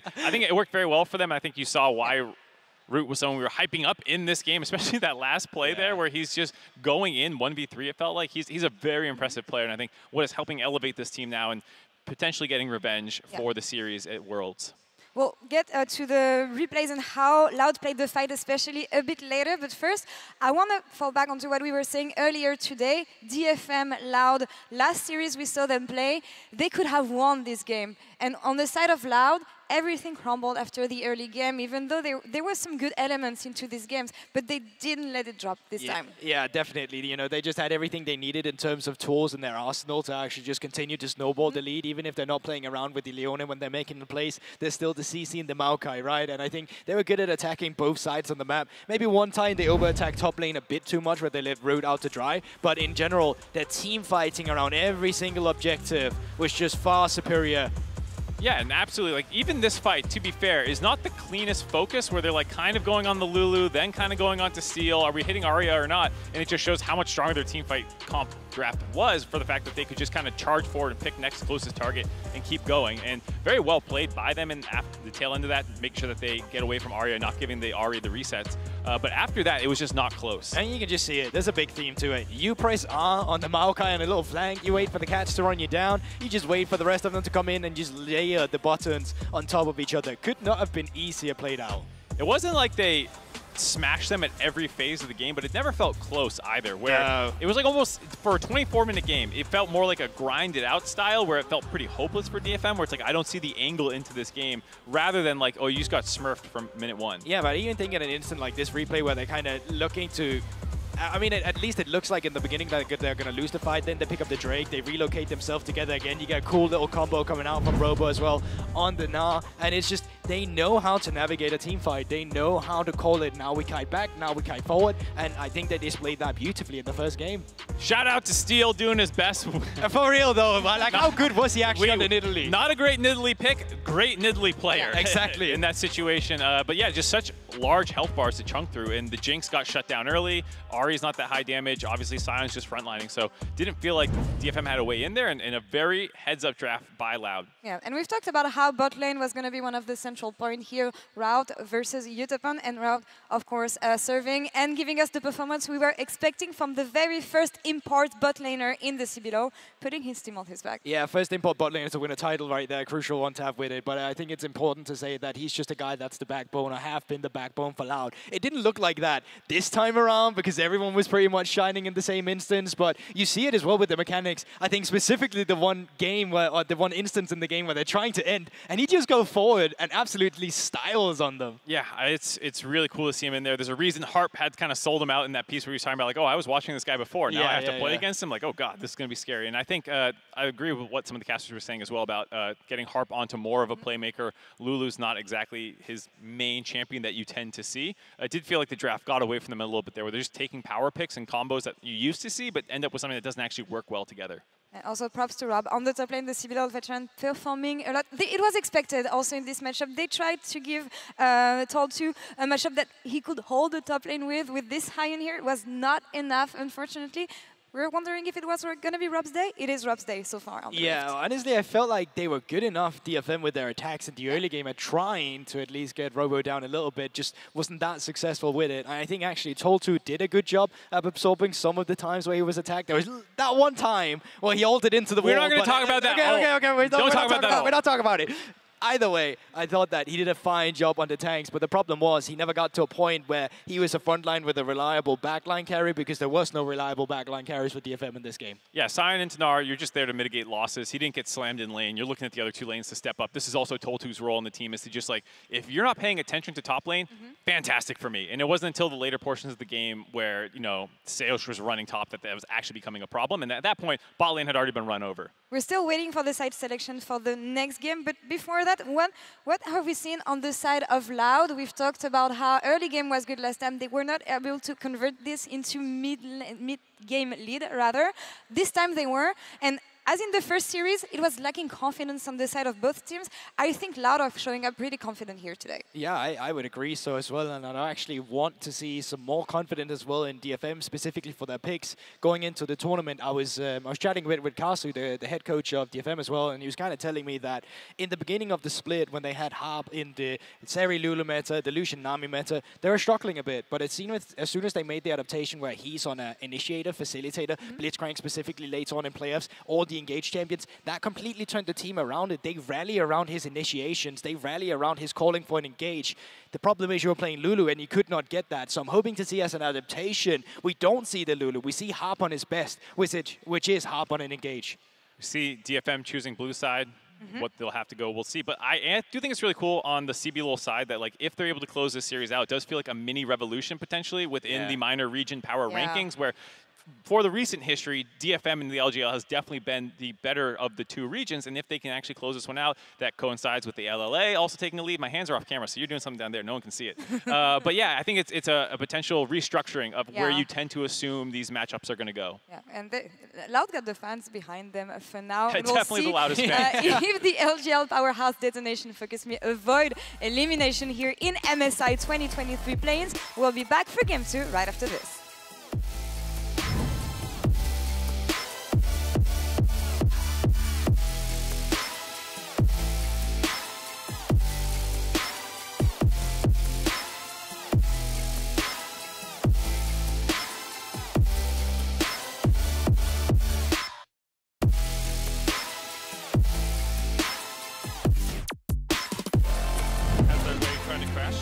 Still on level 2 as Arya gets the charm, but the flash away from Tino thinks that he will survive. Steel diving in though, the never move won't land, and Steel gets first blood. Meanwhile in the bot lane, they're basing most of their attention down towards this bottom side, and DFM perhaps looking for a fight as the Zenith Blade lands up towards the top side. Arya already caught, he's going to spear rush away, the Ignite is ticking, and Root will take him.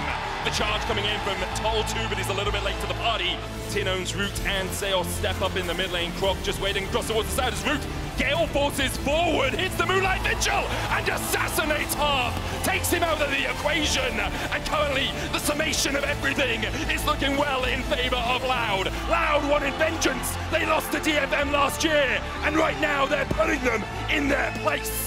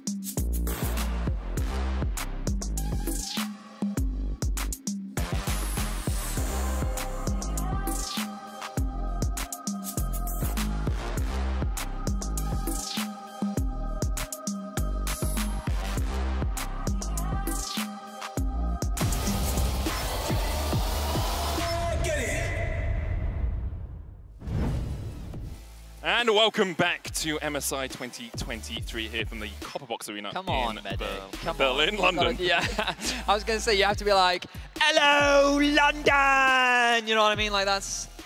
See? I'm not a stereotyper like you, Benny. I realise the Welsh can be... We're British, bro. A little bit strange. You got to be like with this, the gang, innit? The problem is, my voice is posh enough that it really posh, sounds condescending when I do that. All right, bruv, Hello, in it, fellow buds. Brits. Well, quite, yes. It's Today a we'll have pleasure some to have your acquaintance today.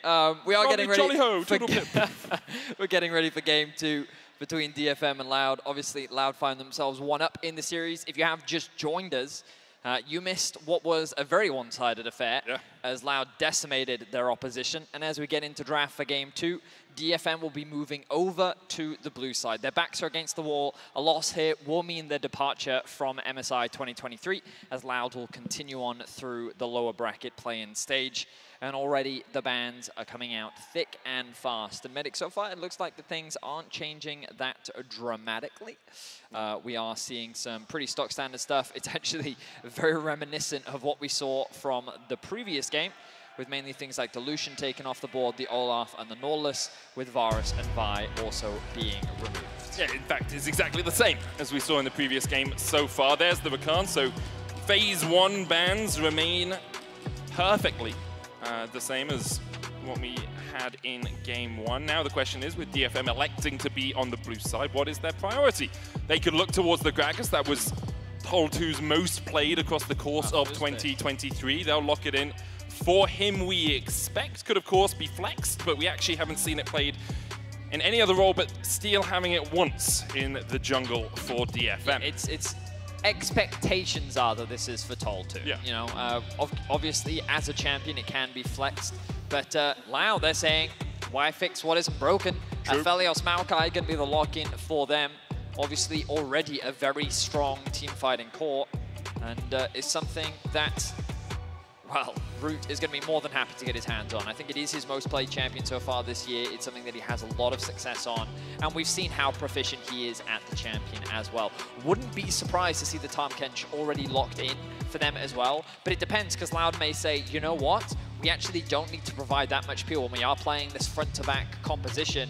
It's fine, so they can actually just lock in their mid. They could lock in an answer into the expected Gragas top if they wanted to as well. They've showcased that they can be quite flexible with their support option. You can see DFM realizing perhaps jungle was a little bit of an issue in Game 1. Picking the Viego, if he gets resets in a fight, can absolutely take over the game, of course, and gives you a little bit more flexibility coming into the later portion of the game than in Nidalee just chucking spears across the wall and hoping something sticks. The Thresh I would love from Loud, because it gives you not only usual disengage and a bit of pick potential, but it gives you extra disengage when you're against a Gragas. Something like a Tahm Kench could be knocked in with the explosive cask, and then who cares if you devour your Aphelios who's still in the middle of the enemy team. Whereas with a Thresh, you can stand that little bit further back, and you always have the Lantern for the extra added safety. I was about to say, I wouldn't be surprised to see a Blitzcrank in the Tahm Kench ban. Yep. With Nautilus already removed, I think Tahm Kench, especially into this composition, could be so good. The other thing we're thinking about is a Braum. I was thinking about Braum in the last game, but because they prioritized the Lulu so early, it wasn't something that was really an option. But when you have such a heavy team fight that just kind of walks into you, Braum can be so effective, and it might be something that they want to remove. No, so both Tahm Kench and Braum are available. I think both can be very solid picks for Harp if that's the direction that he wants to go in. He, of course, does have an incredibly deep champion pool, so wouldn't be surprised to see a number of different things come out from him. It depends what DFM want to do with the remainder of the draft. Expectations are that we'll see top lane come through from Loud, something relatively safe. They may just run back the Gnar once again. They could even go for the Scion themselves if they just want to make sure that they have a solid front line. They have a lot of options at their disposal. The Swain ban does suggest the DFM may be looking at an Ahri once more. Yeah, giving Ahri to Aria is something that has happened very often for DFM and has worked very often for DFM. Won 4 of his 6 games on it this year. I wonder if Loud will look up towards the top lane. Gnar for Robo, he had a great performance on it in Game 1, and into the Gragas can still have a relatively favorable matchup, especially with how Robo is playing right now. DFM will look towards their mid and support. As you say, Tahm Kench a possibility. I think it doesn't give Harp enough agency for my own liking, but in terms of compositionally, Tahm Kench makes a lot of sense. Well, we'll have to wait and see. We need to see a mid laner locked in. Oh, wow. Are they going to go... they might be going in the direction that you want, Medic, and that Yeah, they will. I So like they that. want Harp on an engage, and the Leona will be locked in. Leona Jinx, a bot lane that we don't often see.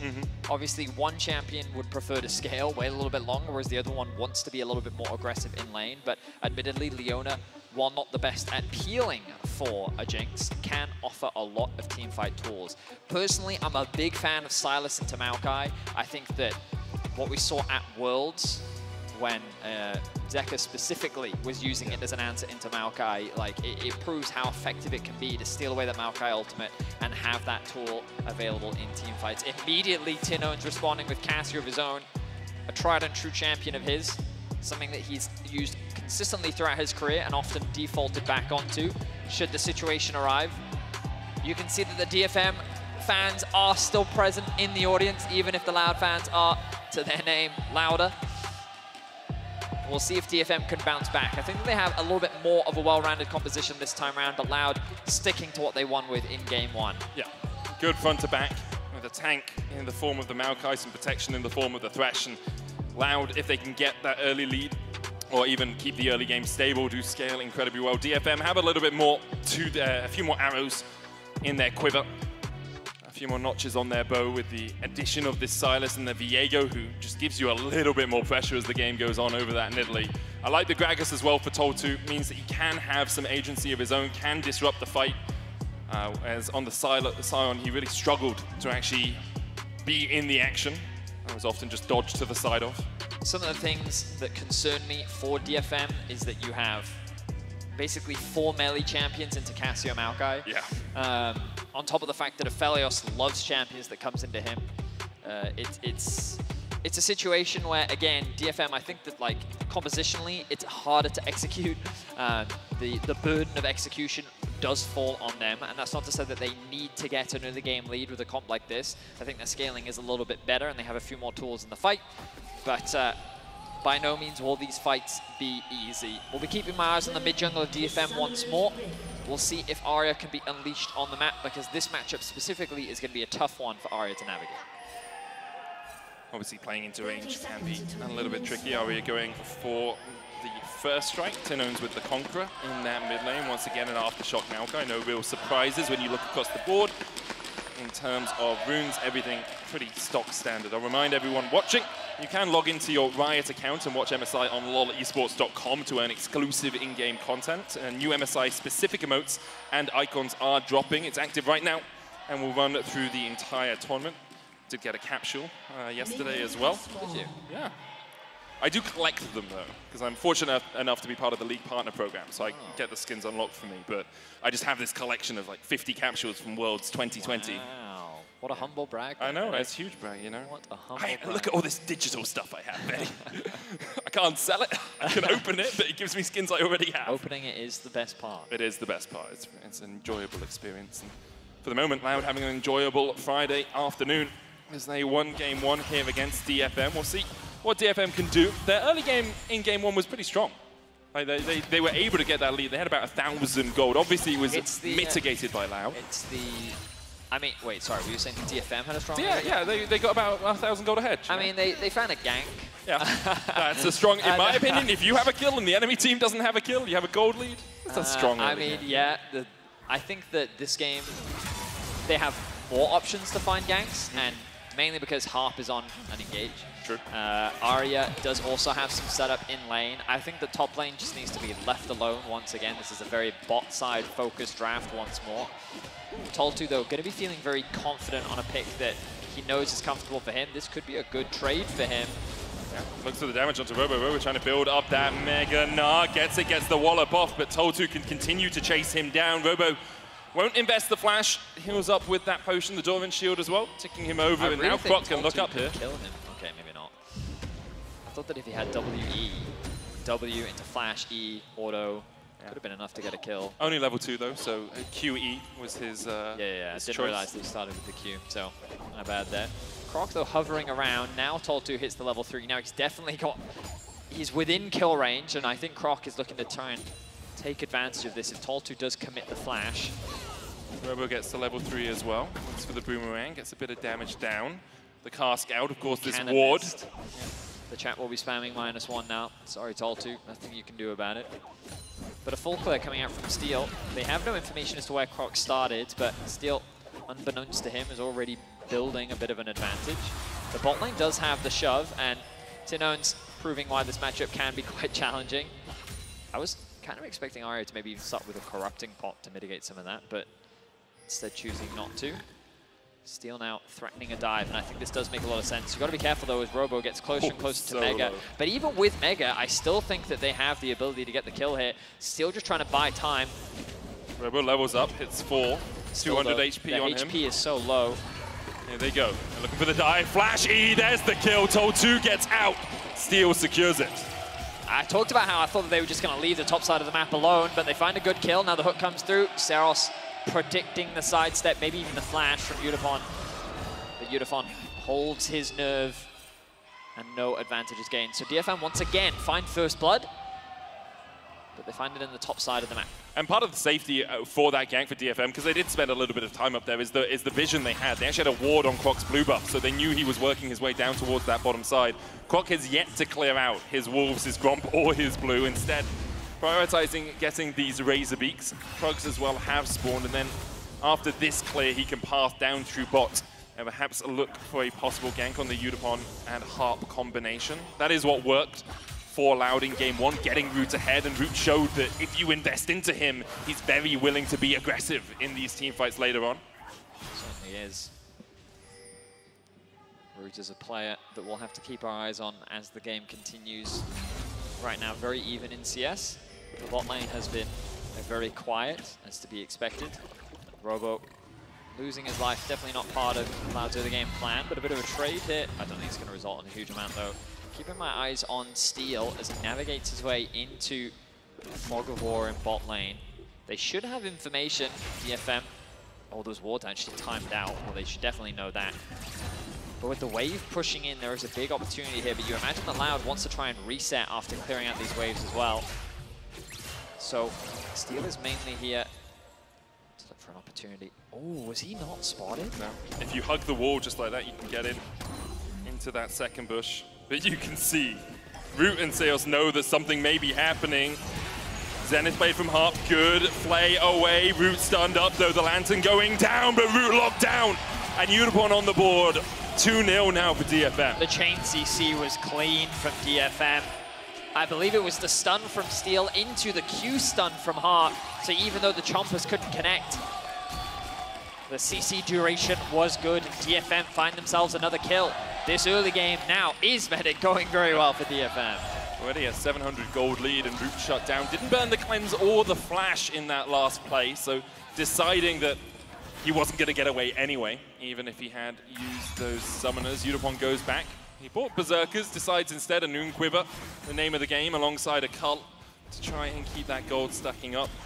Loud using the opportunity because DFM had to push in the wave and then reset there, going back to base, which means when we come out from, the realm of death, we can't pass it down towards this dragon, secure the first Drake of the game. Robo trading here in the top lane with Toll2, winning it out right now. The wallop into the wall, into the mini-nar, into the explosive cast, but Toll2 very low on mana. Puts down another barrel. He's going to be able to sustain himself up with that happy hour. As you say, Arya on his way. Robo does have the flash, the boomerang coming out, looking for the hyper charge. Arya comes in, and down goes Robo. A great roam from Arya. I was wondering why Toll2 was running up in the lane. I was like, shouldn't you be running away? But his whole plan was to cut off the options for Robo when it came to getting closer to the tower. He kind of forced him closer to the wall, which indirectly forced him closer to Arya, making it then easier to find that kill. Well played from DFM. Toll2, you're seeing the difference when he gets his hands on his comfort champion. He's doing so well in the matchup this time round. He's lost 1 game out of 12 on this champ this year. He's, as you say, incredibly comfortable. Maybe lucky number 13 for DFM. A win here, of course, would even out this series.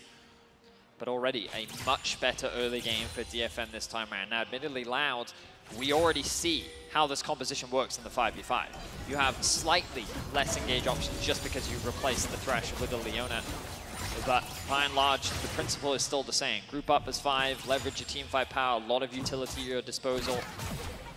And you're going into what is a Cassio Aphelios. Yeah. Like, it's a very powerful front-to-back team composition, which is why, ideally, what you want is to build these early game advantages where you can. Leverage the fact that Maokai isn't the strongest ganker, and then when you enter these mid-game fights, you have that small gold advantage, so even the weaknesses from the comp are mitigated by the fact that you have that item or gold lead. So right now, DFM is off to a great start, and this could be a big fight for them. Keep your eyes on the supports. Harp, level 6, on his way up, or not. Actually, I feel like that would have been a really good opportunity to roam. DFM making the decision here not to contest this potentially. I think they wanted 6 on Steel. They're gonna get it. Tol2 trying to get away from Robo, flashes up. Running. They should Trying fight to get away from the Twisted Advance, but Tol2 with a knockback into the Heartbreaker. Robo low, 150 HP remaining on the Nine. He's gonna try and kite away. Steel still on the chase. No flash for him, no ult, and Robo gets underneath the tower. Meanwhile, Tol2 tries to dish some damage back out. Steel pops the hammer path and will be able to escape, and in the end, the Super Mega Death Rocket finds the Gnar, finds the kill, and Udapon 2-0 to the good. Wow, Udapon, I wasn't expecting the rocket to come from downtown. DFM's bot lane looking much more comfortable this time round. That early kill, combined with this one, is gonna put Udapon in a very comfortable position. I was surprised that Tol2 would choose to flash away. I looked at that 2v2 and I said, there's no way that if Viego Gragas is going to lose that one. But it seems like that after a little bit of skirmishing, DFM realized the same thing and were able to find a good trade. They walk away with the Herald, and now they can use this to really open up the game. Maybe they can funnel some gold into Arya, leveraging the mid lane plates, or maybe they just want to keep funneling gold into Udapon. Arya looks for the damage, try and gaze, dodged by Tinone. Spectral Maw channeled by Steel, but won't be close enough to land that W on the Cassio, and in the end, Tinone's able to survive the engage from Arya, who is at half HP. Tinone has to respect the fact that the enemy jungle and the enemy support are currently not seen on the map, and so they could come in, calling across Seos and Croc to try and bolster his defenses. Dragon spawning in about a minute and a half. That'll be the next main objective that both these teams play for. We see Steel hovering around mid with Seos right behind Tinone's. A 3 versus 2. Of course, they didn't have full information as to where Seos was, but with Arya's HP bar, it's not something that DFM feel confident in fighting right now. This will give Loud access into the river.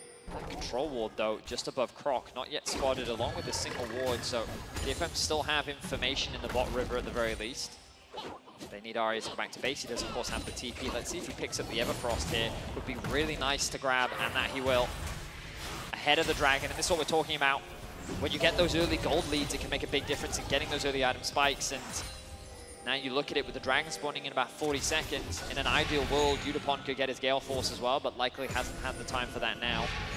But with the Everfrost in Arya's possession, it should be enough for DFM to gain control over this river. Start of this objective. Very possible that Loud just give it up. You don't have to fight this. It's only second Dragon of the game. The stats an Ocean Soul gives are, you know, beneficial, but not so much that you want to throw away your lives in defense of it. And with DFM, as you say, having that 2,000 gold lead, Loud probably just want to sit back, reevaluate, work out exactly how they can scale into this game. The Rod of Ages on Tinone's will, in about 10 minutes, given that level up, of course. The Rift Herald charging in mid here as Steel comes across. Arya stows away the Nature's Grasp, and with the charge, managed to take down 2 plates. Use of Herald here for DFM. I think that when you saw 3 members mid, there was actually a great opportunity for you to threaten bot. Yep. You know, really start funneling those plates into Udapon. But I guess the idea was to keep Loud underneath that tower, create this point of pressure. Arya will throw out the Maokai ultimate. Again, keeping that pressure up and just keeping Loud rooted to this mid-tier 1. The Dragon will go to DFM uncontested. They will hold on to their gold lead for now. Overall, great early game from DFM. And from Tol2 as well. Oh, yeah. It's taken him 2 days to really wake up, but in this game, the pressure he's putting down onto Robo, the fact he continually is winning out on these trades. Steel coming across as well, as Robo does still have the flash. Steel can look for the stun, but Robo will just hold the flash, gets underneath the tower. The Heartbreaker coming out as well, but the stun not quite connecting means that Robo is able to walk out of that one. Meanwhile, in the bottom side of the map, you can see Loud trying to get something, trying to at least deny a little bit of vision. They'll do exactly that and maybe steal away a red buff to boot. The cross map makes a lot of sense here. An opportunity for Loud to get some plates back, get root a little bit more gold. Loud actually choosing not to steal away the red buff here. A little bit surprising. That second plate didn't quite go over in favor of Loud. But Croc continues to hover. Tinones will be locked to his mid lane for the time being. Tolto going back to base, but no TP. The engage from Locked up, DFM. has the cleanse. The Lantern goes down as well. Root trying to disengage here. The Solar Flare hits, and Root locked up. The flash comes out. Nature's Grasp from the side as well. Moonlight Vigil will give Root a little bit of healing, and in the end, Loud are able to disengage. Croc has the flash. The Zenith blade chases him though, and Arya can dash back in if he wants. Harp though now on the wrong side of the wall. He'll fall. Tinones takes him out. And the gold evens out just that little bit as Arya tries to escape from the Casio, but could be some pretty difficult clutches to manage to wrangle yourself away from. And the hook landing onto Steel as well means that Seos and Tinones will be able to get another Unipon now taken down in the bot lane. And what was originally disaster for Loud turns into delight. Really good punish from Loud and a massive overstep from DFM. Hart, he was not planning on going over that wall. No. A great flash from Croc, drags him with him, and then Tinones actually destroys the blast cone before Harp gets an opportunity to use it and get away to safety, which means that a man down, Loud see an opportunity to re-engage. So it all starts with a good setup initially from DFM. The cleanse gets forced out. The flash then comes through from Unipon saying, hey, you know what? I think I can get an execute onto Root here. He gets a big heal from his ultimate, thanks to the red gun. And then DFM is saying, you know what, let's go for this. Flash in from Harp, and then look, he's locked over the wall. Tinones immediately hits the blast cone, which means the Harp can't get to safety. Free kill handed over to Tinones, and then DFM split up. And there's a bit of a mixed decision here. Arya is saying, you know what, I think I can fight Tinones. Steel's saying, I can help you. But now, as Arya is disengaging, Steel finds himself left isolated, and Unipon, in his attempt to then help him, isolates himself as well. So DFM kind of tried too hard to assist their teammates, which then baited one another into kill after kill after kill. Something Broxer told me once when he was training me how to jungle is dip the inters. Sometimes you just have to accept someone is dead. And right there, DFM throwing good after bad, it seems, losing a couple of members, and now Loud with a gold lead, Betty, almost 1,000 gold ahead. Going to be able to get a little bit more here as we see the MasterCard gold difference. 14, Root with a strong lead, 700 gold ahead, and it's only going to keep expanding as the game continues. You can see actually 900 gold now as we come past up towards the 16-minute mark. Withheld up 1:23 on the Hextech Drake as well. Would only be the second of the game for either of these teams, but it feels like the Drake is just a backdrop. It's just scene setting for a fight. And both these teams seem willing to take a battle once again in the river. Right now, the Herald, the start for Loud. Steel trying to come in as well with that Herald path.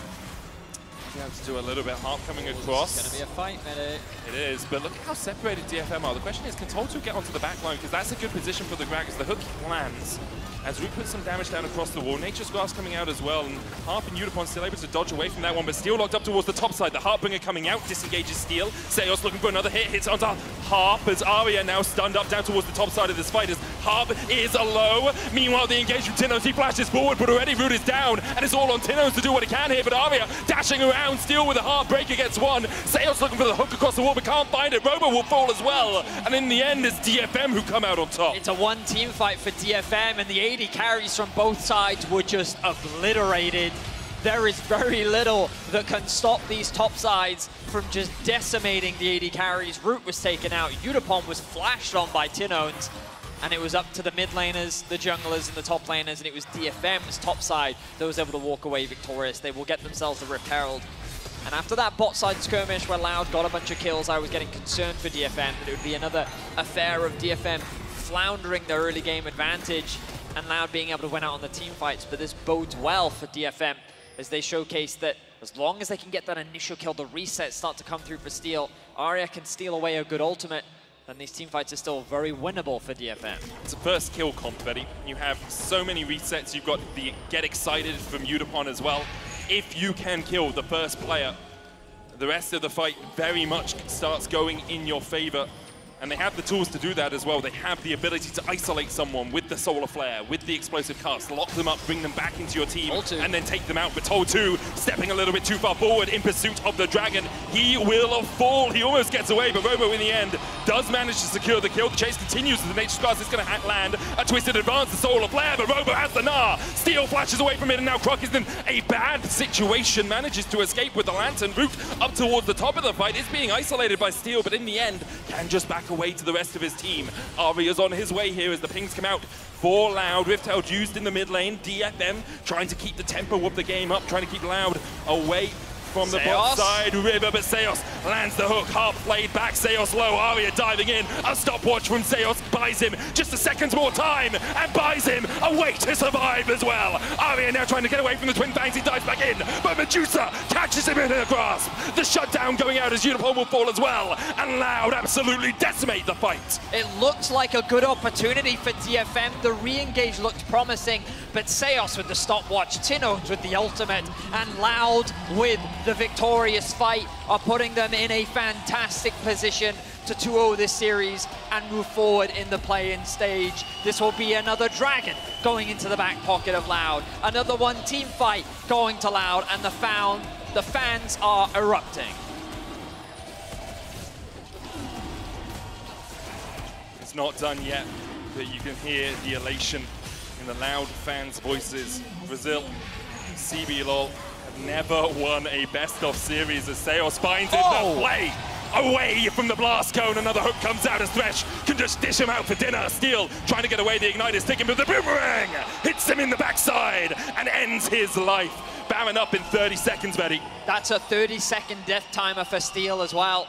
It would be ambitious for Loud to force it, but you know what? Why not? They see how strong Tinones is. When you have Aphelios and Cassio, your ability to melt this Baron is incredibly fast. And they may just do it. Can just look to control the jungle as well. There are still littered wards in this top side jungle. 1 second, Tinones, he's going to start that Baron up immediately. Robo nars away Aria. That's a big ultimate used before the fight begins. The Super Mega Death Rocket saw them there, and you can see the TP already from Toll 2. They know, DFM realize that the tempo has been quickened here. They are called to a battle in the river, but right now Loud have already secured the Baron, and maybe they'll just look to get out. They can retreat instead. Root advances. Unipon has to flash across the wall. Root survives as Steel goes down. Another will fall as Toll 2 finds himself in the midst of 5. Loud get the Baron, get 2, and clean up the fight. Loud get everything that they could want, and DFM is falling apart. They had a great early game, but the skirmishes did not go in their favor. They made small mistakes that Loud have been very quick to punish, and the confidence from this Loud squad is something that cannot be slowed down. They began the Baron without hesitation. Look at the miasma to cut off the entrance. The Maokai ultimate as well. Steel gets desperate as he and Utapon tried to find a pick onto Root. Root just forces Utapon out of the fight completely. A great flash from Root to sidestep the Heartbreaker. And with all of the shurikens lying in wait, Root walks away victorious. Loud walk away victorious, and Loud are looking to 2-0 DFM and get their revenge from Worlds last year. The addition from Root, in fact, transforms the landscape against DFM, it seems. Loud now just have to cross their T's and dot their I's. They're pushing in 2 waves. We saw this in the last game as well. Robo up towards the top side, dealing with Toll 2. DFM not defending their tier 2s right now. The inhibitor will be the line of scrimmage, will be the line where the battle is drawn. Aria, Harp, and Utapon just trying to find what they can. You do have 2 items on Aria, you have 2 items on Utapon. DFM have the tools in their kits to find their opposing men. The question is, can they do it in the face of Loud? Toll 2, oh no, he may have overstepped, he misses the barrel. Robo just feeling himself right now. Steel's gonna go back in, but it cost him half his health. Meanwhile, Root in the mid lane, cycling through the guns as quickly as he can to take down this tower.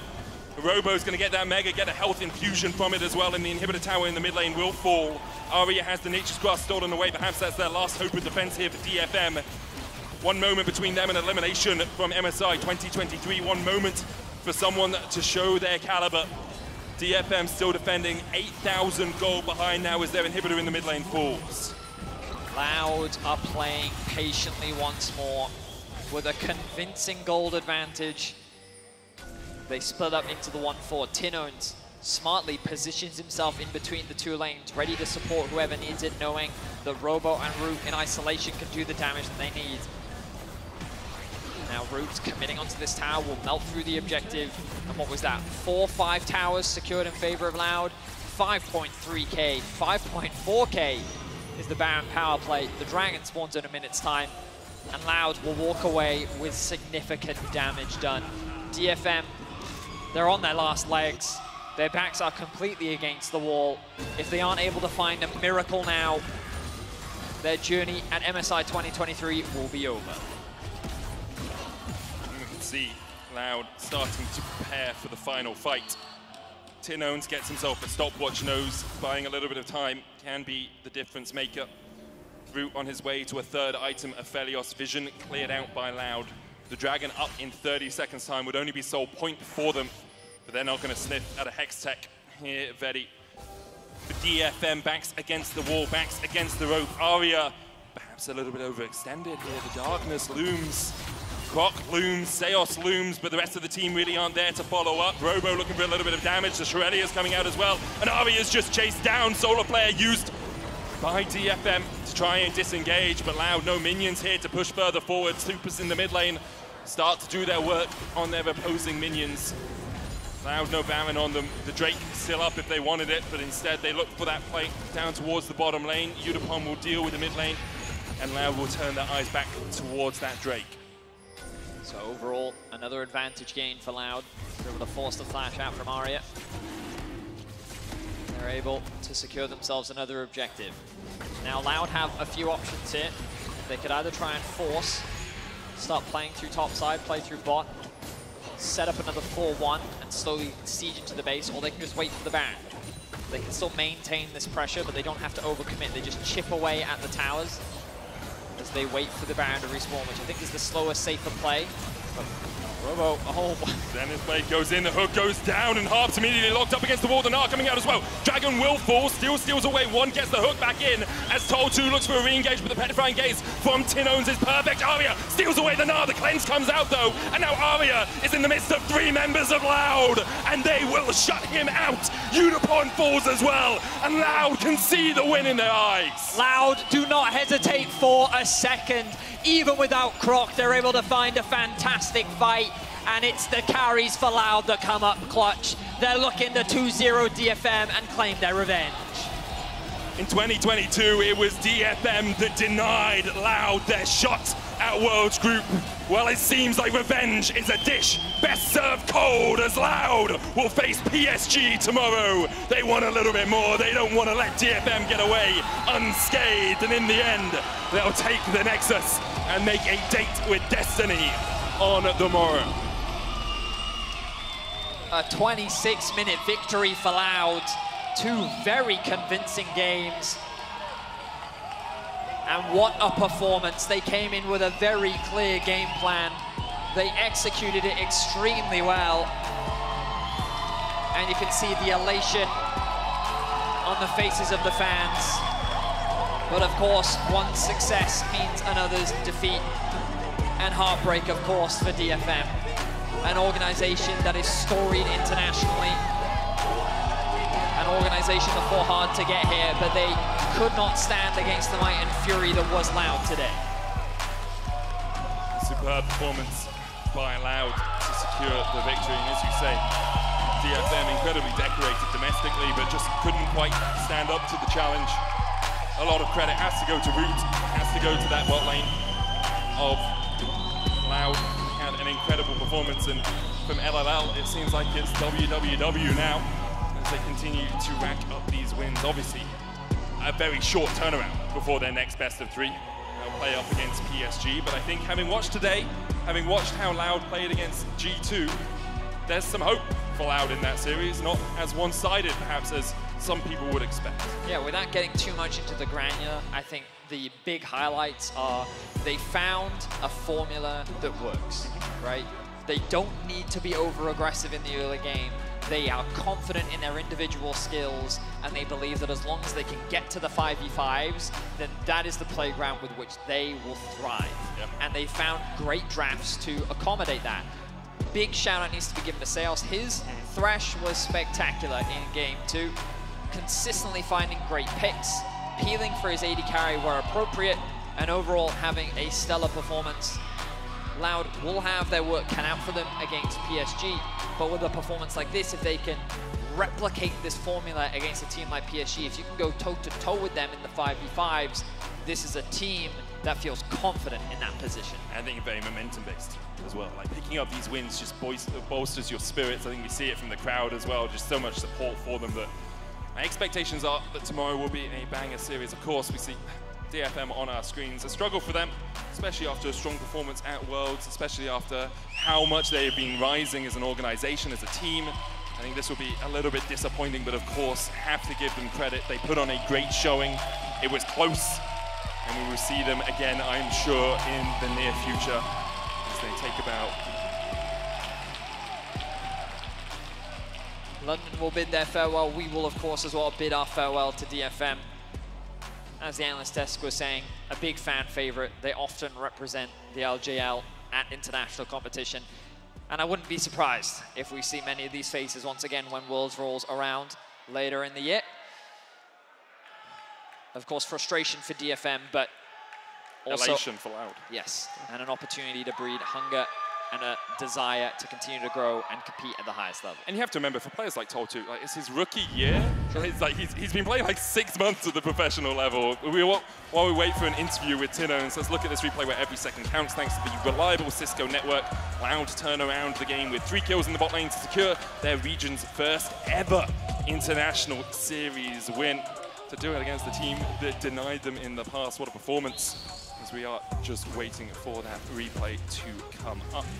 But yeah, just incredible stuff. Obviously, credit to Tinones, credit to Root, credit to, I mean, all of the players. Robo, especially in game 1, had a stellar performance, and as someone that has been the lead for that team for so long, it is heartening to see him being able to challenge at this level again. Yeah, for sure. I'm consistently impressed with what Loud are able to do and the level at which they're able to play at.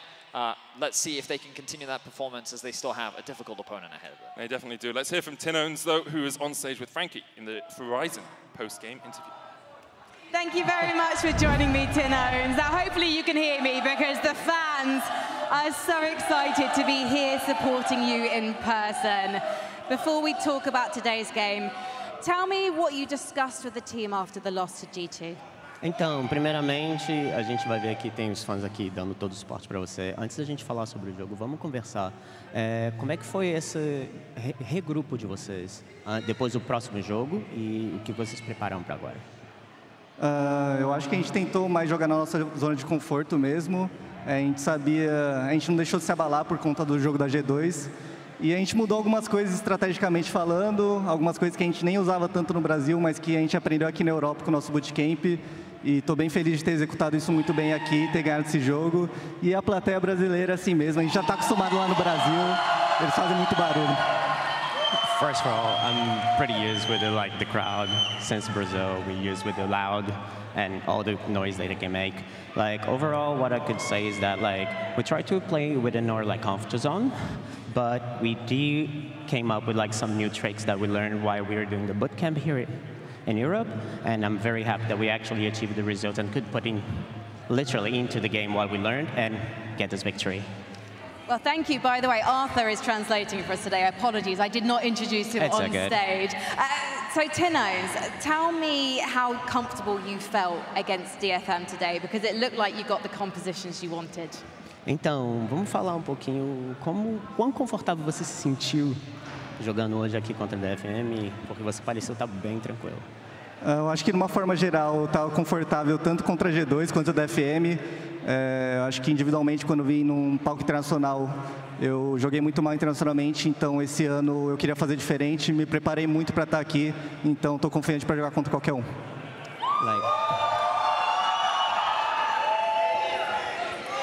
Overall, I've been preparing myself.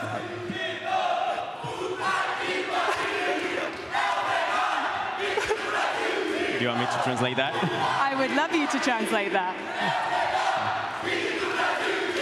For the God's sake, this is the best team from Brazil. Let's go. It's definitely the best 16 from Brazil. Let's go, Loud fans.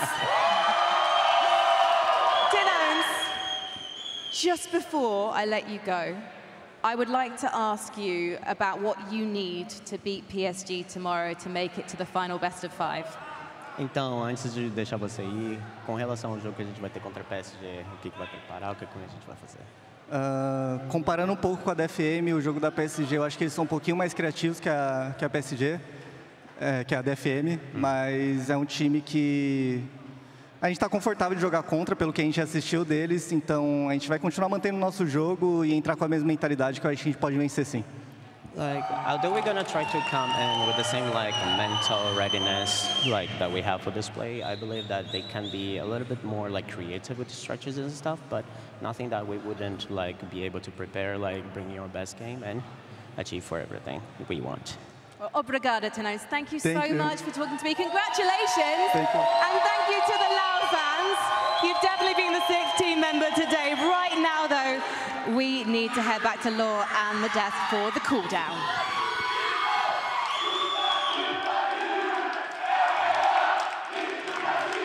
Thank you so much, Frankie, for this Verizon post-game interview. Welcome to MSI Cooldown after a glorious day for CBLOL and LLA. Best time to be a Latin American fan, guys. Definitely a surprise. The first time for both these teams picking up a series win in play-ins in the history of these series. It's incredible that both come on the same day. It's a very good time for both of them. Yeah, this will definitely go down as a historic day for a lot of play-ins teams. I mean, those two specifically in terms of not only actually securing this win, but specifically for Loud as well. The performance too, definitely some of the most dominant we've seen in the region, and specifically with Root down in that bot lane position. They had the fans behind them. They came ready, they came prep, and they didn't let it go. And as I was saying after the first game, I was mostly surprised of the adaptation from the Loud side. From the first game they played, yes, against G2, where they could have won it, but here they came ready, and no nerves involved. They kept on going with the game plan they had. It was amazing to see. Yeah, I was, especially in game 2 when they fell behind with the 4 kills early on, I was grabbing snacks, I was getting ready for a long day. I was like, this is going to go to game 3, and they immediately bounced back in that long ball lane play. So really cool to see out of them. Yeah, I think it's just about the fact that they're really good at navigating their team fights too. Even though they fall behind in that instant, they're not afraid to actually pull the trigger in a play that they believe will be right. So I think for sure, huge credit to their team fighting tools. And we talked a bit about it in the first game. There are buttons. This time around, they found them again. Or actually, this is actually game 1 going back to it. Yeah, going back to game 1, big fight at the Dragon Pit. It felt like they won every single team fight for the most part. Was kind of in their favor. Playing to their strengths and looking pretty good heading into tomorrow. I think PSG better be paying attention to this. It's going to be an interesting series for sure, but we have to talk about DFM, a region that we've been used to see as a surprising region, usually one of the minor regions who performed the best. They had to rebuild, of course, losing one of the key members in the likes of Abby, going to the LEC, Arya coming back after a difficult year in the LCK is not the team that... the fans are really loud, I love it. But yeah, this is not what we expected from DFM coming into the play-in this year. I mean, it was rough for them as a whole roster coming together as a team, but I still think we saw some individual shines. I think in today's series specifically, Steel, and yeah, you guys can finally see them now. They're just behind us, screaming. Okay, Mark keeps saying it with a smile as well while he's listening to them, so. It's fun. I enjoy it, and I think for DFM, you know, a lot of people are saying, oh, the loss of Evie feels bad, but it's still 4-ish of the same people. Arya has come and gone from DFM, and so it's not like this is some drastically weakened team that the CBLOL just took down. This is largely the same core of players that was sitting at the top of play-ins time and time again, and the fact that finally Loud has gotten over them is a huge accomplishment. I mean, yeah, that's the thing. When you look at Brazil over the years, they always created some surprises, winning against one of the most expected teams, I would say, but this is the first time they win so convincingly and also win a best-of-5 in the history of play-ins. It's so huge. Interesting just hearing that statement, right? Because you just feel like some of the historic marks that CBLOL has left, especially going back to Kaboom as well, but also tying in a group at some point as well with EDG. Like, they've had stints throughout the years, and specifically in play-ins, where it's like, I mean, surely they've moved on, right? But no, they haven't. It is the first time today, which is incredible. And it feels like a well-deserved and kind of a long time coming with how popular that region is. Their viewership has been great domestically. They've always had a large player base, and it felt like it was like a matter of time for whenever they would start punching above their weight class, and they finally were able to do it here today. we have to talk about one player in particular, the OnePlus player of the series here, and no surprise, I think it's Root. I would give it to the first import. Definitely agree. Yeah, bot laner here. What did we think about his performance today? I just love that, you know, he's so conscious of his own position in terms of when can I be the one who's actually even frontlining and making it work and as an AD carry because of my damage output, and when do I need to be in the backline and just be that reliable carry. Root just, you know, absolute insane performance. Goes to show why he was the first import as well to win CP LoL, because he's damn good. Absolutely the case. Knows, especially the Aphelios gun usage, when to use each of them. Like that initial chase down sequence in the bot lane that got them back into this game. It was actually his red gun ultimate to get topped up so that he could rejoin the fight later when it kind of broke apart. Just such heads up awareness of how to play these situations out, giving them this stable carry threat. You know, that's going to be really interesting as well with, for example, PSG Wako versus, you know, Root on the Aphelios 2 guys has been really happy for that specific champion. But yeah, that's something for the future, just something to be excited about. In the next few days, of course. Quick words about the first series we had today, GAM versus R7. Of course, disappointment when you look at the VCS region as a whole. Also a region that's been used to surprising us in the play stage, also making it to later stages of the tournament. But this time around, it's a real mystery. I mean, they will be kicking themselves for sure, because they could have won today's series. It's just that simple. A lot of it comes down to execution. The game you're watching right now should absolutely have been won in the end, and it was a throw. Good resilience for R7, you have to credit that, but for VCS there was high expectations, and sadly they just weren't able to meet them. No, not at all. I think it was very nice to see the LLA bouncing back in games where they fell behind, being, like you said, tenacious. But for the VCS side, this is the region that had not been able to attend quite as many international performances. They set their second seed actually last MSI, and it gave people a lot of hope because that team actually did look pretty good with despite how young its talent was. And then you get to see a lot of the returning faces like Levi that everyone was excited to see back on the international stage, and just a bit of a dud at the end of the day, not able to perform at the level that a lot of us expect out of them. But I'm sure they're going to come back to Worlds very, very hungry. Yeah, definitely. And we got a chance to talk to them still, because after the GAM versus R7 series, Frankie caught up with GAM's head coach Hanke in the Verizon post-game interview. Thank you very much, Laure. Coach Hanke joins me now. Thank you so much for agreeing to talk to me. Talk to me about the series then. What do you think went wrong for the team? So the thing is, went wrong at the beginning of the event, not just today, but we think that we can fix what the issue is, but actually it's not, because it's a really big problem for us. Like this, the international experience for us, like playing on the stage and have that huge crowd, then we just like not be the same anymore as what we used to play in VCS. So this is the first international event of the year. There's Worlds as well, so do you think that the experience you have had here in London might help when it comes to Korea? I think because we lost once in last year, we lost Worlds 2022. I think it's enough for us to like gaining experience. Yeah. Yes. It's a good thing to see. Why did the approach to the way that the team wants to play change between VCS and here at MSI? We were expecting a lot more team fighting from the outset from the team. So as what I just said, the mentality on the stage, and somehow it's like when we face here, like a lot of top level team, they're on like champion and second seed of the major league.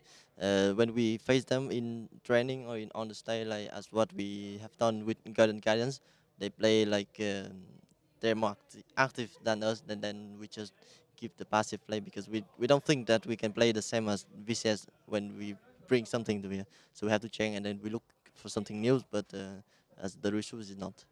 Do you think you'd change that approach if you make it to Worlds? So there's a lot of things need to change, but I think with what we are playing now, then we will have a chance in World. When it comes to Levi, he's calling the shots and he's got so much experience and the expectations, I guess, of the fans as well as his teammates on his shoulders.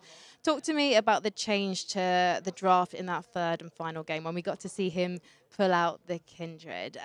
Do you regret not bringing that in earlier? No, because I regret for not let him release another thing, because he had to carry a lot. Like teammate, and then main thing in the game, like shotgun, being a captain, everything that he have to carry on his shoulders. And for that, the only thing I regret is not have him on beside. But about the Kindred or playing something like Engage Champion, like that, we can play both style, but we just pick the Engage first. And then when the things come to play carry for Levi, we just pick it. Well, Coach Hanke, you've only just been promoted to head coach, literally at the start of this year. And the fact that you're coaching your team at an international event is incredibly impressive. So thank you so much for talking to me today. And hopefully we'll see you at Worlds. Thank you. Thank you. We'll head back to Law.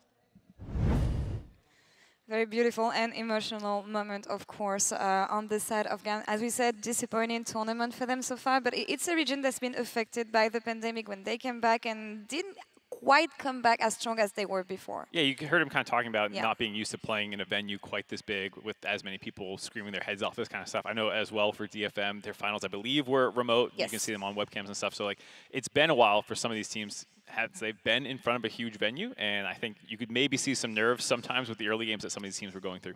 Yeah, I definitely think we saw some of the nerves, and maybe just not limited to GAM as well either. I think we see some jitters as well, but I think it's natural as well for minor. Yeah. Some of the minor regions, don't want to compare it to, for example... I think Loud is very used to playing in front of it. Used to that, but some of them are not used to that kind of experience, and that's something that you got to take with you. It sounds really cliche, especially because so many of the minor regions have heard this before as well, but for a lot of these players, new players as well, who will be making their return or trying to make their return for the bigger events like Worlds, they need this experience. They need to have it. And sometimes you need to fall so you can get right back up. It's not going to be like, let's win Worlds potentially, but it's step by step. It's not a sprint. It's a marathon. These are two teams that are used to be in international events, so we'll see how and if they can come back later on this year at Worlds. But let's focus on the future and the teams we have left and advancing to the next stage, as tomorrow we'll have Golden Guardians versus R7 and PSG versus Loud. Mark, I'm going to turn to you now for this one. How are we sweating? How many people are still watching the stream? How many of my NA homies are in the chat? Because I will say I am not sweating after that series. I'm feeling pretty good for Golden Guardians. I think Movistar R7 will have to play a lot better tomorrow if they want to beat Golden Guardians. Yes, you know, Golden Guardians bot lane got obliterated by Elk, but Elk is kind of one of a kind right now, and the rest of Golden Guardians actually did well enough to still take a game against BLG, which speaks to the fact that it is going to be an uphill battle if they want to take them down. Yeah, I think in that series, you know, Bong versus FLICKR stuff, well, that's what I'm looking for. That's actually a good matchup.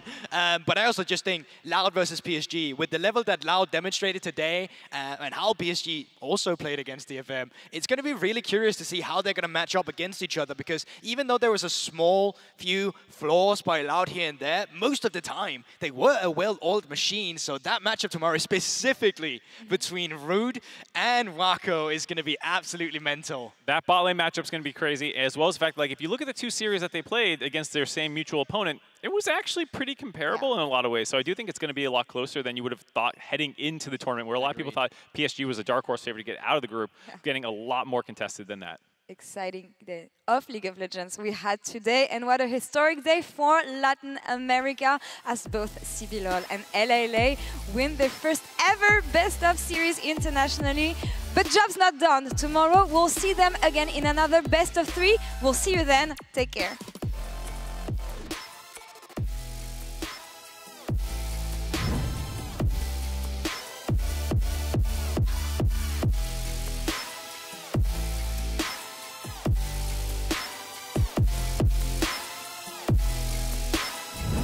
The glacial path, you've already used your flash, and it's just a matter of who picks up this kill. And R7 have come out the gate swinging. Style is still working forward as the Jacks will pummel down Miru, and they just get absolutely everything. Seo tries to save the fight, but it ends up going Gam's way. At its integrity, but they can get Kati out. That will be the big thing here. Flash in, first blood. They lose the dragon, but they gain a kill. You see Style and Seo kind of going for a little bit of an 80 carry 1v1. So you can go for it. Nice flash from Seo. Means he gets the kill. Look for trying to jump on the Miru. Will he be able to get the damage down? They're just kiting him back. He's got the spell shield to come in. They got the ult as well. 50-50. They got the quickness in the back of the pit. Everybody's jumping in. It's secured by Gam. And then the fight is all theirs. They will not be losing this series in this game. And they want to send us to 3. We'll see the knockback. Kati is pretty damn healthy, I will say. We'll get all in. Bong with another solo kill, this time onto the mid laner. Style needs to keep the VCS in this fight, but I don't think they can do it. And for the first time, the LLL will win a best-of-series and international competition! Has that wave trying to crash. Tino's still on level 2 as Aria gets the charm, but the flash away from Tino means that he will survive. Steel diving in, though the Never Move won't land, and Steel gets first blood. That they're basing most of their attention down towards this bottom side, and DFM perhaps looking for a fight as the Zenith Wave lands up towards the top side. Aria already caught, he's going to spear rush away, the Ignite is ticking, and Root will take him.